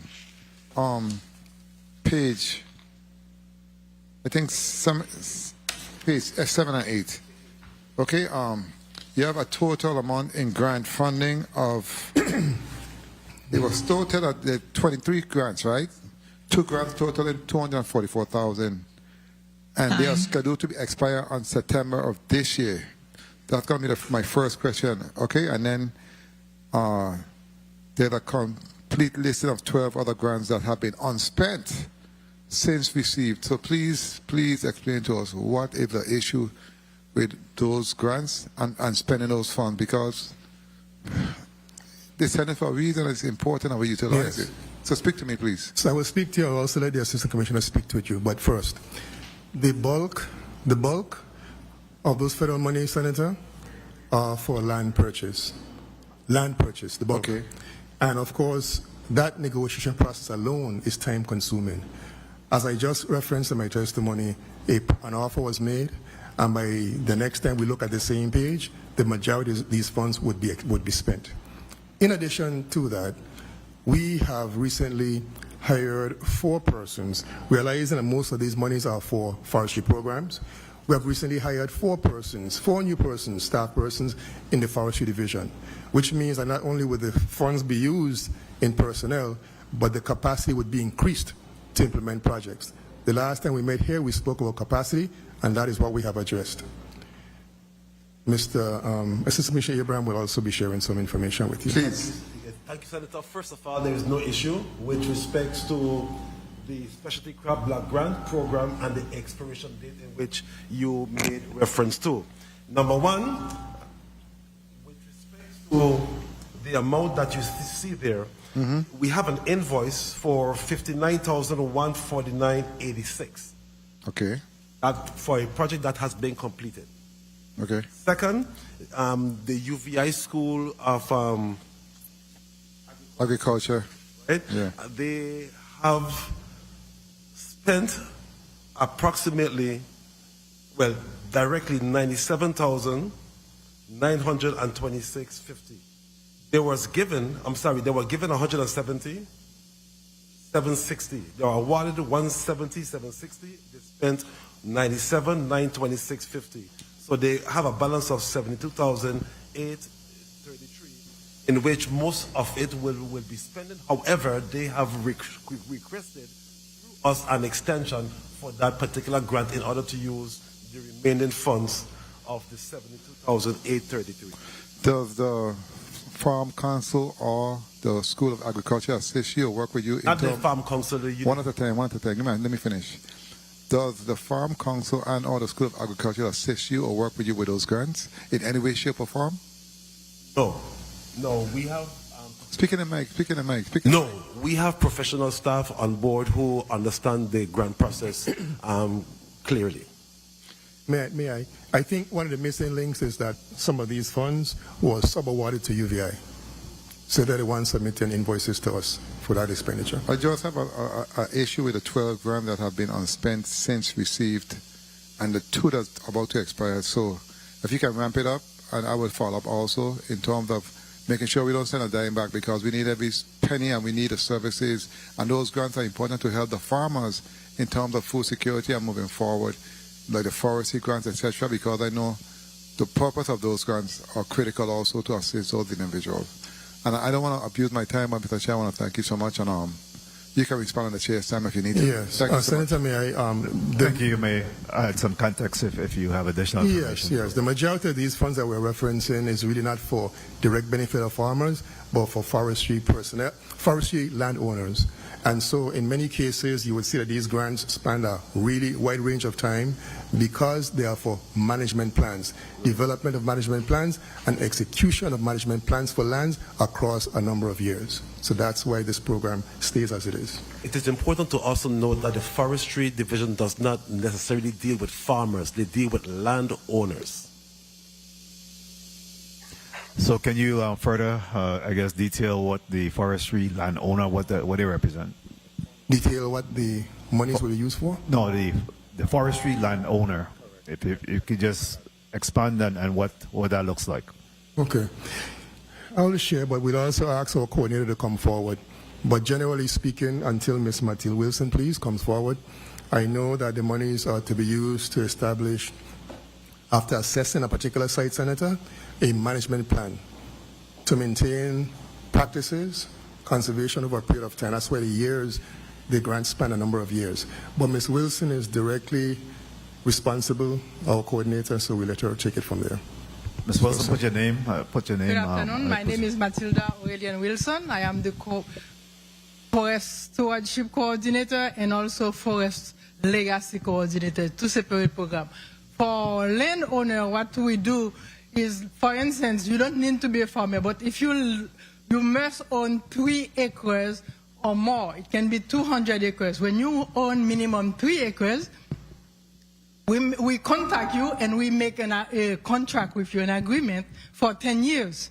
During those 10 years, you have a management plan that we create with you to make more economic sense, social sense, and ecological sense to your land. So you may go around, you see someone have a piece of land. They don't take care of land because they think it's a bush. With this program, we work with you, and during the next 10 years, you're going to see you achieve economical value for your land that you would never imagine. So it's not only growing food, but you can do campsite, you can do hiking trail, you can do horseback riding. It's economic for your land. But also for historically trees, we work with them to keep those native trees on their property by getting rid of the invasive trees, because the invasive trees, what they do, they grow easily, fast. They take over our native trees. The native trees, we're working with those landowners to implement those trees in their land, so we have our original land, our cultural land, the way it was 500 years ago. We want to see those native trees back, and we have a nursery program doing just that, collecting native trees and growing them. We have thousands of them right now going on. How do you market that program? Because it sounds like the best kept secret. How are you sharing that info? It looks like a best kept secret, I agree, but we're working toward marketing it, making more promotion, putting more information as we speak. Yesterday I have a nice meeting with our new IT guy that is doing the webpage, so I give him all the information, all the flyers, all the photos that I take when I go to the field, and also application form is a client read the information and they want to apply. We can onboarding them, and right now we work with a contractor that we train to create management plans. So we're ready to have new clients on board. Senator, we have been promoting said program through our radio programs. We have had Ms. Batil as a guest numerous times. I have to give to Mathil credit. This program has been with the department for a very long time. However, until recently, through the leadership of Mathil, it has been extended to the greater of our community. That is why. Yes, we got to get that information out, though. I believe that there is a yes. I only want to underscore the reason for the duration of the grants is because these are long-term projects. Very well. Commissioner, observation of our post-audit report, too, I see that there's, do you have anyone still making under $35,000? Senator, we have addressed that. Again, the only concern that we will have are those 2 employees I referenced that have personnel-related matters that they have not been addressed as yet until those matters are resolved. Yeah, I'm seeing a listing of a number, and these salaries are woefully low. I think that agriculture probably have some of the lowest salaries in government. We do. But yes, there's still a lot of positions listed here, laborers, custodial work, and stuff that's still listed under $35,000. So I'll have to get my post-audit division to work with you to make sure that they could adequately reflect what those current salaries are, but because we should not be seeing anyone that's making under $35,000. Of course not. Just a point of information there. Those positions in which you see with regards to labor, we are actually going through the exit NOBA process so that we can actually get PRFs and start to advertise those positions. So we are currently working on clearing those positions right now. And another concern I've been trying to get going for you, for agriculture, I think going back to when I first came into the Senate, was to have a GIS where we could be able to identify all of our farmland. Have we been able to make any progress in this? Yes, yes. Thank you very much, Senator. Very much so, because that has been one of our main discussions in the past couple of weeks, because we have been working with the Lieutenant Governor Office, Mr. Chris George, where right now we're trying to get access to MapGeo, because there is that all of our land has been mapped out to include the type of soil that is on each parcel and the water availability on each land. So yes, that project has been completed and it will be in our possession to present to the community. We wish that we had it on today, but we couldn't. Well, it's only been 10 years I've been asking for this, but it's online now. I'm hoping to see that because I'm saying that the systems are there. All we have to do is then layer it to reflect the farmland and whether it's privately owned, government owned, the water, like you say, and be able to have a wealth of information quickly available to you. Somebody should be able to walk into the Department of Agriculture and you could say, you can determine exactly where your farmland is located and what's happening within those farmland. Definitely. All right. I look forward to getting that information. Definitely. Before I leave, or I'll get it before I leave, or I'm sorry? You think I'm going to get it before I leave? I done with this December 31st. I mean, we are so the certitude of what I'm saying is so sure that by next week we can show you an actual map of what this looks like. Very well. Because it's available. Okay. All right. Next, we'll recognize Senator Ray Fonseca. You recognize for your 6 minutes. Yes, thank you. And pleasant good afternoon to all the viewing, listening audience, my staff, colleagues, and the distinguished team from the Department of Agriculture, and of course, the President of the University, Dr. Safiya George. Welcome, good afternoon. Commissioner Petersen, we've had this discussion before, but I'm going to go public with it. On page 7 of 18, the foreign and exotic pets. This happened to me personally. It's a personal experience. I have a bunch of chickens. I eat the eggs and eat the hen them and thing. And I noticed one time, for a period of about 2 weeks, I was seeing a lot of blood, and the fowl them was missing and everything. And I was saying, why would somebody steal my chicken when I could just give you one to eat? And then, of course, one night I was awoken by my son. Dad. Look at this, So I ran outside in the yard, and what I saw was a tiger cat running toward me, and he jumped over me about 10 feet up in a tree. Of course, I'm the lion, so I ain't scared of no tiger. He's the king of the jungle. But he jumped about 10 feet into a tree with a chicken in his mouth. So, after some research, I found out that it was an exotic cat, a savanna cat. It cost about $25,000. So, of course, I never harmed him because he actually looked real beautiful. It was the first time I ever saw a real cat. But, I'm the lion, so I ain't afraid of him. But so what are we doing about the exotic pets? You see a lot of snakes appearing in St. Croix, et cetera, et cetera. What are we doing to enforce? And by the way, I heard the cat was captured. I contacted the Humane Society and the VIPD, and of course yourself. We got some traps. Catch him after I lose about 25 hens and stuff. So what is agriculture doing about this issue? Senator, and how many of those cats are on the island? Before I let our Director of Vet Services, Dr. Wenger, speak, I will say to you that I had the same encounter with the cat in my yard. And it references in my testimony what I said about biosecurity concerns. So I will let our vet, Dr. Wenger, take it from there. Thank you.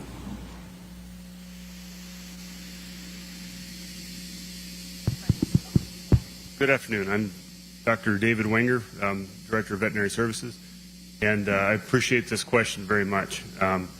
This highlights an issue that we've got currently in the territory, in that we have regulations for exotic animal importations and screening of those.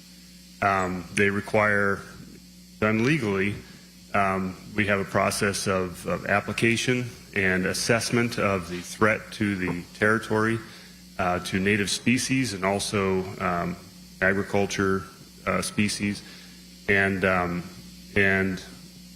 animals are vetted and with input from DPNR, Wildlife Services, and that process on paper works well.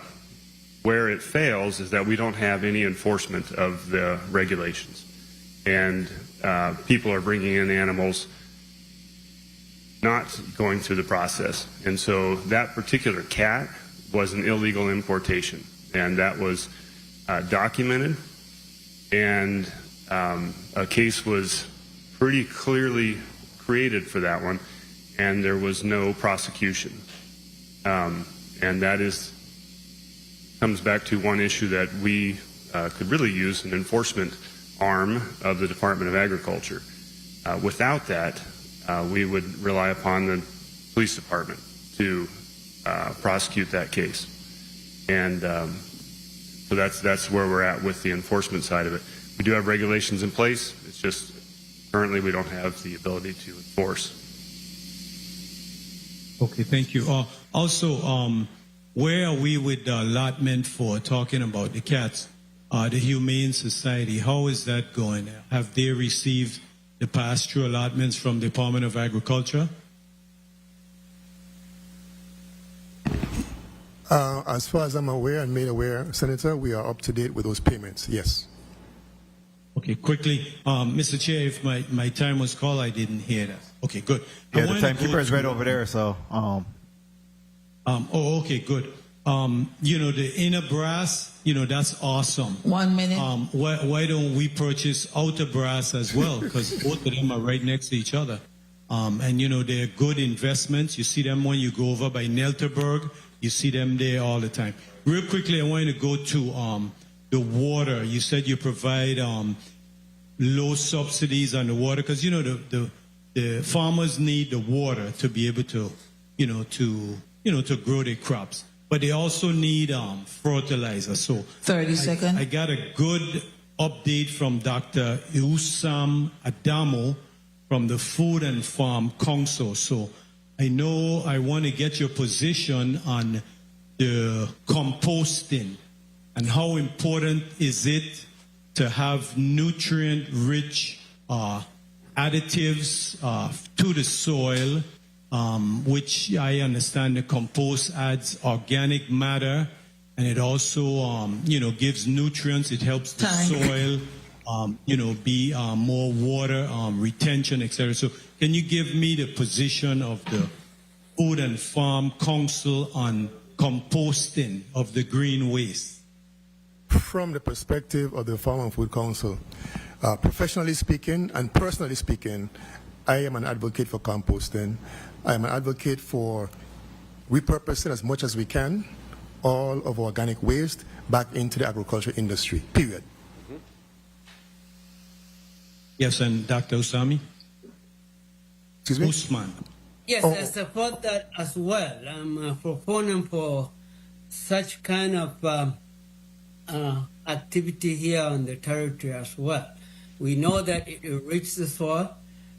Therefore, anytime you have a situation whereby a system enriches the soil and the environment, definitely you will see a change in the kind of, in terms of the total quantity and quality of the agricultural product that will be grown.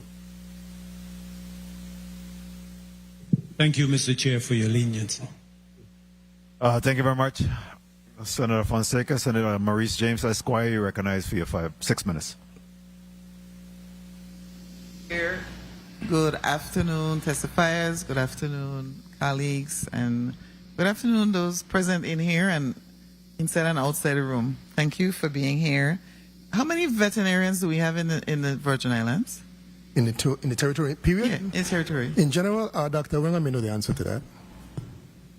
It's just a general question. Just off the top of my head, I would say probably 12 practicing veterinarians. 12? Oh wow, that's good. Okay, I was wondering about that. And the other question I have is, where's Inner Brass Island? Where's that? Inner Brass Island is on the northern side of St. Thomas. Oh, it's not an island. It's a part of St. Thomas. Is that it? We keep saying Inner Brass Island, but it's more. Anyway, it may be a key. Technically speaking, I think it is a key. Okay. But on the northern side of St. Thomas. So it was privately owned? Yes. Okay, and then you made you're in your testimony, you're hoping that it becomes part of the territorial park system, That's and we're on that trajectory, Senator. The first stage is to make sure we complete that purchase process. And once that is done, and it is USVI territory, then it's our local decision to make it a part of the territorial park. Right, that's what it says here. It is our hope that this pending acquisition will eventually become a part of the USVI territorial park system. Yes. Okay. When you for a minute there, you sound like I was reading it wrong. No. Oh, okay. Thank you. Ms. Wilson, how are you? Doing good, Senator James. Okay. You know, you said that the landowner car share project, that's $3 million that we received for that project, correct? Yes, correct. Is that 3 acres fixed? Because when you said it's an opportunity, how many people really have 3 acres of land? It is very hard because in the state it is 10 acres. You know, it's a national program. They accommodate the U.S. Virgin Islands to be 3 acres. But even though it's a hard one, but it's an accommodation to make it that low. So despite of that, we have clients that have 3 acres or more. But it's a hard one for people because when I talk to people, they want to be part of the program, but they have 1 acre, half an acre, 3/4. So it is not where we would like to see it, but so far that's where it is, 3 acres or more. Yeah, Mr. Chair, that's why it's a secret. They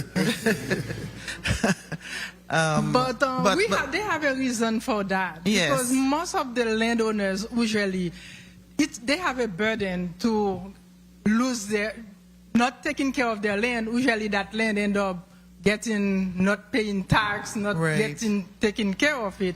By working with those big landowners, now they give more care to their property, and that property now getting more value, and we're not going to let them in a way to relocate that land.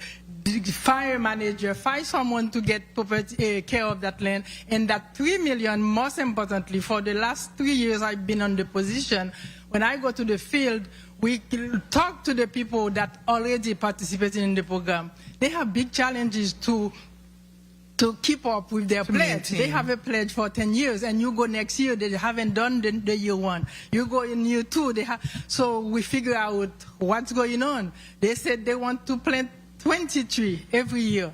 They cannot dig the tree. They don't have the financial means. So that $3 million going to be pretty much to financially support the participant of the program, because not everybody that signed that pledge can fulfill that. Can fulfill it. Yeah. Yeah, that's something that we need to find a way to somehow, I don't know, address it and make it, successful. Because it sounds good. My colleague here tell me he don't buy dirt, he don't buy concrete. So that was a good one. When he said that to me, I was like, okay, bro. The other thing that I wanted to find out was water. And Commissioner, I wanted to ask you, that's one of the most precious assets on earth. Yes, it is. It says that you're already supplying millions of gallons of water to farmers, and the demand is increasing, right? Because yes, it is. The dry season. What is the current capacity of your agricultural water system compared with the farmer demand? What's that? Senator, so far we're able to keep up with the demand for 2 reasons. In the St. Croix district, we get water, it's sourced from our wells as well as cisterns. Okay. Fortunately, we are in the best aquifer in the territory, and our wells support us all year long. We have to be mindful, though. These are not infinite. Yeah, these are not infinite resources, so we still have to be careful with our wells. But so far, they have done so. In the St. Thomas, St. John district, St. Thomas in particular, our well in Darete functions well, except at this time of the year, of course, it slows down. But we're able to keep up with the demand still because of our partnership with the VA Housing Authority. We're able to transport water from some of their unused cisterns to farmers. That's how that works. Okay, that's interesting. I didn't know that. Your district? That's good. That's good. That's good to know. The other question that I had, well, you more or less answered it, because I was going to ask you what areas are most vulnerable to water shortages. It would be this in Thomas District, right? More vulnerable than St. Croix? Yeah, I was just thinking when you look at. I would say, oh boy, that's a good one, Senator. It has to also be on a site-by-site basis. A state border being as expansive as it is, has more of a crisis than Dorothea, for example, since it's a smaller area. Oh, okay. What's the difference between I know what the difference is between a permit and a lease for me, but I don't know if that same definition applies to agriculture, and why are there some permits for like large acres of land and not leases? It's a concern, Senator. When we reference lease, we're making reference to the formal process, including sanctioned by DPW, property and procurement, the whole process that it has to go through to be legally surveyed and documented and leased. The permits, however, we don't issue permits as a department right now, but in the past it was done. It was done. It was done to allow persons to initially start up, and that has continued. In other words, those farmers are still there, some of them, because the locations that they're on may not have been surveyed. Surveying costs a lot of money. Yes. And so the permits continue to linger, but we are trying to incrementally address that. And the best way for us to do so, Senator, with our resources is to target locations where we have multiple producers. Right. For example, on St. Thomas right now, we had targeted about a 4-acre site where we have multiple producers who are doing a good job. And so that is in progress. And once that survey work is done, we will issue them leases. But for farmers who are scattered here and there, that becomes more difficult. On St. Croix, we're doing the same thing with leases in the community gardens area.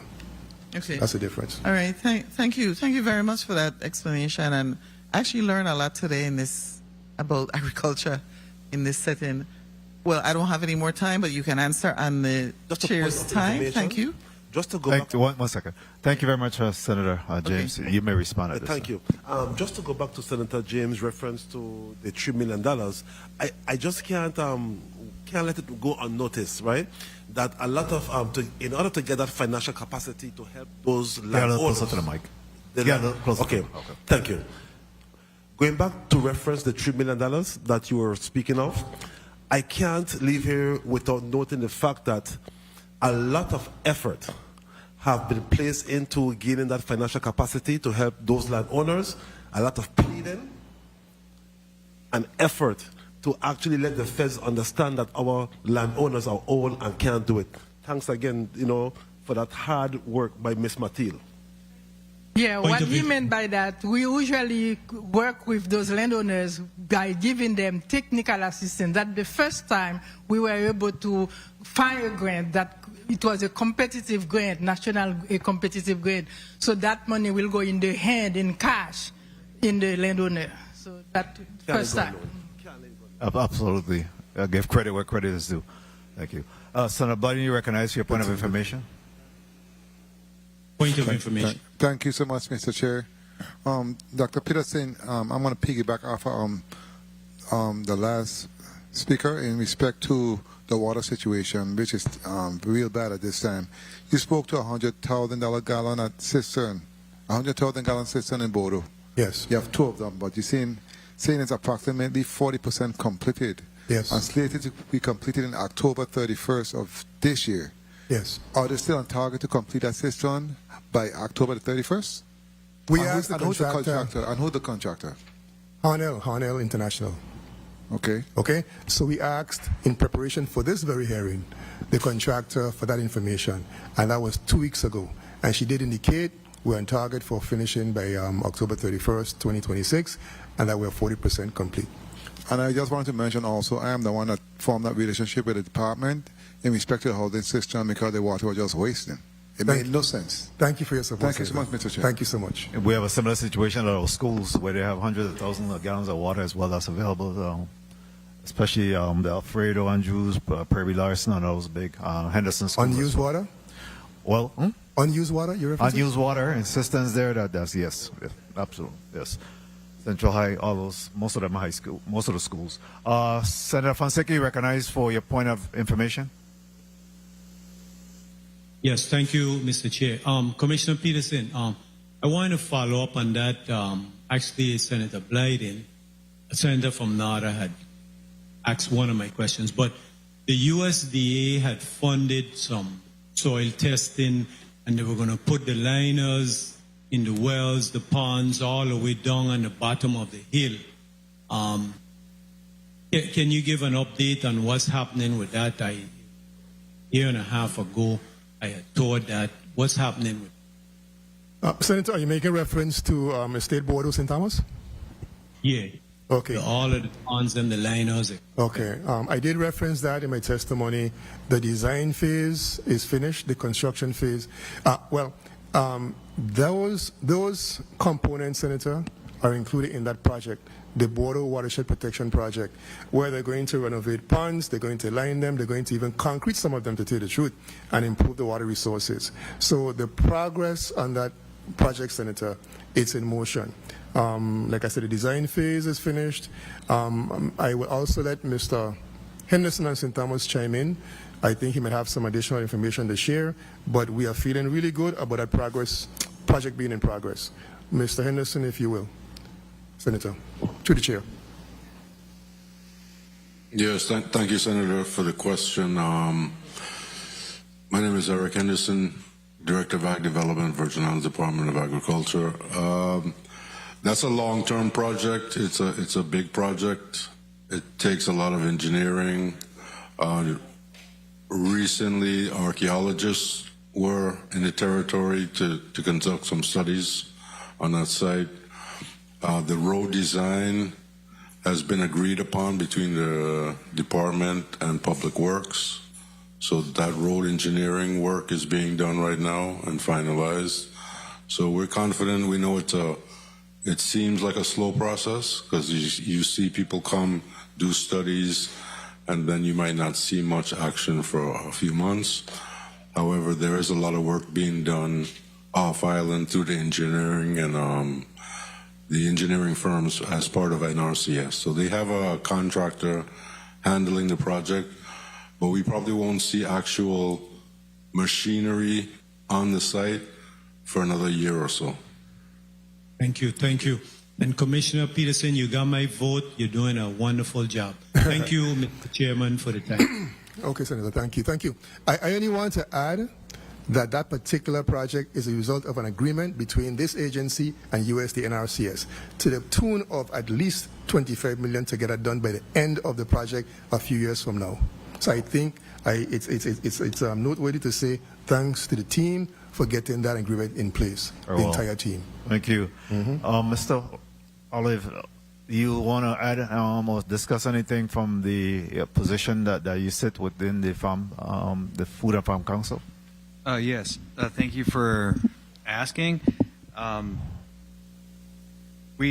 guess one of the biggest questions that we've discussed are looking at the past fiscal years and the Act 8918 appropriated funding for the year 2025.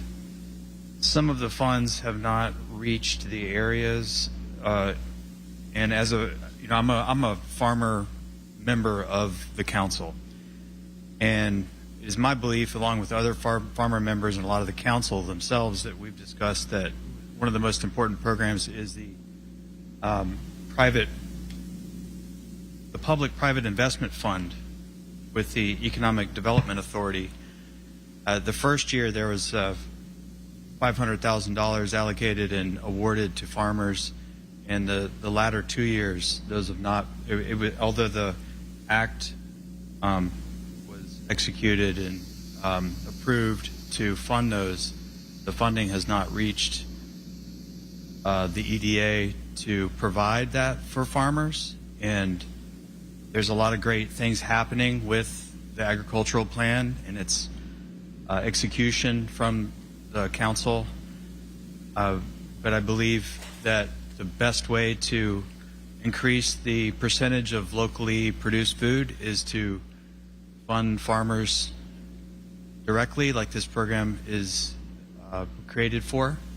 And there is also the funding for the local farm coordinator position and other funds, but perhaps the commissioner would like to address some of those. I don't know all the specifics, but some of them just have not reached the use of the council for the past 2 years.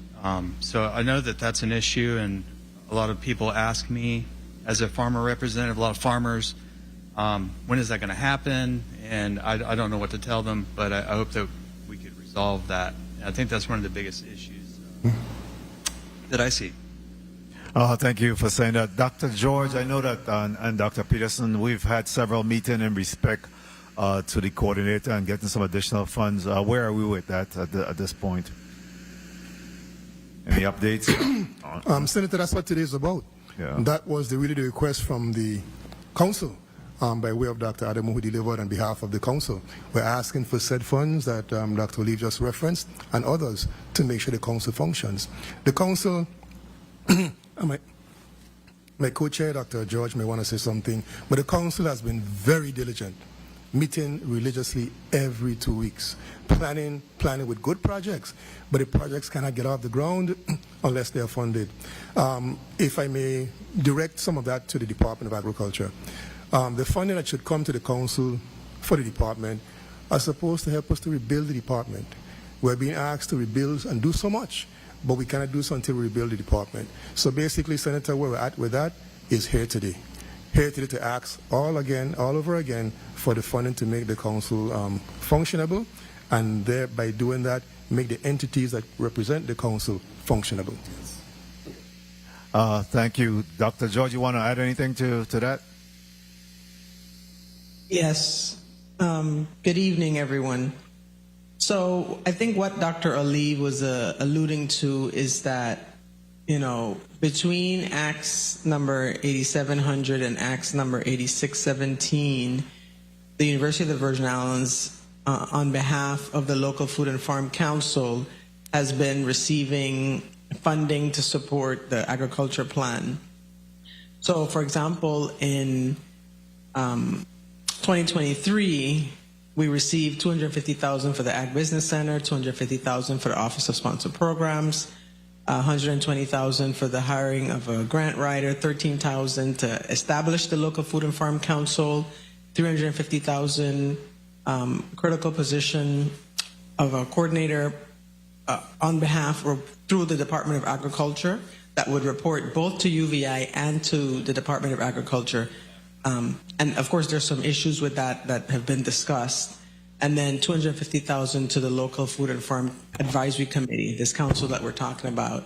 And then the $500,000 to the VI Economic Development Authority. And that was very successful for the public-private investment fund that went to farmers and fishers. And then to the Virgin Islands Department of Education, the $500,000 to develop agriculture education, et cetera. And we have a very detailed updates and all of our progress on the mandates that I'm happy to share with the we've already shared with the legislature, but happy to share with any member of the community who would like to see that in more detail. And then and that was 2023. And then in Act 8918, or fiscal year 2025, we received another $250,000 for the Ag Business Center, which does great work. You heard that they served 26 new clients this year alone and continue to support others and do a lot of community outreach. $250,000 for the Office of Sponsored Programs, and this, of course, is to support farmers to obtain grants, the TAP Academy that you heard about, the Grant Academy as well, $383 for the Office of Sponsored Programs. There were some corrections because although the Act appropriated an amount, there were corrections that need to be made because some of those funds, the $383, went to the Department of Agriculture. So just as a FYI. And then the data analysis and data collection arm of the university, which is the Eastern Caribbean Center, receive $150,000, and they're the ones who are doing great jobs going out into the communities interviewing, collecting data from farmers, fishers, restaurants, grocery stores, so that we can also see how food security is being addressed, especially from local produce here. And so that work is continuing. And then $274,500 to the local food and farm council, and $500,000 for the VI Economic Development Authority. So with these two acts, we received some funds, although I recognize that the coordinator position that we were talking about, we are now, since those funds were not received, or I think they passed the fiscal year from the Department of Agriculture because of the process that has to happen with putting those positions on the books. So what the council has asked is to instead, update the legislation so that the local food and farm coordinator can instead, that funding can go to the local food and farm council, although it would continue to report through both because hiring is much easier on the university side based on the challenges that the Department of Agriculture has faced. And so I think that Dr. Aliv and the frustrations that we know some of the farm community have had is because we haven't had any new funding since that successful PPPIF program for farmers and fishermen, where we received 106 applications and we're only able to fund 12. And so they've been waiting for the next round. As you heard, we also did 3 town halls, St. Thomas, St. Croix, St. John, very successful, shared a lot of information about the agriculture plan and the progress that we made with the Virgin Islands community. And of course, there are a lot of farmers and fishermen waiting for an opportunity to apply for some funding to help their operations, increase production, but no additional funds for that program have been received.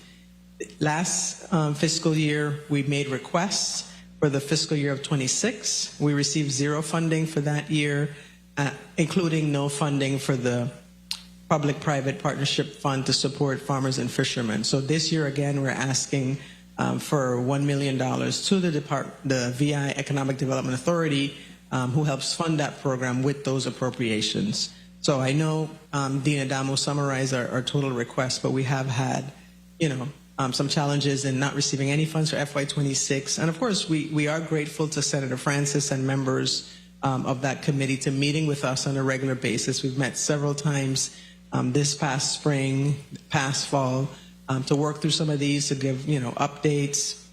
And so we're very hopeful that so that the work of the Virgin Islands Agriculture Plan can continue for the benefit of the territory, that we receive funding to be able to support that work and to be able to support our local farmers and fishermen. Very well, thank you. It's unfortunate we have to have this type of discussion in this platform, but nonetheless, it's important that the public is aware of certainly the appropriations that have been made by this body, however, have not really trickled down towards allotment. So we'll continue to push the issue, and hopefully we can really get some funding there because it was an approved initiative that went out of way to was signed off on by the governor, and is currently act and law. So we should be fulfilling that as necessary. At this time, I'll recognize Senator Hubert Frederick for his 5 minutes. Thank you very much, Mr. Chair. A pleasant good evening, everybody, colleagues, testifiers, listening, viewing audience, my office, the office of Hubert Frederick, and central staff. It's my birthday, so I have to kind of hurry. Otherwise, I won't get to celebrate. Commissioner, to be specific, let's dive down on a couple of things. Last year, the department was struggling with parts for heavy equipment, and my colleagues and I were able to come up with some money, $250,000 to assist with just buying parts to get those equipment going. Where are we with that right now? As we speak, Senator, we have several parts on order going through this new GVI buy system, but we are right now in a process of purchasing. We're continuously purchasing parts, and even more so right now because of our downtime. You want to add to that, Mr.? But I think we didn't have the money, so the parts were ordered, but we couldn't get them. So we gave you the money so you could get them. Oh, Senator, yes. So in that particular case, Senator, parts were already purchased and used. We're at the point now where, again, parts are needed. That's a routine request, a routine need of the department. But at that particular point in time, yes. Thank you, Senator. Those parts were purchased and put to use. Yes. Okay, so we just need to make sure we stay up on that because we need the work to keep going. Yes. And we don't want the money to slow down to stop the progress. But one major problem we have that which causes operational downtime is the fact that some of our machinery requires a special software. Although we have invested in a computer software which does some analyzation, we still have to end up going back to the dealer to bring them over to use their computer system to analyze what's going on. So that's one problem that we have as well, not being able to have the technology needed to assess and diagnose the problem. May I also add, I was looking for the Act number.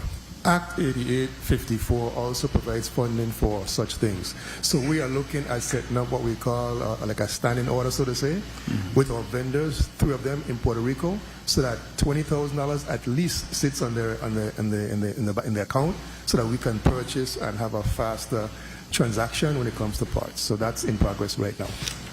Yeah, that's critical. Let me do this real quick because I know I often forget to congratulate your employees of the year. Congratulations to those 2 individual. I'm not gonna. Let me see if I could get their names real quick. Raymond Thomas. Yes. Anthony Brown. And Anthony Thorpe. Yes, I want to thank them for their hard work and dedication. And it doesn't mean because you're not an employee of the year that you're not valued and welcomed. So people tend to forget that. We value every government employee there is. Just these 2 stood out this year. That's great. Next year it could be you. I wanted to also talk about the drought. Some people need a declaration in order to get rural development to come down and assist with those loans that they need. In the absence of us, declaring a drought, is there any other help that we could provide farmers? Because Puerto Rico they've already declared a drought and they're being funded, but we're not. So what are we doing in the meantime to help our farmers? Besides declaring a drought? Yeah. Like I said earlier, Senator, the water delivery services is perhaps the greatest demand on our resources right now, which is being done actively. But secondly, we have identified a source of feed, livestock feed, which we are presently procuring out of Puerto Rico to bring to both districts for farmers. And then we have also sourced hay, which we're going to purchase again for distribution to farmers. We're not doing local hay anymore? We are. Again, right now, it's equipment issues. Yes. And if we don't harvest the hay, it's possible that we might have a bushfire and it might eat it up, right? So we might as well try to get it to the animals as quickly as possible before that possibility occurs. Because it is super dry out there right now. We do agree, Senator. So as soon as possible would be helpful. Let's see. We talked about the abattoir, so I'm not going to beat that to death, but I was wondering on the St. Thomas side, is there any patches we could put together to that facility temporarily until we make more definitive determination of where we could get funding for a new abattoir? To make it functioning? Yeah, just to make it function. Patching at this point in time, I can't think of any patching work that would make it happen, Senator. There are too many issues in the various parts of the same structure. The structure itself is unworkable? Roofing issues, for example. Yes. I cannot think of any short-term and not costly patching issues that could address that, Senator. I cannot. Okay. Last, in reference to the water situation in Bordeaux, I had a meeting 6 weeks ago with those farmers, and apparently they have not seen any work being done on any of the 2 cisterns. They're just sitting there on a slab, really. What's going on with that? How long ago did you say? The cisterns, the water cisterns. Well, You said we'll be finished by I asked so long ago because work was paused on the cisterns for payment issues to the vendor, to the contractor. But subsequent to that time that you spoke with the farmers, work is being done. Work is in progress right now. That's why my phone isn't ringing. I could always tell when my phone rings is because work is in progress right now. Thank you very much for the time, Mr. Chair. I appreciate it. Senator? Thank you very much, Senator Frederick. Yes, just Commissioner. quickly. One thing I neglected to say is that we are very mindful of the plight of our livestock farmers in St. Thomas and St. John. We are preparing and should be wrapped up by next week what we call a stimulus. A stimulus package for our livestock farmers that routinely use the services. You'll be hearing more about that. What does that look like? It looks like a payment to farmers for their losses. I mean, you have an amount that you said? That's what we're working on. That's what you're working on, the amount or anything like that. So you don't want to tip that in yet, but you're working on getting them something. That. You'll be hearing more about that, yes. Very well. Our stimulus package for farmers. Point of information, Senator Blyden. Thank you. Thank you so much, Mr. Chair. I'm happy to hear that. I'm very happy. But my question to you is, for some of those livestock farmers, that's the next question I had too, who don't have a lease because they've been waiting, anticipating, but they still haven't gone through it yet, will they be able to get assistance? Because some of them really have a lot of animals and they're doing what they needs to be done, but they're still waiting for a lease. What can be done in that respect? That would not hamper the assistance, Senator. As recently as last week, maybe even this week, when USDA asks us to sign up for those farmers, we never... So it's through USDA? The assistance that I'm aware of, because of the drought, is through USDA. Okay, very well. I understand the process. Thank you. Yes, okay. Thank you very much, Senator Blyden. Senator Vieira, you recognize your 6 minutes. Thank you, Mr. Chair. In reference to that assistance, you have a funding source? The stimulus? Yes. We're using our own funding, Senator. You have sufficient funding? We are looking at our revolving fund, our ag revolving fund for that. Okay. And if a drought is declared, are the requirements that each farmer has to meet in reference to USDA? In reference to USDA, the main requirement I'm aware of, Senator, if you're on public land, is for us to sign off and indicate that we acknowledge you as being there and that you're in good standing with us, basically, and we have done that. Okay. In reference to the $35,000 raise that was given to your workers, have they received a retroactive amount? Yes, but I will let Mr.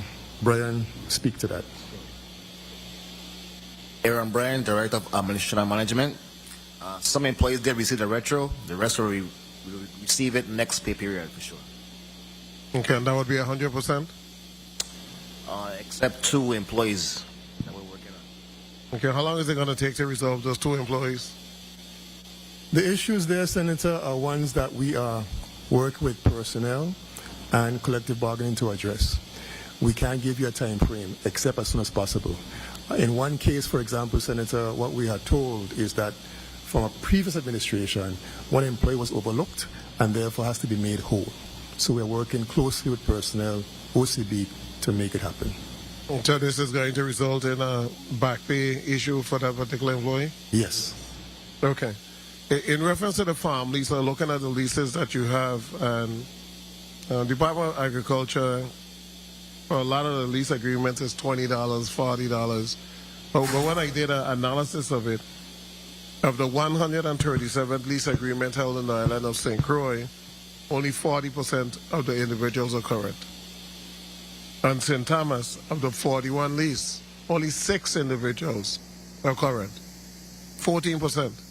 What is the issue as to why some of the farmers are not paying this $20, $45?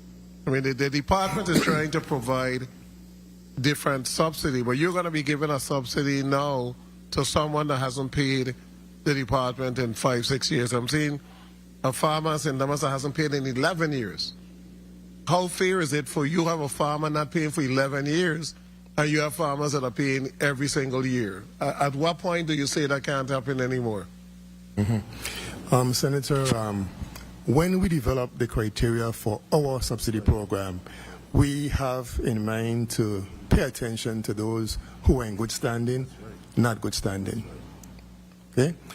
The other thing is that... Okay, but before you continue on, how are you going to get them up to date? What prohibits Department of Agriculture from getting farmers up to date? I see people here that are paying every single year, and I'm seeing other farmers that are not paying. So how can somebody have an agreement for $40 a year, they're paying it every year, and then somebody has the same agreement for $40 a year, they owe $400, they haven't paid for 10 years, they haven't farmed the land is barren, nothing has been done for a long period of time, but the lease is still in their name.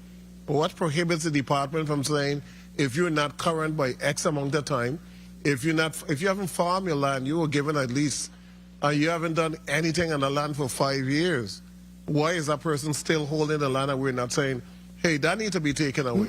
And let's get somebody that is productive, that want more land, and let's turn it over to their portfolio, whether it's for like small livestock or for crops. Well, what prohibits the department from doing that? By the way, Senator, with regard to the payment amounts, that has been increased as of July of this year. Was it this year? That has been increased. We have a new rate. We have a new rate. So when did the new rate go into effect? July 1st. Wasn't it this year, Mr. Tazari? We told the community that we was gonna... Put your name on the record, please. Tafari Tizadi, Director, Property Management Division. We made an announcement to the community that the rent rate will be going up, effective at this year, but it did not take place. So they're still at the same rate that they were before. And what's the rationale in reference to that? What's the rationale as to why it didn't go up? Well, I think, those who have already paid, of course... 1 minute. There's really no rationale. Those who are owed as of July 1st, their rates will be increased when they have to pay, Senator. Okay? With respect to the collection, our main issue, Senator, is enforcement. That's our main issue. So I'm trying to get a solution as to how you're going to enforce for these farmers to pay. I mean, have they been given letters? Yes. That's the point I'm making. Once we are aware, we write. 1 time, 2 times, 3 times. Enforcement is the issue in more than one area of our department. And that is why in my testimony, I propose over and over for us to have an enforcement unit. It could be for the purpose of simple citation of having violated something. It could be for payment issues. It could be for vacated issues. Senator, we need reinforcement. We need enforcement. We really do. And just to add, we are sending letters, we are making phone calls, and we have identified a set of farmers who we have classified in terms of removing them off the land. And I think Tafari can make reference to what that system looks like. Can't you partner with the next agency, DLC, or next agency that has enforcement officers, and ask for assistance to be able to execute having these individuals either become current or vacate the property? I agree with you. We have actually had, as the case may warrant, support from VIPD as far as they could give us their report with their challenges as well. We've had support from DPNR as well, enforcement. But we need our sustained internal enforcement, Senator. And Senator, you have an internal enforcement team, and if you don't implement and execute, they could sit right there and do the same thing. I mean, it's just so much excuse. People know they got to land, they got to pay for it. It needs to be as clear. But I want to go to something else because I also pass a lot of farmland, and to me, it looks like a junkyard. Cars are being parked and it's heavy equipment. The land wasn't given for that. They're putting up a shack that they're living in, and then they're bringing all type of vehicles on the property, and there's no farming taking place. Our farmland ain't for that. It's not to become a junkyard. So even if you start there, that you have effective by this date, all cars, heavy equipment need to be removed from farmland. You got trucks that are leaking oil on farmland that's parked up there. So We need to address that. Senator, we're in total agreement with you. We're in total agreement with you. Okay. Again, that enforcement issue is what I'm going to say, because the cases that we are aware of, it is not this, we have not addressed them. Right. And when we speak of enforcement, senators, it's not just one issue. We are speaking of cases where our own staff are threatened sometimes, challenged sometimes. Yes. We need routine internal support. That's par for the course. Excuse me? That's threatening, all of that. Those are all tactics that individuals use not to comply. No, Senator, please get the picture correct. We are speaking sometimes, yes, of occupiers of land who may not be in compliance, yes. But sometimes we're speaking of our staff impounding livestock or other strays and people taking it personally and threatening. It is for multiple reasons we're speaking about. If we had an enforcement officer, the issue of the... Believe me, Commissioner Petersen, yes. I understand what You you're do? saying with the threatening. Okay. Individuals threaten educators because they take a cell phone from a child every day in a school. Mm-hmm. I come from the field of education, and the threats are there, but at some point the Virgin Islands overall got to move to a community where rules and laws are followed. Agreed. You can't just utilize something and do what you want with it, and it's okay. And I'm putting this out for all the 500 or something peace officers that we have as to how we could come up with a program in which you would be able to enforce, whether for X amount of time, you'd be able to have some of the officers from DLCA and Cannabis and Department of Justice to utilize a just farm a task force for 1 or 2 months, and you go with tow trucks and everything, and you clear up all of these properties, and you give them a deadline to do X, Y, and Z.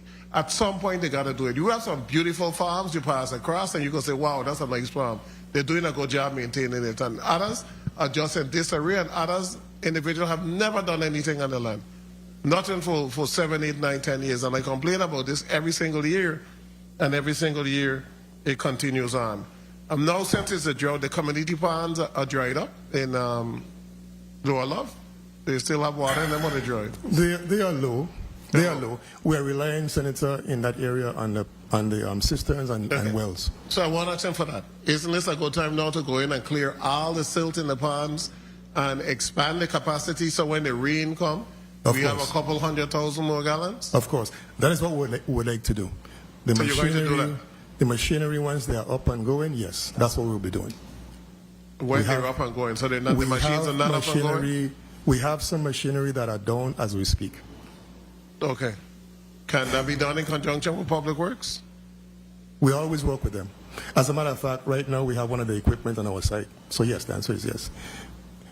May I also know... Quickly, University, Dr. Adamo? Adamo. Adamo. Yes, Adamo. Adamo. You have access to a tremendous amount of federal funds, some $4.5 million that in the Department of Agriculture that's supposed to be utilized for community services. You have only spent $800,000. You have over $3 million. None of the money could be incorporated with Department of Agriculture or with the initiatives under UVI to meet some of the mandates that you have outlined. What are the prescribed uses for those two grants? Oh, a lot of the money that you are referring mostly from the federal coming in conjunction with the local matching.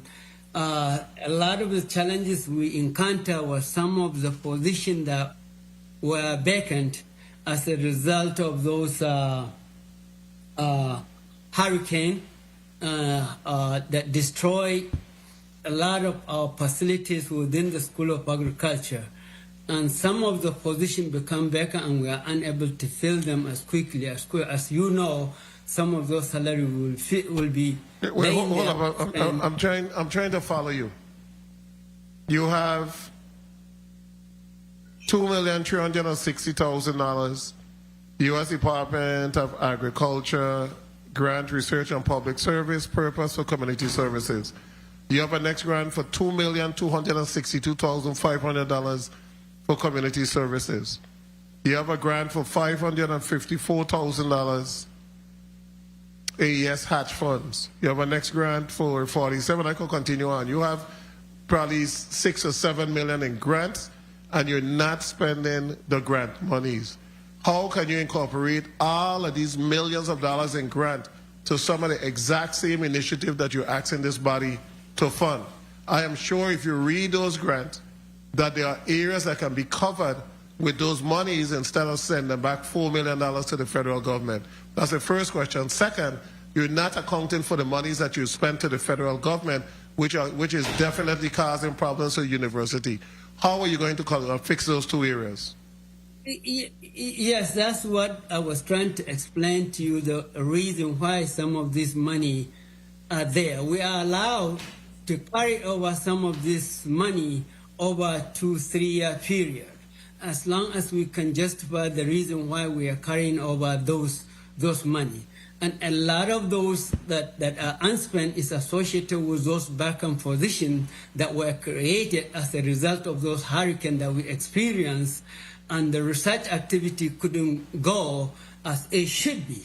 And up till now, there are some of those facilities that we are still struggling to have them rebuilt, and some of those positions filled up so that we can spend that money as well. So that's directly a quick answer to you. I can follow up with the detailed answer to your questions after the session. Senator. The greenhouse that were purchased for the University of the Virgin Islands in the state Bethlehem, are they being utilized? Right.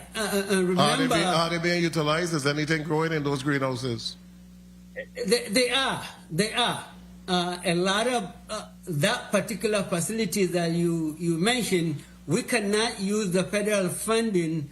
I'm not asking about federal funds, Dr. Adamo.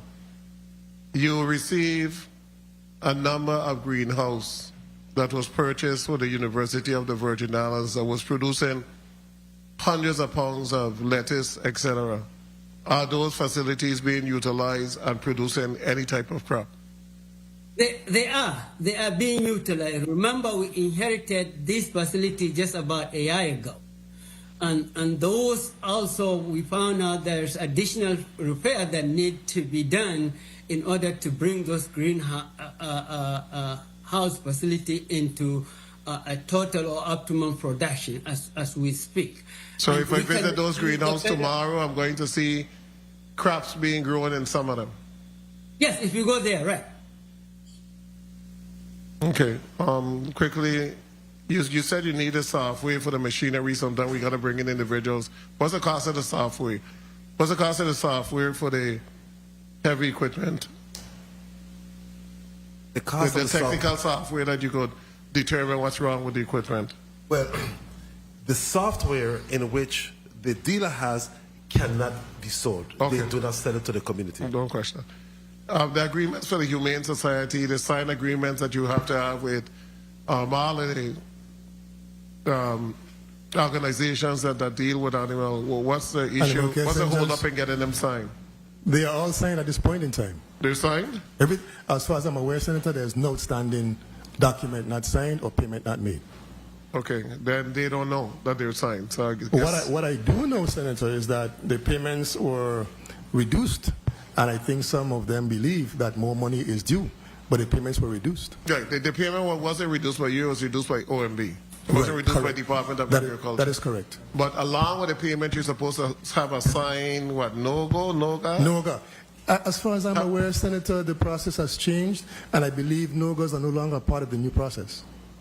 NOGA, say that again? I believe that NOGAs are no longer part of the new process. Okay, then you need to have a meeting with those organizations because they believe that NOGA is still a part of the process and they're supposed to have those signed agreements. One of the organizations reached out to me. As far as I'm aware, they are no longer part of the process, so we're making note that we have to do some outreach. Okay, so if you can relay that information, then that would be fine. Thank you so much, Mr. Chair. Thank you very much, Senator Valdez. Dr. Petersen? 2 points, Senators. Number one of our staff reminded me that one of the reasons why he just took a look at the same listing of farmers and the outstandings. One of the reasons why in some cases he identified a few why their payments may not have been made for years. Some of them have actually passed away, and so they're still on the books and need to be updated and corrected. But the second thing, and I want to say is this. So who's occupying those property? In those cases, those will turn back over to the Department of Agriculture? In those cases, yes. In those cases, yes. Senators, I want us to take this enforcement issue seriously because I take it seriously. When my staff report to me threats, I take it seriously. If we have staff indicating that they do not want to return to the field, I cannot force them to go to the field if they feel that they are under threat. That's number one. Number two, it is not that we have not made efforts such as suggested by Senator Viale to involve other units, other entities, but they have been short-lived. They have been short-lived for specific activities. We need to have in-house routine enforcement to be instant, to be direct, to be on point when the issue comes up. Not, I'm coming back to bring somebody. No, no, no. So we need to take this seriously. Every Department of Agriculture that I'm aware of has an enforcement unit, and we have a need for an enforcement unit to protect the staff. So I have created several enforcement units. And again, those are done through, your governor could either send down a proposal to the legislative body for us to consider that. That's probably your best option. So number one, you need to convince, the governor, the Peace Officers Standard Training Council, that in fact this is a move that will be beneficial to the Department of Agriculture, and then they'll send down whatever recommendation. Or you could get a senator to sponsor the legislation. However, you need that support as well because you need to be sanctioned, you need to be supported by the administration, by our Peace Officer Standard Training Council to make sure that that happens. Thank you, Senator. Okay. Thank you. Sports Park and Recreation also wants enforcement. GERS wants an enforcement officers. And what we've seen is that we create all of these peace officers entity, and then there was no one to then enforce. The Virgin Islands Police Department becomes short. We got 513 peace officers here, and then everybody working their own silos. And that's why now we're asking for some of these very same peace officers to go back to be able to support our Virgin Islands Police Department so we could help to fight crime. You could make your petition through the governor's office and standard peace officers, standard training council, and then that recommendation will be filtered to the Virgin Islands legislature for Thank action. you. Thank you again, Senator. Point of information, Senator Viale. And kind of a vegetable market in Frederick said that falls on agriculture. Yes, it does. That's one of the areas we just give up on because it's just junk all over the place. It's vagrants. It's just a shame as to what is happening down there. Senator, that is something we are mindful of, and we can replicate that by about four. Because the same issue we have downtown St. Thomas, Sandwilla Thomas Bungalow, because they are open facilities 24/7. 24/7 they're open. I still see people selling stuff on the weekends. Where? You said, excuse me? The market in St. Thomas? Yes. People don't sell stuff there on the weekends? Yes, but there's still a lot of complaint because of the vagrancy and the misuse. Right. And we actually have people who don't sell for that reason. Sandela is 100% better than Anhailaga. Nothing sells at Anhailaga. Sandela every weekend people are selling. People are there selling food, they're selling fruit, they're selling fish. I pass there on Saturday, St. Croix, nothing sells every day. In defense of this department. No, I blame you. I want to just come up with a solution. I just want to see we're working hard, Senator. So look, in defense of this department, we had a plan, an ARPA-funded plan, to create an enclosure at those sites. An enclosure that would look uniform so that when you see the site, you think of a VI farmers market. That particular project was not funded. But that is where we're at. We have a solution for all the issues that you have raised, and we are just as concerned as you, senators. Absolutely. I think there's some opportunity for us to be able to enclose it by either you gate it or fence it, so then it'll be controlled somewhat there. So that's a discussion we certainly will entertain and look at a funding source to support that. But at this time, it's getting late. It's Friday night. Yeah. So I want to close off at this point. You're asked, in addition to your budget, I'm hearing from you, $50,000 additional for the summit. Yes. $75,000 for the Bon Esperance, as well as the $45,000. Correct. So $170,000 is additional acts at this point. All right. Correct. So I'll give you. I'll give Dr. Adamo. You'll recognize for a 30-second close off first, and then I'll come to Dr. Petersen. Yeah, thank you, Senator, for this opportunity. I think my closing statement to you will be really very short. I thank you for the opportunity to present our request for the local Food and Farm Council. Understand the kind of challenges that you are facing as a committee to make a decision of where the resources of the Virgin Islands should be directed to and investing. In my opinion, the local Food and Farm Council is the right place where continuous investment need to be made for this by this committee. And I thank you for again the opportunity to present those kind of budget recommendation for the local Food and Farm Council. Thank you very much, Dr. Adamo. Dr. Petersen? I will share my closing remarks with Assistant Commissioner Abraham. Go ahead. We just would like the Senate and the entire VI community to know that each and every Saturday on the 103.5 Reef Broadcasting Station, tune in to get the latest information with regards to the department updates. You have the opportunity to call in and speak. Most time the commissioner is there. Also on WSTX every other Wednesday, 9:70 a.m. we are on from 11 to 12. 11 to 12 each and every other Wednesday, and on each and every Saturday from 7 o'clock to 8 o'clock in the a.m. on the Reef Broadcasting Station. Thank you, Mr. Abraham. On behalf of the team of the VA Department of Agriculture, Senator Francis, I want to thank you for the opportunity today to present our fiscal year 2027 budget. I also want to thank the members of the Farm and Food Council, my co-chair, Dr. George, and we trust that you will take our requests into serious consideration. We are determined as a council, we're determined as a team at the Department of Agriculture to grow this industry, and we are confident we can do it once we get that financial support to do so. We're not without solutions. We're not unaware of any issue affecting the department or affecting the sector of agriculture. But not only are we aware of the issues, we have a resolution to each of them, but each of them also needs funding. So again, thank you, Senator, and thanks to the team here and those not here for their hard work and support, and our farmers out there. Thank you. Thank you very much. We didn't talk a lot about the Ag Fair or anything like that this time around, but certainly, again, that's another major contributor to the work that you do there and getting those farms, getting the agricultural facilities and grounds up and running. A lot of that work rests with your employees, and I think that they do a terrific job each and every year. But again, I want to end where we begin. We have to put our money where our mouth is. Yes. You know, and truly, if we're serious about agriculture and food security, food sustainability, then we really need to take the appropriate action. This body have done a number of initiatives to try to fund, but at the end of the day, you know, again, the squeaky oil is what gets the wheel. You know, so we can continue to beat the drums about supporting our agriculture and the importance of doing it. In addition to being squeaky, I'm hoping that our new approach to produce data, Senator, to provide will also help with our request for funding. Absolutely.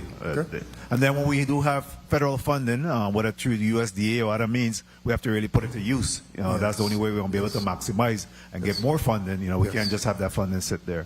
All right, so I want to say thank you to my colleagues. I want to say thank you to my testifiers, to the Department of Agriculture, as well as DLCA, Office of Cannabis Regulation.